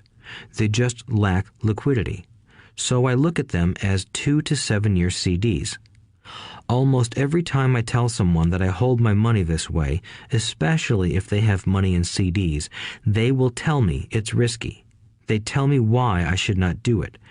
When I ask them where they get their information, they say from a friend or an investment magazine. They've never done it, and they're telling someone who's doing it why they shouldn't. The lowest yield I look for is 16%, but people who are filled with doubt are willing to accept a far lower return. Doubt is expensive. My point is that it's those doubts and cynicism that keep most people poor and playing it safe. The real world is simply waiting for you to get rich. Only a person's doubts keep them poor. As I said, getting out of the rat race is technically easy. It doesn't take much education, but those doubts are cripplers for most people. Cynics never win, said Rich Dad. Unchecked doubt and fear creates a cynic. Cynics criticize and winners analyze was another of his favorite sayings. Rich Dad explained that criticism blinded while analysis opened eyes. Analysis allowed winners to see that critics were blind and to see opportunities that everyone else missed. And finding what people miss is key to any success. Real estate is a powerful investment tool for anyone seeking financial independence or freedom. It is a unique investment tool.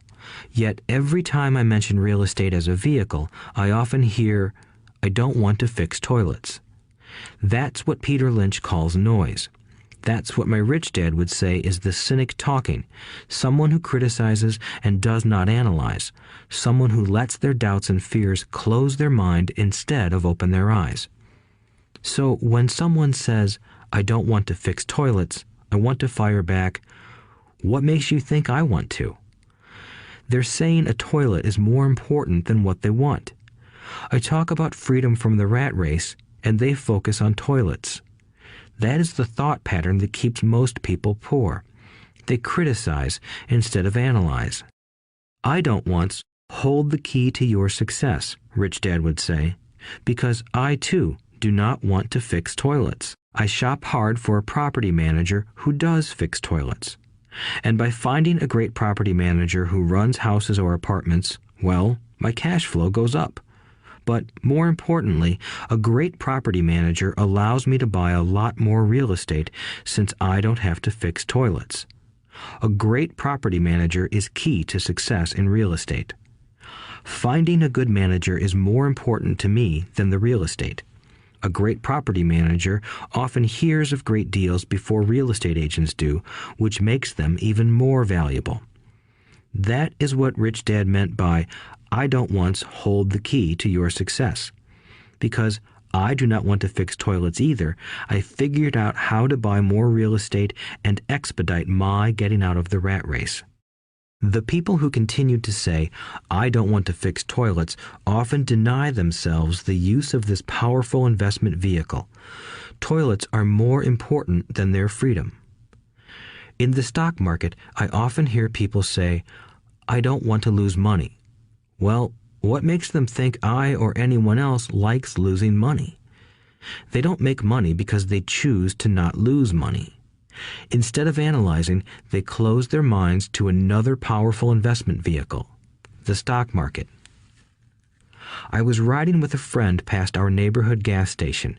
He looked up and saw that the price of gas was going up and thus the price of oil. My friend is a worrywart, or a Chicken Little. To him, the sky is always going to fall, and it usually does, on him. When we got home, he showed me all the stats as to why the price of oil was going to go up over the next few years, statistics I had never seen before, even though I already owned substantial shares of an existing oil company. With that information, I immediately began looking for and found a new undervalued oil company that was about to find some oil deposits. My broker was excited about this new company, and I bought 15,000 shares for 65 cents per share. 3 months later, this same friend and I drove by the same gas station, and sure enough, the price per gallon had gone up nearly 15%. Again, the Chicken Little worried and complained. I smiled, because a month earlier, that little oil company hit oil, and those 15,000 shares went up to more than $3 per share since he had first given me the tip. And the price of gas will continue to go up if what my friend says is true. If most people understood how a stop worked in stock market investing, there would be more people investing to win instead of investing not to lose. A stop is simply a computer command that sells your stock automatically if the price begins to drop, helping to minimize your losses and maximize some gains. It's a great tool for those who are terrified of losing. So whenever I hear people focusing on their I don't wants rather than what they do want, I know the noise in their head must be loud. Chicken Little has taken over their brain and is yelling, the sky is falling and toilets are breaking. So they avoid their don't wants, but they pay a huge price. They may never get what they want in life. Instead of analyzing, their inner Chicken Little closes their mind. Rich Dad gave me a way of looking at Chicken Little. Just do what Colonel Sanders did. At the age of 66, he lost his business and began to live on his Social Security check. It wasn't enough. He went around the country selling his recipe for fried chicken. He was turned down 1,009 times before someone said yes, and he went on to become a multimillionaire at an age when most people are quitting. He was a brave and tenacious man, Rich Dad said of Harlan Sanders. So when you're in doubt and feeling a little afraid, just do what Colonel Sanders did to his little chicken. He fried it. Overcoming laziness. Busy people are often the most lazy. We have all heard stories of a businessman who works hard to earn money. He works hard to be a good provider for his wife and children. He spends long hours at the office and brings work home on weekends. One day he comes home to an empty house. His wife has left with the kids. He knew he and his wife had problems, but rather than work to make the relationship strong, he stayed busy at work. Dismayed, his performance at work slips and he loses his job. Today, I often meet people who are too busy to take care of their wealth, and there are people too busy to take care of their health. The cause is the same. They're busy, and they stay busy as a way of avoiding something they do not want to face. Nobody has to tell them. Deep down, they know. In fact, if you remind them, they often respond with anger or irritation. If they aren't busy at work or with the kids, they're often busy watching TV, fishing, playing golf, or shopping. Yet deep down, they know they are avoiding something important. That's the most common form of laziness. Laziness by staying busy. So, what is the cure for laziness? The answer is a little greed. For many of us, we were raised thinking of greed or desire as bad. Greedy people are bad people, my mom used to say, yet we all have inside of us this yearning to have nice, new, or exciting things. So to keep that emotion of desire under control, often parents find ways of suppressing that desire with guilt. You only think about yourself. Don't you know you have brothers and sisters? Was one of my mom's favorites. You want me to buy you what? Was a favorite of my dad. Do you think we're made of money? Do you think money grows on trees? We're not rich people, you know. It wasn't so much the words, but the angry guilt trip that went with the words that got to me. Or the reverse guilt trip was the I'm sacrificing my life to buy this for you. I'm buying this for you because I never had this advantage when I was a kid. I have a neighbor who is stone broke but can't park his car in his garage. The garage is filled with toys for his kids. Those spoiled brats get everything they ask for. I don't want them to know the feeling of want are his everyday words. He has nothing set aside for their college or his retirement, but his kids have every toy ever made. He recently got a new credit card in the mail and took his kids to visit Las Vegas. I'm doing it for the kids, he said with great sacrifice. Rich Dad forbade the words, I can't afford it. In my real home, that's all I heard. Instead, Rich Dad required his children to say, how can I afford it? He believed that the words, I can't afford it, shut down your brain. It didn't have to think anymore. How can I afford it opened up the brain and forced it to think and search for answers. But most importantly, he felt the words, I can't afford it, were a lie, and the human spirit knows it. The human spirit is very, very powerful, he would say. It knows it can do anything. By having a lazy mind that says, I can't afford it, a war breaks out inside you. Your spirit is angry, and your lazy mind must defend its lie. The spirit is screaming, come on, let's go to the gym and work out. And the lazy mind says, but I'm tired. I worked really hard today. Or the human spirit says, I'm sick and tired of being poor. Let's get out there and get rich. To which the lazy mind says, rich people are greedy. Besides, it's too much bother. It's not safe. I might lose money. I'm working hard enough as it is. I've got too much to do at work anyway. Look at what I have to do tonight. My boss wants it finished by morning. I can't afford it also causes sadness, a helplessness that leads to despondency and often depression. How can I afford it opens up possibilities, excitement, and dreams.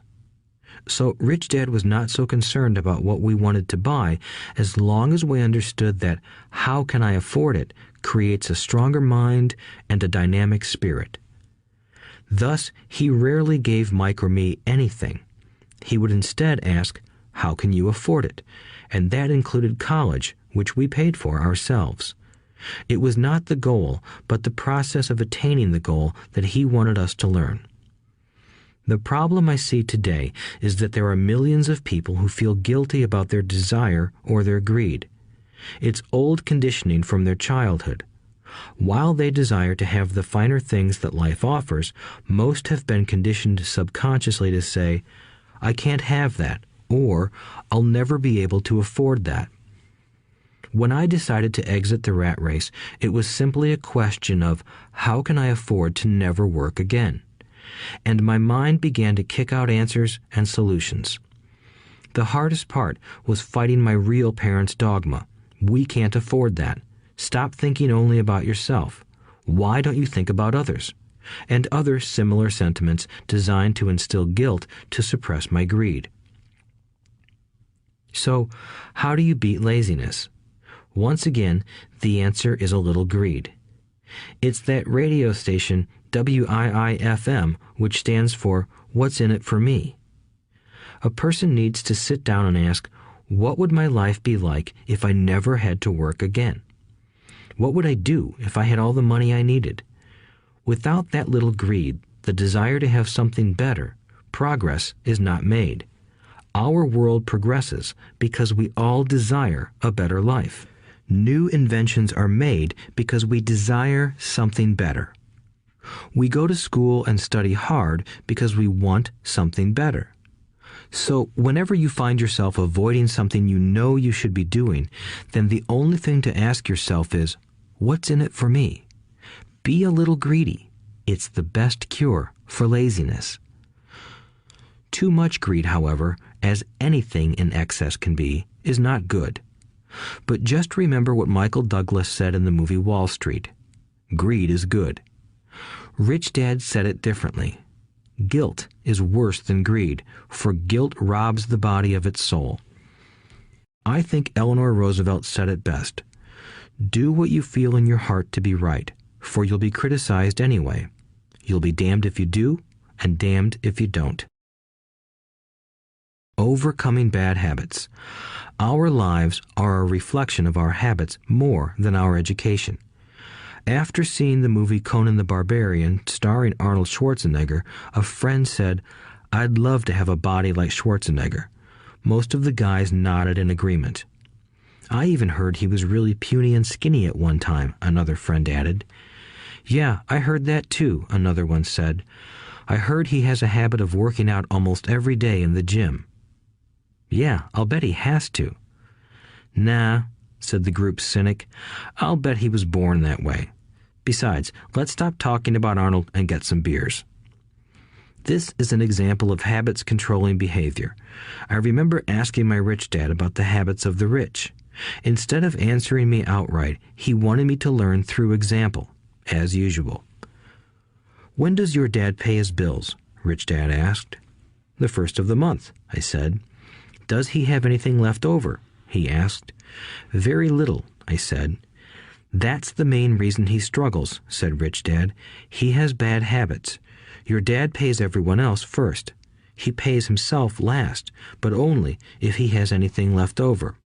"Which he usually doesn't," I said. "But he has to pay his bills, doesn't he? You're saying he shouldn't pay his bills?" "Of course not," said Rich Dad. "I firmly believe in paying my bills on time. I just pay myself first, before I pay even the government." "But what happens if you don't have enough money?" I asked. "What do you do then?" "The same," said Rich Dad. "I still pay myself first, even if I'm short of money. My asset column is far more important to me than the government." "But," I said, "don't they come after you?" "Yes, if you don't pay," said Rich Dad. "Look, I did not say not to pay. I just said I pay myself first, even if I'm short of money."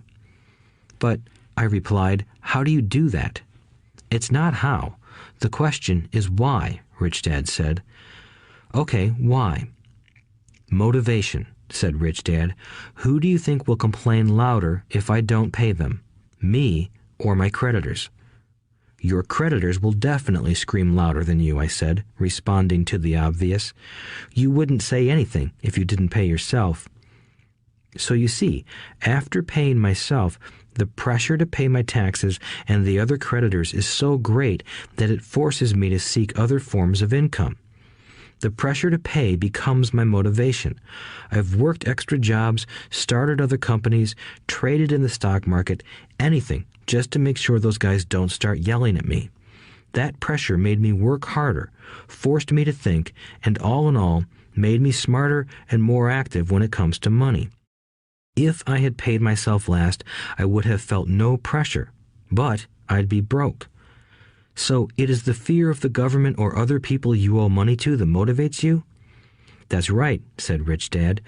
You see, government bill collectors are big bullies. So are bill collectors in general. Most people give in to those bullies. They pay them and never pay themselves. You know the story of the 98-pound weakling who gets sand kicked in his face? I nodded. I see that ad for weightlifting and bodybuilding lessons in the comic books all the time. Well, most people let the bullies kick sand in their faces. I decided to use the fear of the bully to make me stronger. Others got weaker. Forcing myself to think about how to make extra money is like going to the gym and working out with weights. The more I work my mental money muscles out, the stronger I get. Now I'm not afraid of those bullies. I liked what Rich Dad was saying, so if I pay myself first, I get financially stronger mentally and fiscally. Rich Dad nodded. And if I pay myself last, or not at all, I get weaker.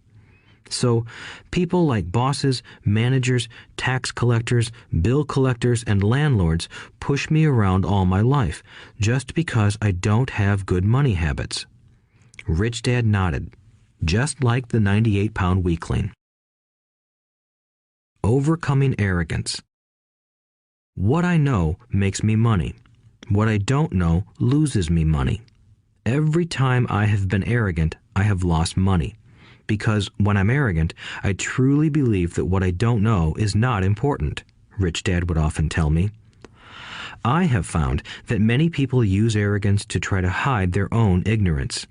It often happens when I am discussing financial statements with accountants or even other investors.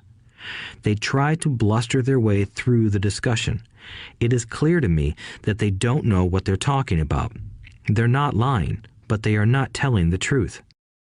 There are many people in the world of money, finances, and investments who have absolutely no idea what they're talking about. Most people in the money industry are just spouting off sales pitches like used car salesmen. When you know you are ignorant in a subject, start educating yourself by finding an expert in the field or a book on the subject.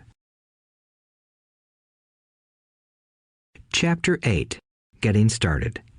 There is gold everywhere. Most people are not trained to see it. I wish I could say acquiring wealth was easy for me, but it wasn't. So in response to the question, how do I start, I offer the thought process I go through on a day-to-day basis. It really is easy to find great deals. I promise you that. It's just like riding a bike. After a little wobbling, it's a piece of cake. But when it comes to money, it takes determination to get through the wobbling. That's a personal thing. To find million-dollar deals of a lifetime requires us to call on our financial genius. I believe that each of us has a financial genius within us. The problem is that our financial genius lies asleep, waiting to be called upon. It lies asleep because our culture has educated us into believing that the love of money is the root of all evil. It has encouraged us to learn a profession so we can work for money, but failed to teach us how to have money work for us. It taught us not to worry about our financial future because our company or the government would take care of us when our working days are over. However, it is our children, educated in the same school system, who will end up paying for this absence of financial education. The message is still to work hard, earn money, and spend it. And when we run short, we can always borrow more. Unfortunately, 90% of the Western world subscribes to the above dogma, simply because it's easier to find a job and work for money. If you are not one of the masses, I offer you the following 10 steps to awaken your financial genius. I simply offer you the steps I have personally followed. If you want to follow some of them, great. If you don't, make up your own. Your financial genius is smart enough to develop its own list. While in Peru, I asked a gold miner of 45 years how he was so confident about finding a gold mine. He replied, "There is gold everywhere. Most people are not trained to see it." And I would say that is true. In real estate, I can go out and in a day come up with 4 or 5 great potential deals. while the average person will go out and find nothing, even looking in the same neighborhood. The reason is that they have not taken the time to develop their financial genius. I offer you the following 10 steps as a process to develop your God-given powers, powers over which only you have control. 1. Find a reason greater than reality, the power of spirit. If you ask most people if they would like to be rich or financially free, they would say yes. But then reality sets in. The road seems too long with too many hills to climb. It's easier to just work for money and hand the excess over to your broker. I once met a young woman who had dreams of swimming for the U.S. Olympic team. The reality was that she had to get up every morning at 4 o'clock to swim for 3 hours before going to school. She did not party with her friends on Saturday night. She had to study and keep her grades up, just like everyone else. When I asked her what fueled her superhuman ambition and sacrifice, she simply said, "I do it for myself and the people I love. It's love that gets me over the hurdles and sacrifices." A reason or a purpose is a combination of wants and don't wants. When people ask me what my reason for wanting to be rich is, I tell them that it is a combination of deep emotional wants and don't wants. I will list a few. First, the don't wants, for they create the wants. I don't want to work all my life. I don't want what my parents aspired for, which was job security and a house in the suburbs. I don't like being an employee. I hated that my dad always missed my football games because he was so busy working on his career. I hated it when my dad worked hard all his life and the government took most of what he worked for at his death. He could not even pass on what he worked so hard for when he died. The rich don't do that. They work hard and pass it on to their children. Now, the wants. I want to be free to travel the world and live in the lifestyle I love. I want to be young when I do this. I want to simply be free. I want control over my time and my life. I want money to work for me. Those are my deep-seated emotional reasons. What are yours? If they are not strong enough, then the reality of the road ahead may be greater than your reasons. I have lost money and been set back many times, but it was the deep emotional reasons that kept me standing up and going forward. I wanted to be free by age 40, but it took me until I was 47, with many learning experiences along the way. As I said, I wish I could say it was easy. It wasn't, but it wasn't that hard either. I've learned that without a strong reason or purpose, anything in life is hard. If you do not have a strong reason, there is no sense listening further. It will sound like too much work. 2. Make daily choices. The power of choice. Choice is the main reason people want to live in a free country. We want the power to choose. Financially, with every dollar we get in our hands, we hold the power to choose our future, to be rich, poor, or middle class. Our spending habits reflect who we are. Poor people simply have poor spending habits. The benefit I had as a boy was that I loved playing Monopoly constantly. Nobody told me Monopoly was only for kids, so I just kept playing the game as an adult. I also had a rich dad who pointed out to me the difference between an asset and a liability. So a long time ago, as a little boy, I chose to be rich, and I knew that all I had to do was learn to acquire assets, real assets. My best friend, Mike, had an asset column handed to him, but he still had to choose to learn to keep it. Many rich families lose their assets in the next generation simply because there was no one trained to be a good steward over their assets. Most people choose not to be rich. For 90% of the population, being rich is too much of a hassle. So they invent sayings that go, "I'm not interested in money. I'll never be rich. I don't have to worry. I'm still young. When I make some money, then I'll think about my future." My husband or wife handles the finances. The problem with those statements is that they rob the person who chooses to think such thoughts of two things. One is time, which is your most precious asset. The second is learning.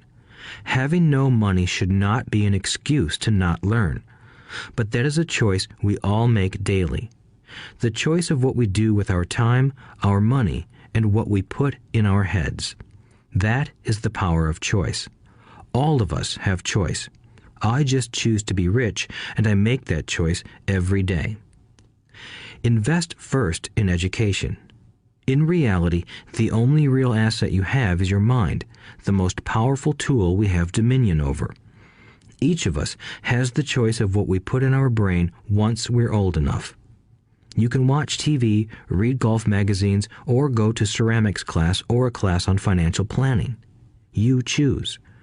Most people simply buy investments rather than first investing in learning about investing.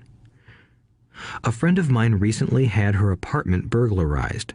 The thieves took her electronics and left all the books. And we all have that same choice. 90% of the population buys TV sets, and only about 10% buy business books. So what do? I go to seminars. I like it when they are at least 2 days long because I like to immerse myself in a subject. In 1973, I was watching this guy on TV who was advertising a 3-day seminar on how to buy real estate for nothing down. I spent $385, and that course has made me at least $2 million, if not more. But more importantly, it bought me life. I don't have to work for the rest of my life because of that one course. I go to at least 2 such courses every year. I love CDs and audiobooks. The reason? I can easily review what I just heard. I was listening to an investor say something I completely disagreed with. Instead of becoming arrogant and critical, I simply listened to that 5-minute stretch at least 20 times, maybe more. But suddenly, by keeping my mind open, I understood why he said what he said. It was like magic. I felt like I had a window into the mind of one of the greatest investors of our time. I gained tremendous insight into the vast resources of his education and experience. The net result? I still have the old way I used to think, and I now have a new way of looking at the same problem or situation. I have 2 ways to analyze a problem or trend, and that is priceless. Today, I often say, how would Donald Trump do this, or Warren Buffett, or George Soros? The only way I can access their vast mental power is to be humble enough to read or listen to what they have to say. Arrogant or critical people are often people with low self-esteem who are afraid of taking risks. That's because if you learn something new, you are then required to make mistakes in order to fully understand what you have learned. If you have listened this far, arrogance is not one of your problems. Arrogant people rarely read or listen to experts. Why should they? They are the center of the universe. There are so many intelligent people who argue or defend when a new idea clashes with the way they think. In this case, their so-called intelligence combined with arrogance equals ignorance. Each of us knows people who are highly educated or believe they are smart, but their balance sheet paints a different picture. A truly intelligent person welcomes new ideas, for new ideas can add to the synergy of other accumulated ideas. Listening is more important than talking. If that were not true, God would not have given us 2 ears and only 1 mouth. Too many people think with their mouth instead of listening in order to absorb new ideas and possibilities. They argue instead of asking questions. I take a long view on my wealth. I do not subscribe to the get-rich-quick mentality most lottery players or casino gamblers have. I may go in and out of stocks, but I am long on education. If you want to fly an airplane, I advise taking lessons first. I am always shocked at people who buy stocks or real estate but never invest in their greatest asset, their mind. Just because you bought a house or two does not make you an expert at real estate. 3. Choose friends carefully. The power of association. First of all, I do not choose my friends by their financial statements. I have friends who have actually taken a vow of poverty, as well as friends who earn millions every year. The point is that I learn from all of them. Now, I will admit that there are people I have actually sought out because they had money. But I was not after their money. I was seeking their knowledge. In some cases, these people who had money have become dear friends. I've noticed that my friends with money talk about money. They don't do it to brag. They're interested in the subject. So I learn from them, and they learn from me. My friends who are in dire financial straits do not like talking about money, business, or investing. They often think it rude or unintellectual. So I also learn from my friends who struggle financially. I find out what not to do. I have several friends who have generated over $1 billion in their short lifetimes. The 3 of them report the same phenomenon. Their friends who have no money have never come to them to ask them how they did it, but they do come asking for one of 2 things, or both, a loan or a job. Warning: don't listen to poor or frightened people. I have such friends, and while I love them dearly, they are the Chicken Littles of life. To them, when it comes to money, especially investments, it's always the sky is falling, the sky is falling.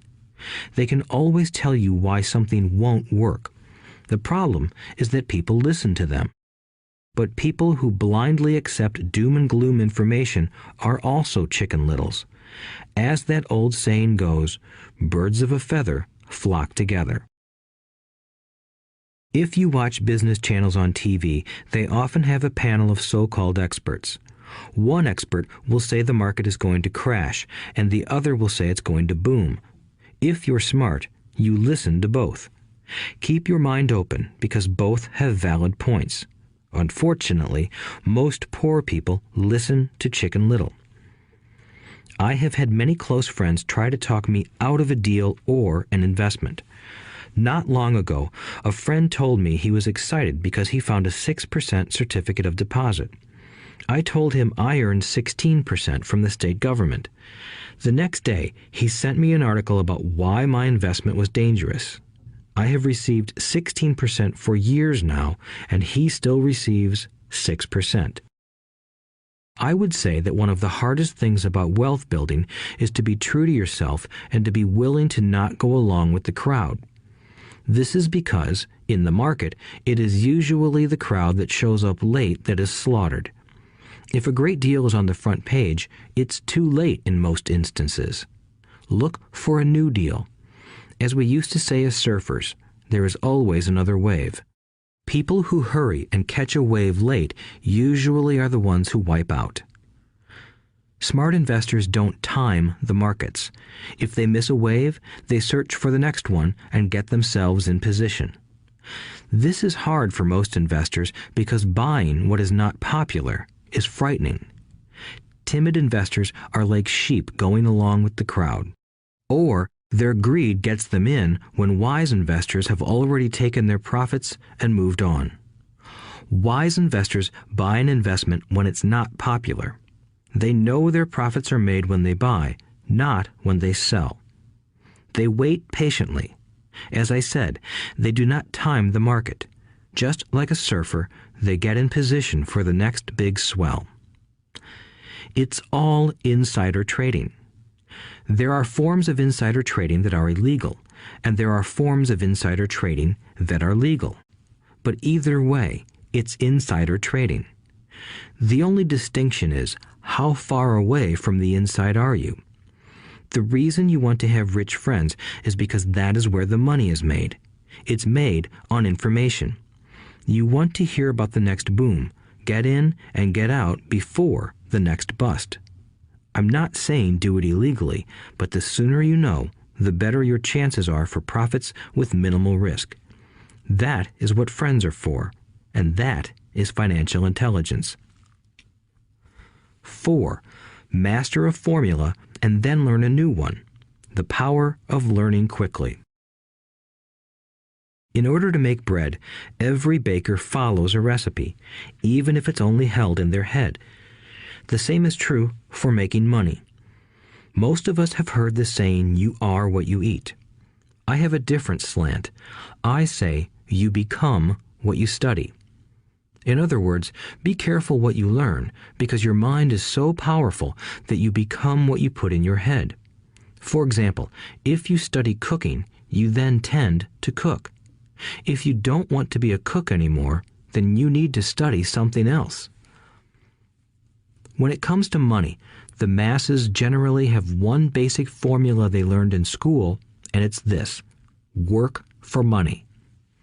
The predominant formula I see in the world is that every day millions of people get up, go to work, earn money, pay bills, balance checkbooks, buy some mutual funds, and go back to work.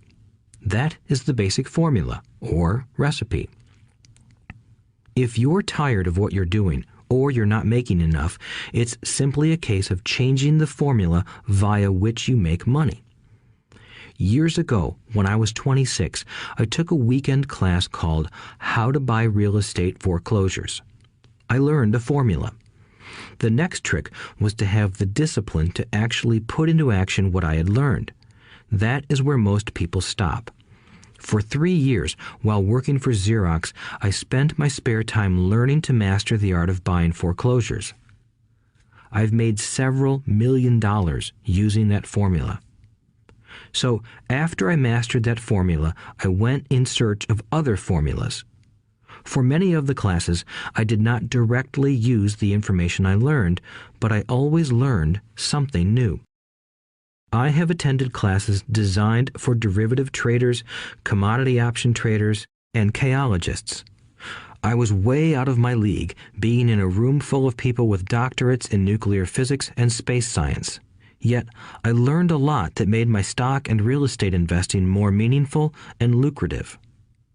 Most junior colleges and community colleges have classes on financial planning and buying traditional investments. They are good places to start, but I always search for a faster formula. That is why, on a fairly regular basis, I make more in a day than many people will make in their lifetime. Another side note, in today's fast-changing world, it's not so much what you know anymore that counts, because often what you know is old. It is how fast you learn. That skill is priceless. It's priceless in finding faster formulas, recipes, if you will, for making dough.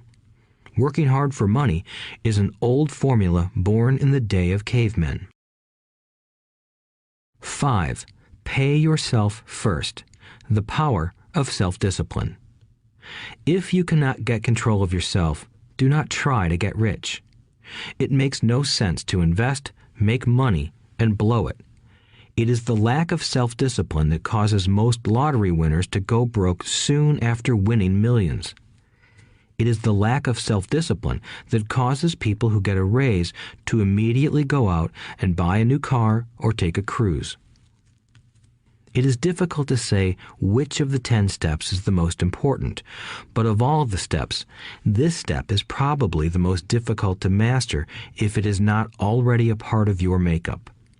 I would venture to say that personal self-discipline is the number one delineating factor between the rich, the poor, and the middle class. Simply put, people who have low self-esteem and low tolerance for financial pressure can never be rich. As I have said, a lesson learned from my rich dad was that the world will push you around. The world pushes people around, not because other people are bullies, but because the individual lacks internal control and discipline. People who lack internal fortitude often become victims of those who have self-discipline. In the entrepreneur classes I teach, I constantly remind people to not focus on their product, service, or widget, but to focus on developing management skills. The 3 most important management skills necessary to start your own business are management of 1. Cash flow, 2. People, 3. Personal time. I would say the skills to manage these three apply to anything, not just entrepreneurs. The three matter in the way you live your life as an individual or as part of a family, a business, a charitable organization, a city, or a nation. Each of these skills is enhanced by the mastery of self-discipline. I do not take the saying, "pay yourself first," lightly. The statement, "pay yourself first," comes from George Clayson's book, The Richest Man in Babylon. Millions of copies have been sold. But while millions of people freely repeat that powerful statement, few follow the advice. As I said, financial literacy allows one to read numbers, and numbers tell the story. By looking at a person's income statement and balance sheet, I can readily see if people who spout the words, "pay yourself first," actually practice what they preach. In reality, each month, many allocate money to their asset column before they pay their monthly expenses. Although millions of people have read Clayson's book and understand the words, "pay yourself first," in reality, they pay themselves last. Now, I can hear the howls from those of you who sincerely believe in paying your bills first, and I can hear all the responsible people who pay their bills on time. I am not saying be irresponsible and not pay your bills. All I am saying is do what the book says, which is pay yourself first. If you can truly begin to understand the power of cash flow, you will soon realize why 90% of people work hard all their lives and need government support like Social Security when they are no longer able to work. Kim and I have had many bookkeepers, accountants, and bankers who have had a major problem with this way of looking at pay yourself first. The reason is that these financial professionals actually do what the masses do. They pay themselves last. There have been times in my life when, for whatever reason, cash flow was far less than my bills. I still paid myself first. My accountant and bookkeeper screamed in panic. "They're going to come after you. The IRS is going to put you in jail. You're going to ruin your credit rating. They'll cut off the electricity." I still paid myself first. Why, you ask? Because that's what the story, The Richest Man in Babylon, was all about. The power of self-discipline and the power of internal fortitude. As my rich dad taught me the first month I worked for him, most people allow the world to push them around. A bill collector calls and you pay or else. A sales clerk says, "Oh, just put it on your charge card." Your real estate agent tells you, "Go ahead.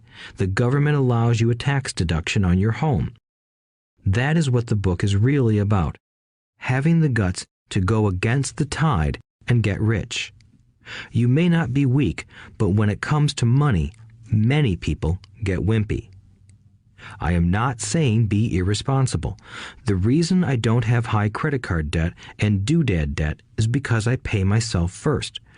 The reason I minimize my income is because I don't want to pay it to the government. That is why my income comes from my asset column through a Nevada corporation. If I work for money, the government takes it. Although I pay my bills last, I am financially astute enough to not get into a tough financial situation. I don't like consumer debt. I actually have liabilities that are higher than 99% of the population, but I don't pay for them. Other people pay for my liabilities. They're called tenants. So rule number 1 in paying yourself first is don't get into debt in the first place. Although I pay my bills last, I set it up to have only small, unimportant bills that are due. When I occasionally come up short, I still pay myself first. I let the creditors and even the government scream. I like it when they get tough. Why? Because those guys do me a favor. They inspire me to go out and create more money. So I pay myself first, invest the money, and let the creditors yell. I generally pay them right away anyway. Kim and I have excellent credit. We just don't cave into pressure and spend our savings or liquidate stocks to pay for consumer debt. That is not too financially intelligent. To successfully pay yourself first, keep the following in mind. 1. Don't get into large debt positions that you have to pay for. Keep your expenses low. Build up assets first. Then buy the big house or nice car. Being stuck in the rat race is not intelligent. 2. When you come up short, let the pressure build and don't dip into your savings or investments. Use the pressure to inspire your financial genius to come up with new ways of making more money and then pay your bills.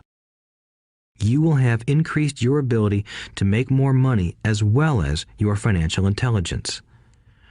So many times I have gotten into financial hot water and used my brain to create more income while staunchly defending the assets in my asset column. My bookkeeper has screamed and dived for cover, but I was like a good soldier defending the fort. Fort assets. Poor people have poor habits. A common bad habit is innocently called dipping into savings. The rich know that savings are only used to create more money, not to pay bills. I know that sounds tough, but as I said, if you're not tough inside, the world will always push you around anyway. If you do not like financial pressure, then find a formula that works for you. A good one is to cut expenses, put your money in the bank, pay more than your fair share of income tax, buy safe mutual funds, and take the vow of the average. But this violates the pay yourself first rule. This rule does not encourage self-sacrifice or financial abstinence. It doesn't mean pay yourself first and starve. Life was meant to be enjoyed. If you call on your financial genius, you can have all the goodies of life, get rich, and pay bills. And that is financial intelligence. 6. Pay your brokers well. The power of good advice. Sometimes I see people posting a sign in front of their house that says, "For sale by owner." Or I see people on TV claiming to be discount brokers. My rich dad taught me to take the opposite approach. He believed in paying professionals well, and I have adopted that policy also. Today, I have expensive attorneys, accountants, real estate brokers, and stockbrokers. Why? Because if, and I do mean if, the people are professionals, their services should make you money. And the more money they make, the more money I make. We live in the information age. Information is priceless. A good broker should provide you with information as well as take the time to educate you. I have several brokers who do that for me. Some taught me when I had little or no money, and I am still with them today. What I pay a broker is tiny in comparison with what kind of money I can make because of the information they provide. I love it when my real estate broker or stockbroker makes a lot of money because that usually means I made a lot of money. A good broker saves me time in addition to making me money. Like when I bought the vacant land for $9,000 and sold it immediately for over $25,000 so I could buy my Porsche quicker. A broker is my eyes and ears in the market. They're there every day, so I do not have to be. I'd rather play golf. People who sell their house on their own must not value their time much. Why would I want to save a few bucks when I could use that time to make more money or spend it with those I love?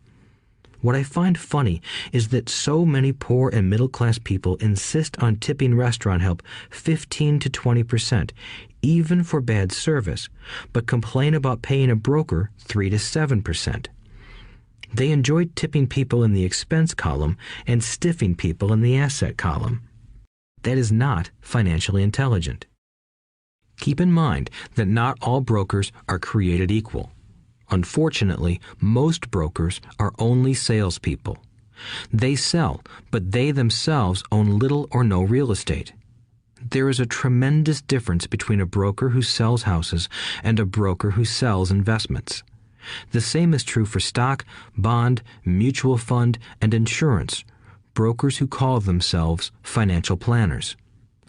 When I interview any paid professional, I first find out how much property or stocks they personally own and what percentage they pay in taxes.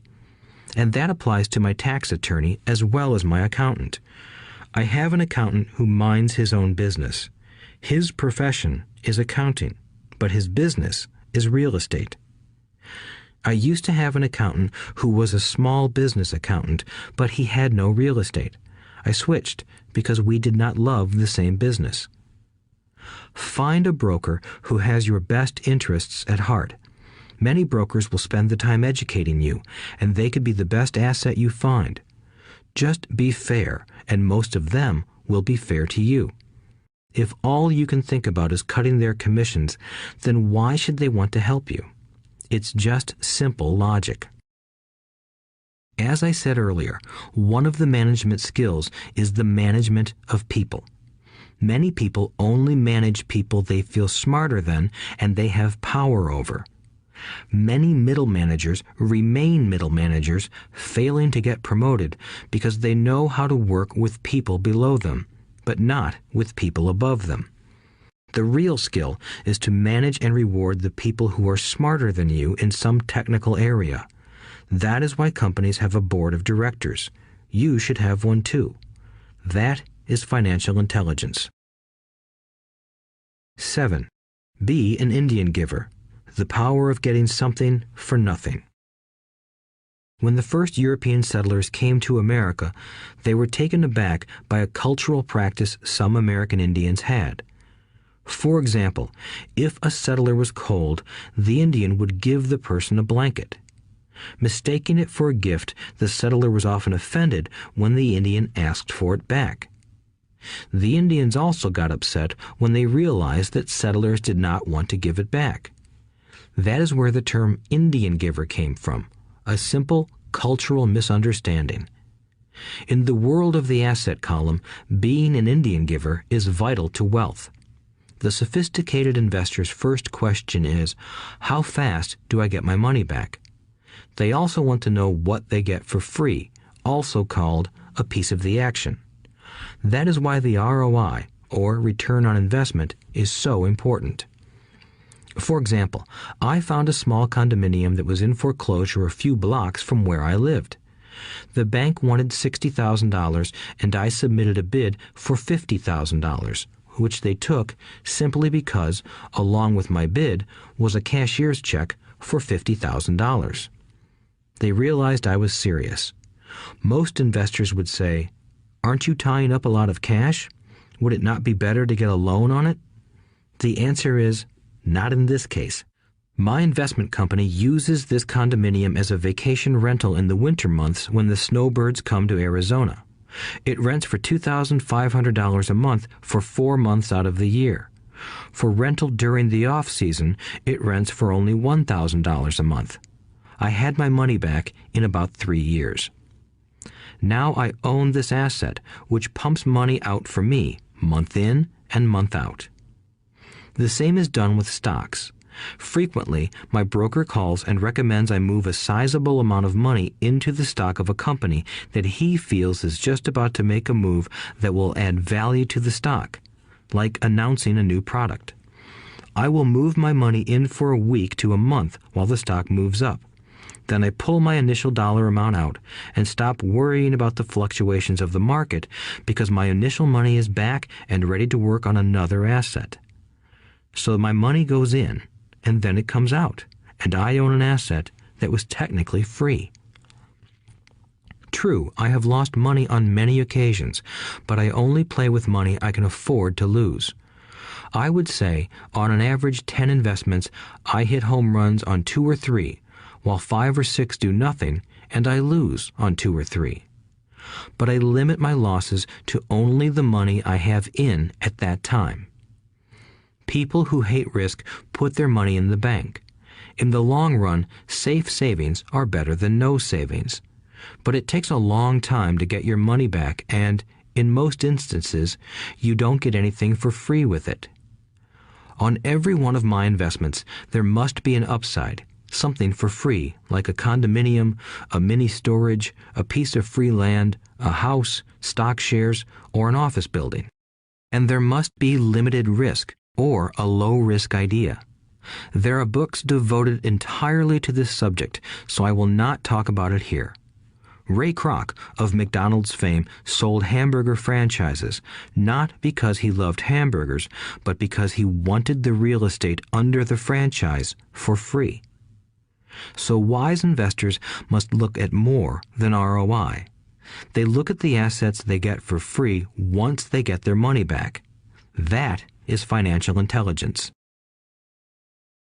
8. Use assets to buy luxuries. The power of focus. A friend's child has been developing a nasty habit of burning a hole in his pocket. Just 16, he wanted his own car. The excuse? All his friends' parents gave their kids cars. The child wanted to go into his savings and use it for a down payment. That was when his father called me and then came to see me. Do you think I should let him do it, or should I just buy him a car? I answered, it might relieve the pressure in the short term, but what have you taught him in the long term? Can you use this desire to own a car and inspire your son to learn something? Suddenly, the lights went on and he hurried home. 2 months later, I ran into my friend again. Does your son have his new car? I asked. No, he doesn't, but I gave him $3,000 for the car.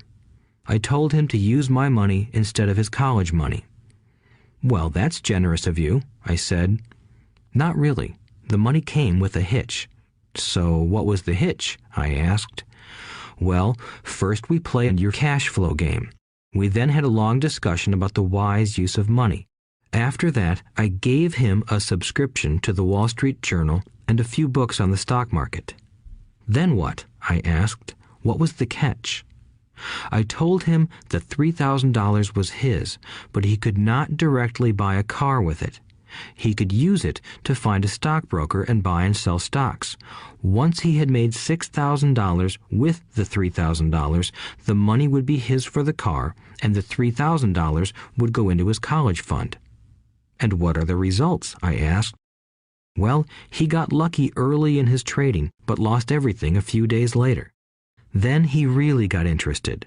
Today, I would say he is down $2,000, but his interest is up. He has read all the books I bought him, and he's gone to the library to get more. He reads the Wall Street Journal voraciously, watching for indicators. He's only got $1,000 left, but his interest and learning are sky high. He knows that if he loses that money, he walks for 2 more years. But he does not seem to care. He even seems uninterested in getting a car because he's found a game that is more fun.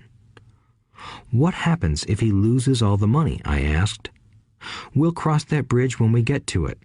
I'd rather have him lose everything now than wait till he's our age to risk losing everything. And besides, that is the best $3,000 I've ever spent on his education. What he is learning will serve him for life, and he seems to have gained a new respect for the power of money. As I said earlier, if a person cannot master the power of self-discipline, it is best not to try to get rich. I say this because although the process of developing cash flow from an asset column is easy in theory, what's hard is the mental fortitude to direct money to the correct use.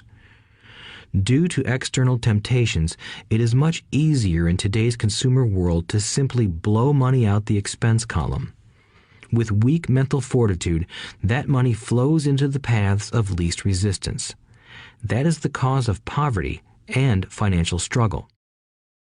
The following example illustrates the financial intelligence needed to direct money to make more money. If we give 100 people $10,000 at the start of the year, I believe that at the end of the year, 80 would have nothing left. In fact, many would have created greater debt by making a down payment on a new car, refrigerator, electronics, or a holiday. 16 would have increased that $10,000 by 5 to 10%. 4 would have increased it to $20,000 or into the millions. We go to school to learn a profession so we can work for money. It is my opinion that it's just as important to learn how to have money work for you. I love my luxuries as much as anyone else. The difference is I don't buy them on credit. It's the keep up with the Joneses trap. When I wanted to buy a Porsche, the easy road would have been to call my banker and get a loan. Instead of choosing to focus in the liability column, I chose to focus in the asset column. As a habit, I use my desire to consume to inspire and motivate my financial genius to invest. Too often today, we focus on borrowing money to get the things we want instead of focusing on creating money. One is easier in the short term, but harder in the long term. It's a bad habit that we as individuals and as a nation have gotten into. Remember, the easy road often becomes hard, and the hard road often becomes easy. The earlier you can train yourself and those you love to be masters of money, the better. Money is a powerful force. Unfortunately, people use the power of money against themselves. If your financial intelligence is low, money will run all over you. It will be smarter than you. If money is smarter than you, you will work for it all your life. To be the master of money, you need to be smarter than it. Then money will do as it is told. It will obey you. Instead of being a slave to it, you will be the master of it. That is financial intelligence. 9. Choose heroes. The power of myth. When I was a kid, I greatly admired Willie Mays, Hank Aaron, and Yogi Berra. They were my heroes, and I wanted to be just like them. I treasured their baseball cards. I knew their stats, the RBIs, the ERAs, their batting averages, how much they got paid, and how they came up from the minor leagues. As a 9-year-old kid, when I stepped up to bat or played first base or catcher, I wasn't me. I pretended I was a famous baseball player. It's one of the most powerful ways we learn, and we often lose that as adults. We lose our heroes. Today, I watch young kids playing basketball near my home. On the court, they're not little Johnny. They're pretending to be their favorite basketball hero. Copying or emulating heroes is true power learning. I have new heroes as I grow older. I have golf heroes, and I copy their swings and do my best to read everything I can about them. I also have heroes such as Donald Trump, Warren Buffett, Peter Lynch, George Soros, and Jim Rogers. I know their stats just like I knew the ERAs and RBIs of my childhood baseball heroes. I follow what Warren Buffett invests in, and I read anything I can about his point of view on the market and how he chooses stocks. And I read about Donald Trump, trying to find out how he negotiates and puts deals together. Just as I was not me when I was up to bat, when I'm in the market or I'm negotiating a deal, I am subconsciously acting with the bravado of Trump.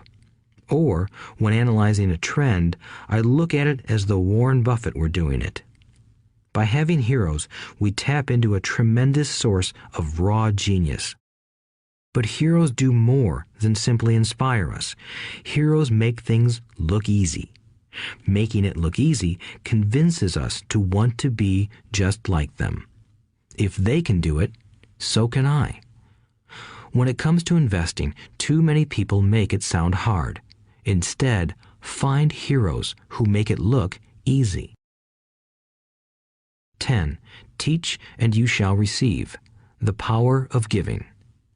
Both of my dads were teachers. My rich dad taught me a lesson I have carried all my life, the necessity of being charitable or giving. My educated dad gave a lot of his time and knowledge, but almost never gave away money. He usually said that he would give when he had some extra money, but of course, there was rarely any extra. My rich dad gave money as well as education. He believed firmly in tithing. If you want something, you first need to give, he would always say. When he was short of money, he gave money to his church or to his favorite charity. If I could leave one single idea with you, it is that idea. Whenever you feel short or in need of something, give what you want first, and it will come back in buckets. That is true for money, a smile, love, or friendship. I know it is often the last thing a person may want to do, but it has always worked for me. I trust that the principle of reciprocity is true, and I give what I want. I want money, so I give money, and it comes back in multiples. I want sales, so I help someone else sell something, and sales come to me. I want contacts, and I help someone else get contacts. Like magic, contacts come to me. I heard a saying years ago that went, "God does not need to receive, but humans need to give." My rich dad would often say, poor people are more greedy than rich people. He would explain that if a person was rich, that person was providing something that other people wanted. In my life, whenever I have felt needy or short of money or short of help, I simply went out or found in my heart what I wanted and decided to give it first. And when I gave, it always came back. It reminds me of the story of the guy sitting with firewood in his arms on a cold, freezing night. He is yelling at the pot-bellied stove, "When you give me some heat, then I'll put some wood in you." And when it comes to money, love, happiness, sales, and contacts, all one needs to remember is to give first. Often, just the process of thinking of what I want and how I could give that to someone else breaks free a torrent of bounty. Whenever I feel that people aren't smiling at me, I simply begin smiling and saying hello. Like magic, the next thing I know, I'm surrounded by smiling people. It is true that your world is only a mirror of you. So that's why I say, teach and you shall receive. I have found that the more I teach those who want to learn, the more I learn. If you want to learn about money, teach it to someone else. A torrent of new ideas and finer distinctions will come in. There are times when I have given and nothing has come back, or what I have received is not what I wanted. But upon closer inspection and soul-searching, I was often giving to receive in those instances instead of giving for the joy that giving itself brings. My dad taught teachers, and he became a master teacher. My rich dad always taught young people his way of doing business. In retrospect, it was their generosity with what they knew that made them smarter. There are powers in this world that are much smarter than we are. You can get there on your own, but it's easier with the help of the powers that be. You only need to be generous with what you have. Chapter 9. Still want more? Here are some to-dos. Many people may not be satisfied with my 10 steps. They see them more as philosophies than actions. I think understanding the philosophy is just as important as the action. There are many people who want to do instead of think, and then there are people who think but do not do. I would say that I am both. I love new ideas, and I love action. So for those who want a to-do list on how to get started, I will share with you some of the things I do in abbreviated form. Stop doing what you're doing. In other words, take a break and assess what is working and what is not working. The definition of insanity is doing the same thing over and over and expecting a different result. Stop doing what is not working and look for something new. Look for new ideas. For new investing ideas, I go to bookstores and search for books on different and unique subjects. I call them formulas. I buy how-to books on formulas I know nothing about. For example, in the bookstore I found the book The 16% Solution by Joel Moskowitz. I bought the book and read it, and the next Thursday I did exactly as the book said. Most people do not take action, or they let someone talk them out of whatever new formula they are studying. My neighbor told me why 16% would not work. I did not listen to him because he's never done it. Find someone who has done what you want to do. take them to lunch, and ask them for tips and tricks of the trade. As for 16% tax lien certificates, I went to the county tax office and found the government employee who worked in that office. I found out that she, too, invested in the tax liens. Immediately, I invited her to lunch. She was thrilled to tell me everything she knew and how to do it. After lunch, she spent all afternoon showing me everything. By the next day, I found 2 great properties with her help that have been accruing interest at 16% ever since. It took a day to read the book, a day to take action, an hour for lunch, and a day to acquire 2 great deals. Take classes, read, and attend seminars.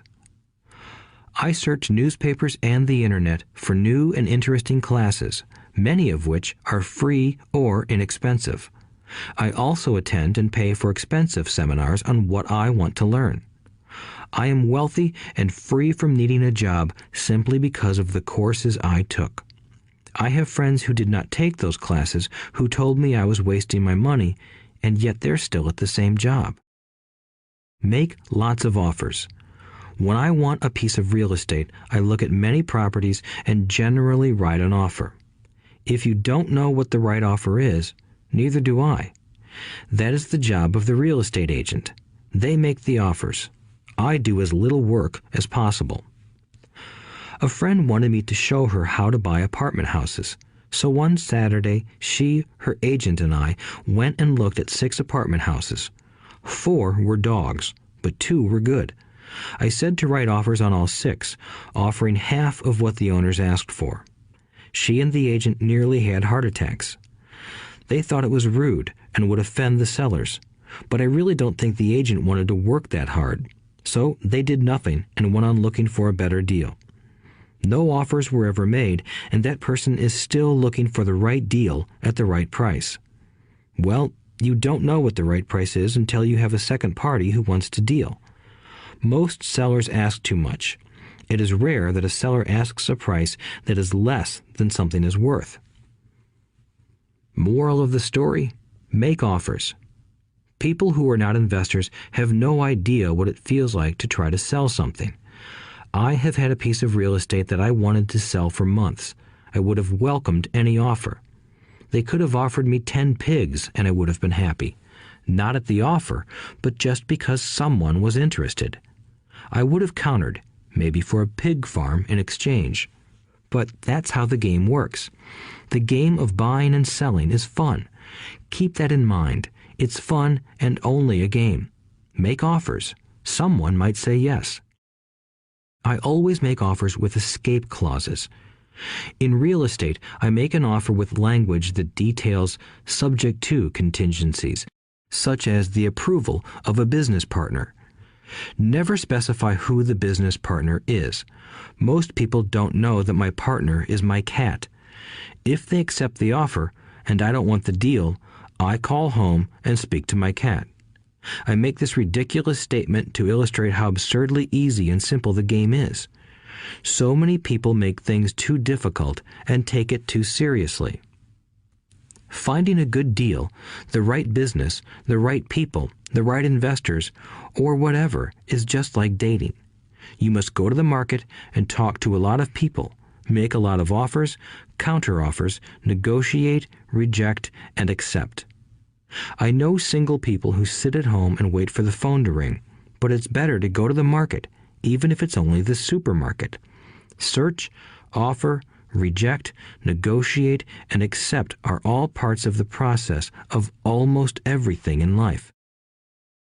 Jog, walk, or drive a certain area once a month for 10 minutes. I have found some of my best real estate investments doing this. I will jog a certain neighborhood for a year and look for change. For there to be profit in a deal, there must be 2 elements, a bargain and change. There are lots of bargains, but it's change that turns a bargain into a profitable opportunity. So when I jog a neighborhood I might like to invest in. It is the repetition that causes me to notice slight differences. I notice real estate signs that are up for a long time. That means the seller might be more agreeable to deal. I watch for moving trucks going in or out. I stop and talk to the drivers. I talk to the postal carriers. It's amazing how much information they acquire about an area. I find a bad area, especially an area that the news has scared everyone away from.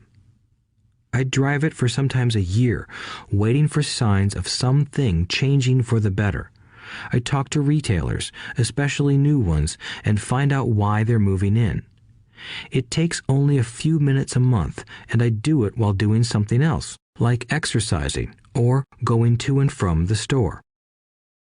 Shop for bargains in all markets. Consumers will always be poor. When the supermarket has a sale, say on toilet paper, the consumer runs in and stocks up.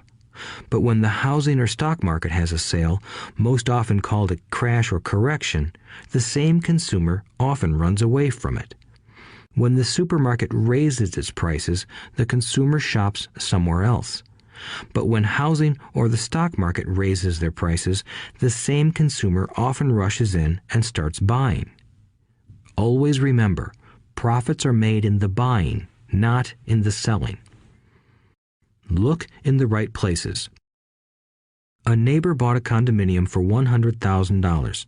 I bought the identical condo next door for $50,000. He told me he's waiting for the price to go up. I told him that profit is made when you buy, not when you sell.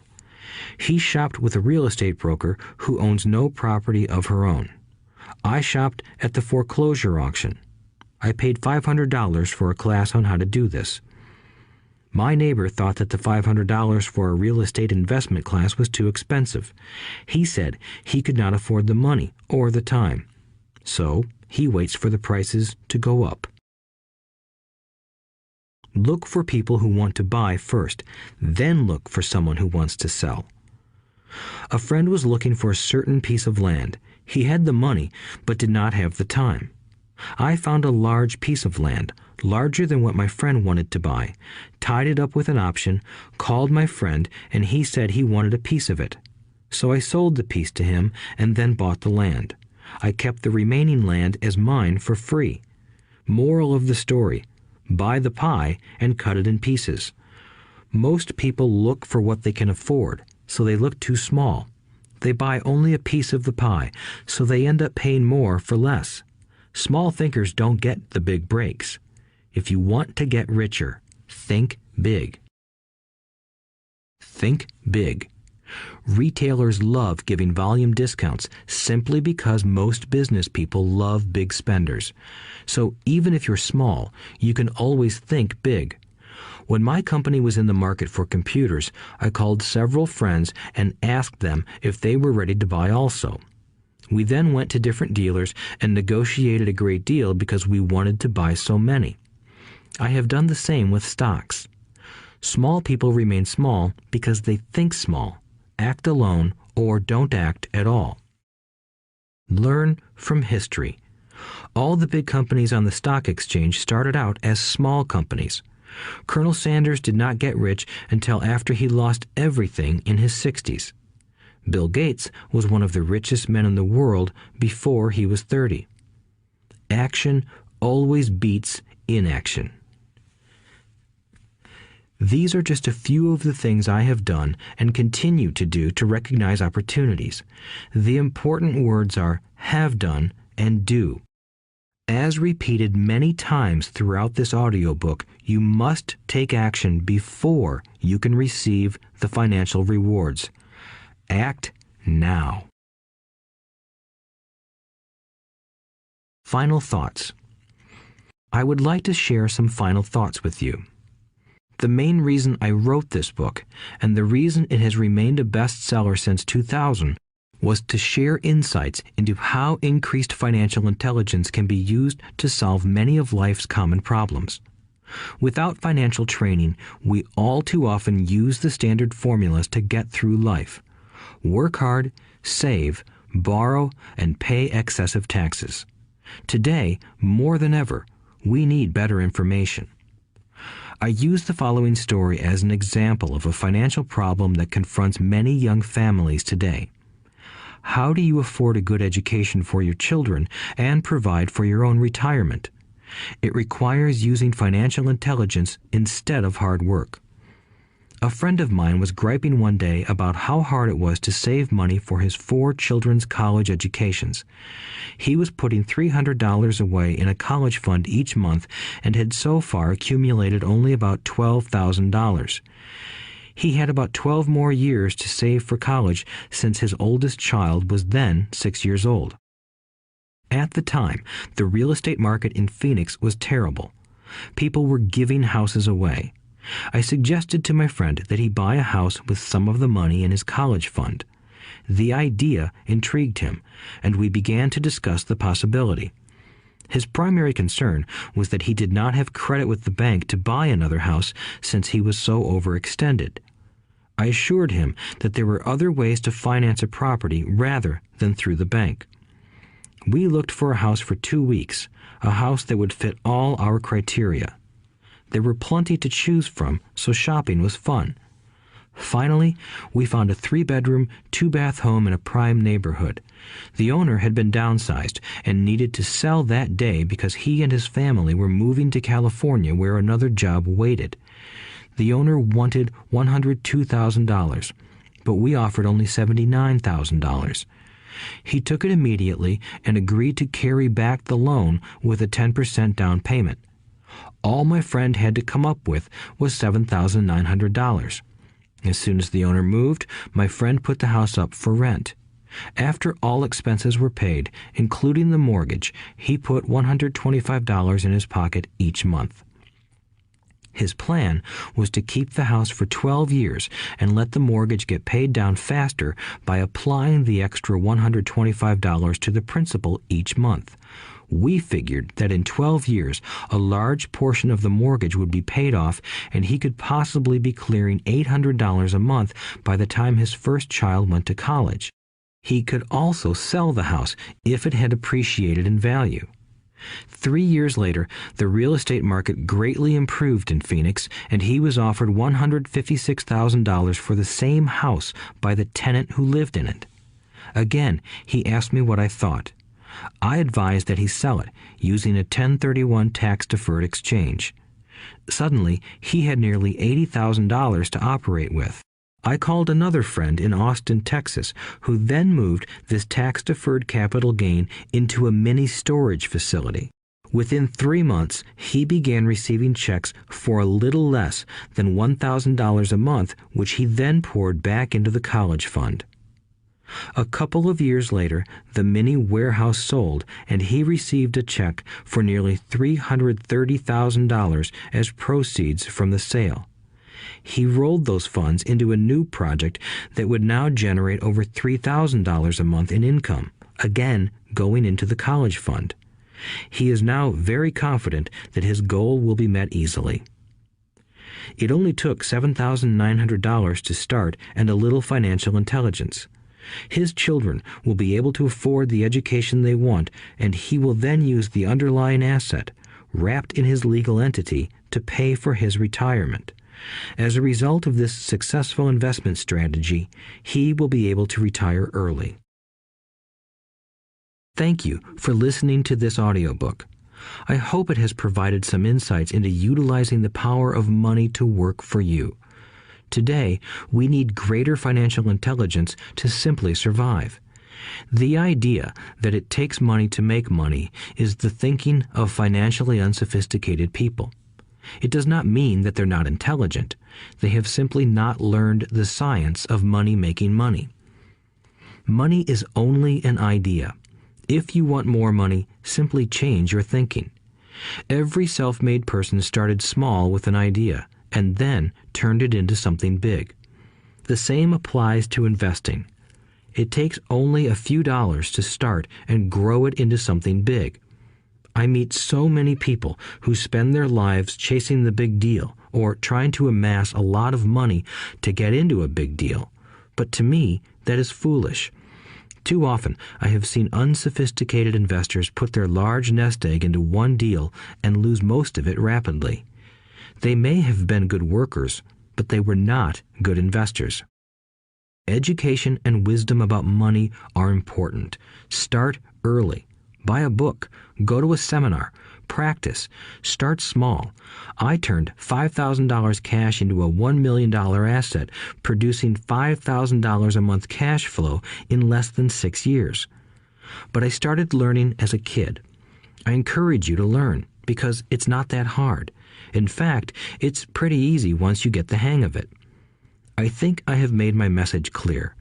It's what is in your head that determines what is in your hands. Money is only an idea. There is a great book called Think and Grow Rich. The title is not Work Hard and Grow Rich. Learn to have money work hard for you, and your life will be easier and happier. Today, don't play it safe. Play it smart. The 3 incomes. In the world of accounting, there are 3 different types of income. 1, ordinary earned. 2, portfolio. 3, passive. When my poor dad said to me, "Go to school, get good grades, and find a safe, secure job," he was recommending I work for earned income. When my rich dad said, "The rich don't work for money, they have their money work for them," he was talking about passive income and portfolio income. Passive income, in most cases, is income derived from real estate investments. Portfolio income is income derived from paper assets such as stocks and bonds. Portfolio income is the income that makes Bill Gates the richest man in the world, not earned income. Rich Dad used to say, the key to becoming wealthy is the ability to convert earned income into passive income or portfolio income as quickly as possible. He would say, taxes are highest on earned income. The least taxed income is passive income. That is another reason why you want your money working hard for you. The government taxes the income you work hard for more than the income your money works hard for. In my second book, Rich Dad's Cash Flow Quadrant, I explain the 4 different types of people who make up the world of business. They are E, employee, S, self-employed, B, business owner, and I, investor. Most people go to school to learn to be an E or an S. The cash flow quadrant is written about the core differences of these 4 types and how people can change their quadrant. In fact, most of our products are created for people in the B and I quadrants.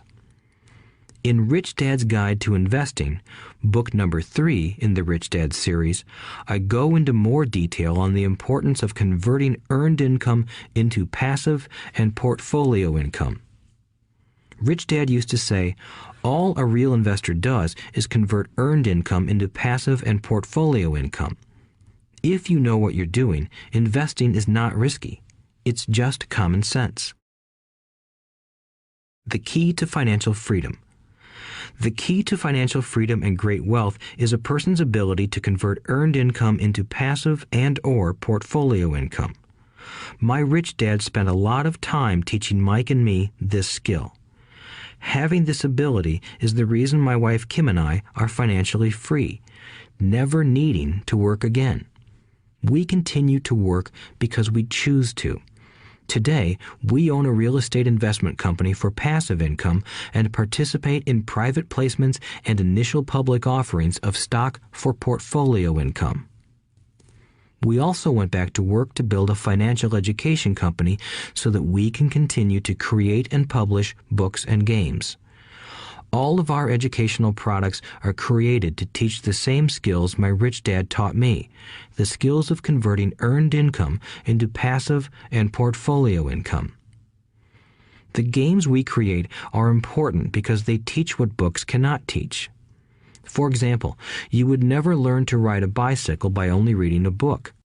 Our cash flow games for adults and cash flow for kids game are designed to teach players the basic investment skills of converting earned income into passive and portfolio income.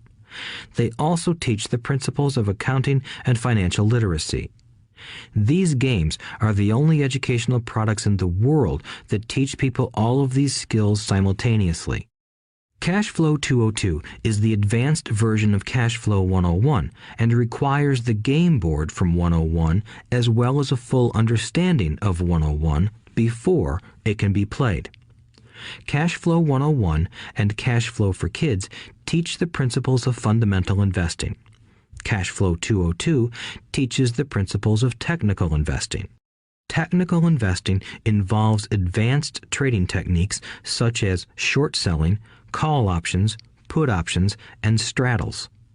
A person who understands these advanced techniques is able to make money when the market goes up, as well as when the market comes down. As my rich dad would say, a real investor makes money in an up market and a down market. That is why they make so much money. One of the reasons they make more money is simply because they have more self-confidence. Rich Dad would say they have more self-confidence because they are less afraid of losing. In other words, the average investor does not make as much money because they are so afraid of losing money. The average investor does not know how to protect themselves from losses, and that is what Cash Flow 202 teaches. Average investors think investing is risky because they have not been formally trained to be professional investors. As Warren Buffett, America's richest investor, says, risk comes from not knowing what you're doing.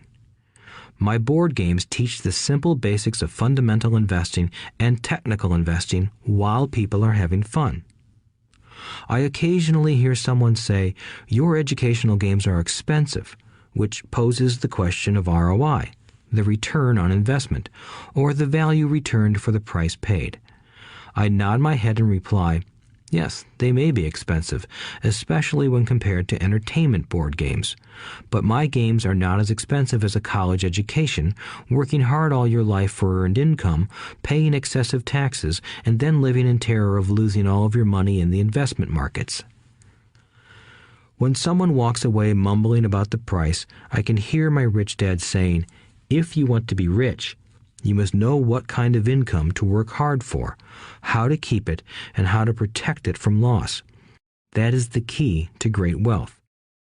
Rich Dad would also say, if you do not understand the differences in those three incomes and do not learn the skills on how to acquire and protect those incomes, you will probably spend your life earning less than you could and working harder than you should.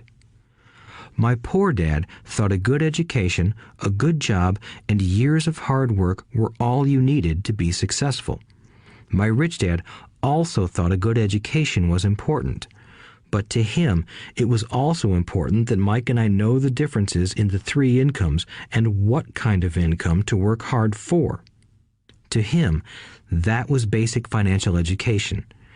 Knowing the differences in the three incomes and learning the investment skills of how to acquire the different incomes is basic education for anyone who strives to acquire great wealth and achieve financial freedom, a special kind of freedom that only a few will ever know. As Rich Dad states in lesson number 1, the rich do not work for money. They know how to have money work hard for them.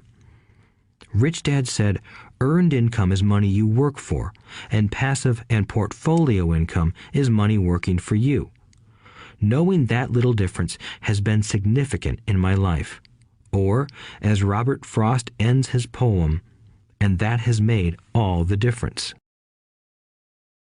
Take action. All of you were given two great gifts, your mind and your time. It is up to you to do what you please with both. With each dollar bill that enters your hand, you and only you have the power to determine your destiny. Spend it foolishly, and you choose to be poor. Spend it on liabilities, and you join the middle class. Invest it in your mind and learn how to acquire assets, and you will be choosing wealth as your goal and your future. The choice is yours, and only yours. Every day, with every dollar, you decide to be rich, poor, or middle class. Choose to share this knowledge with your children, and you choose to prepare them for the world that awaits. No one else will. You and your children's future will be determined by choices you make today, not tomorrow. I wish you great wealth and much happiness with this fabulous gift called life. Robert Kiyosaki.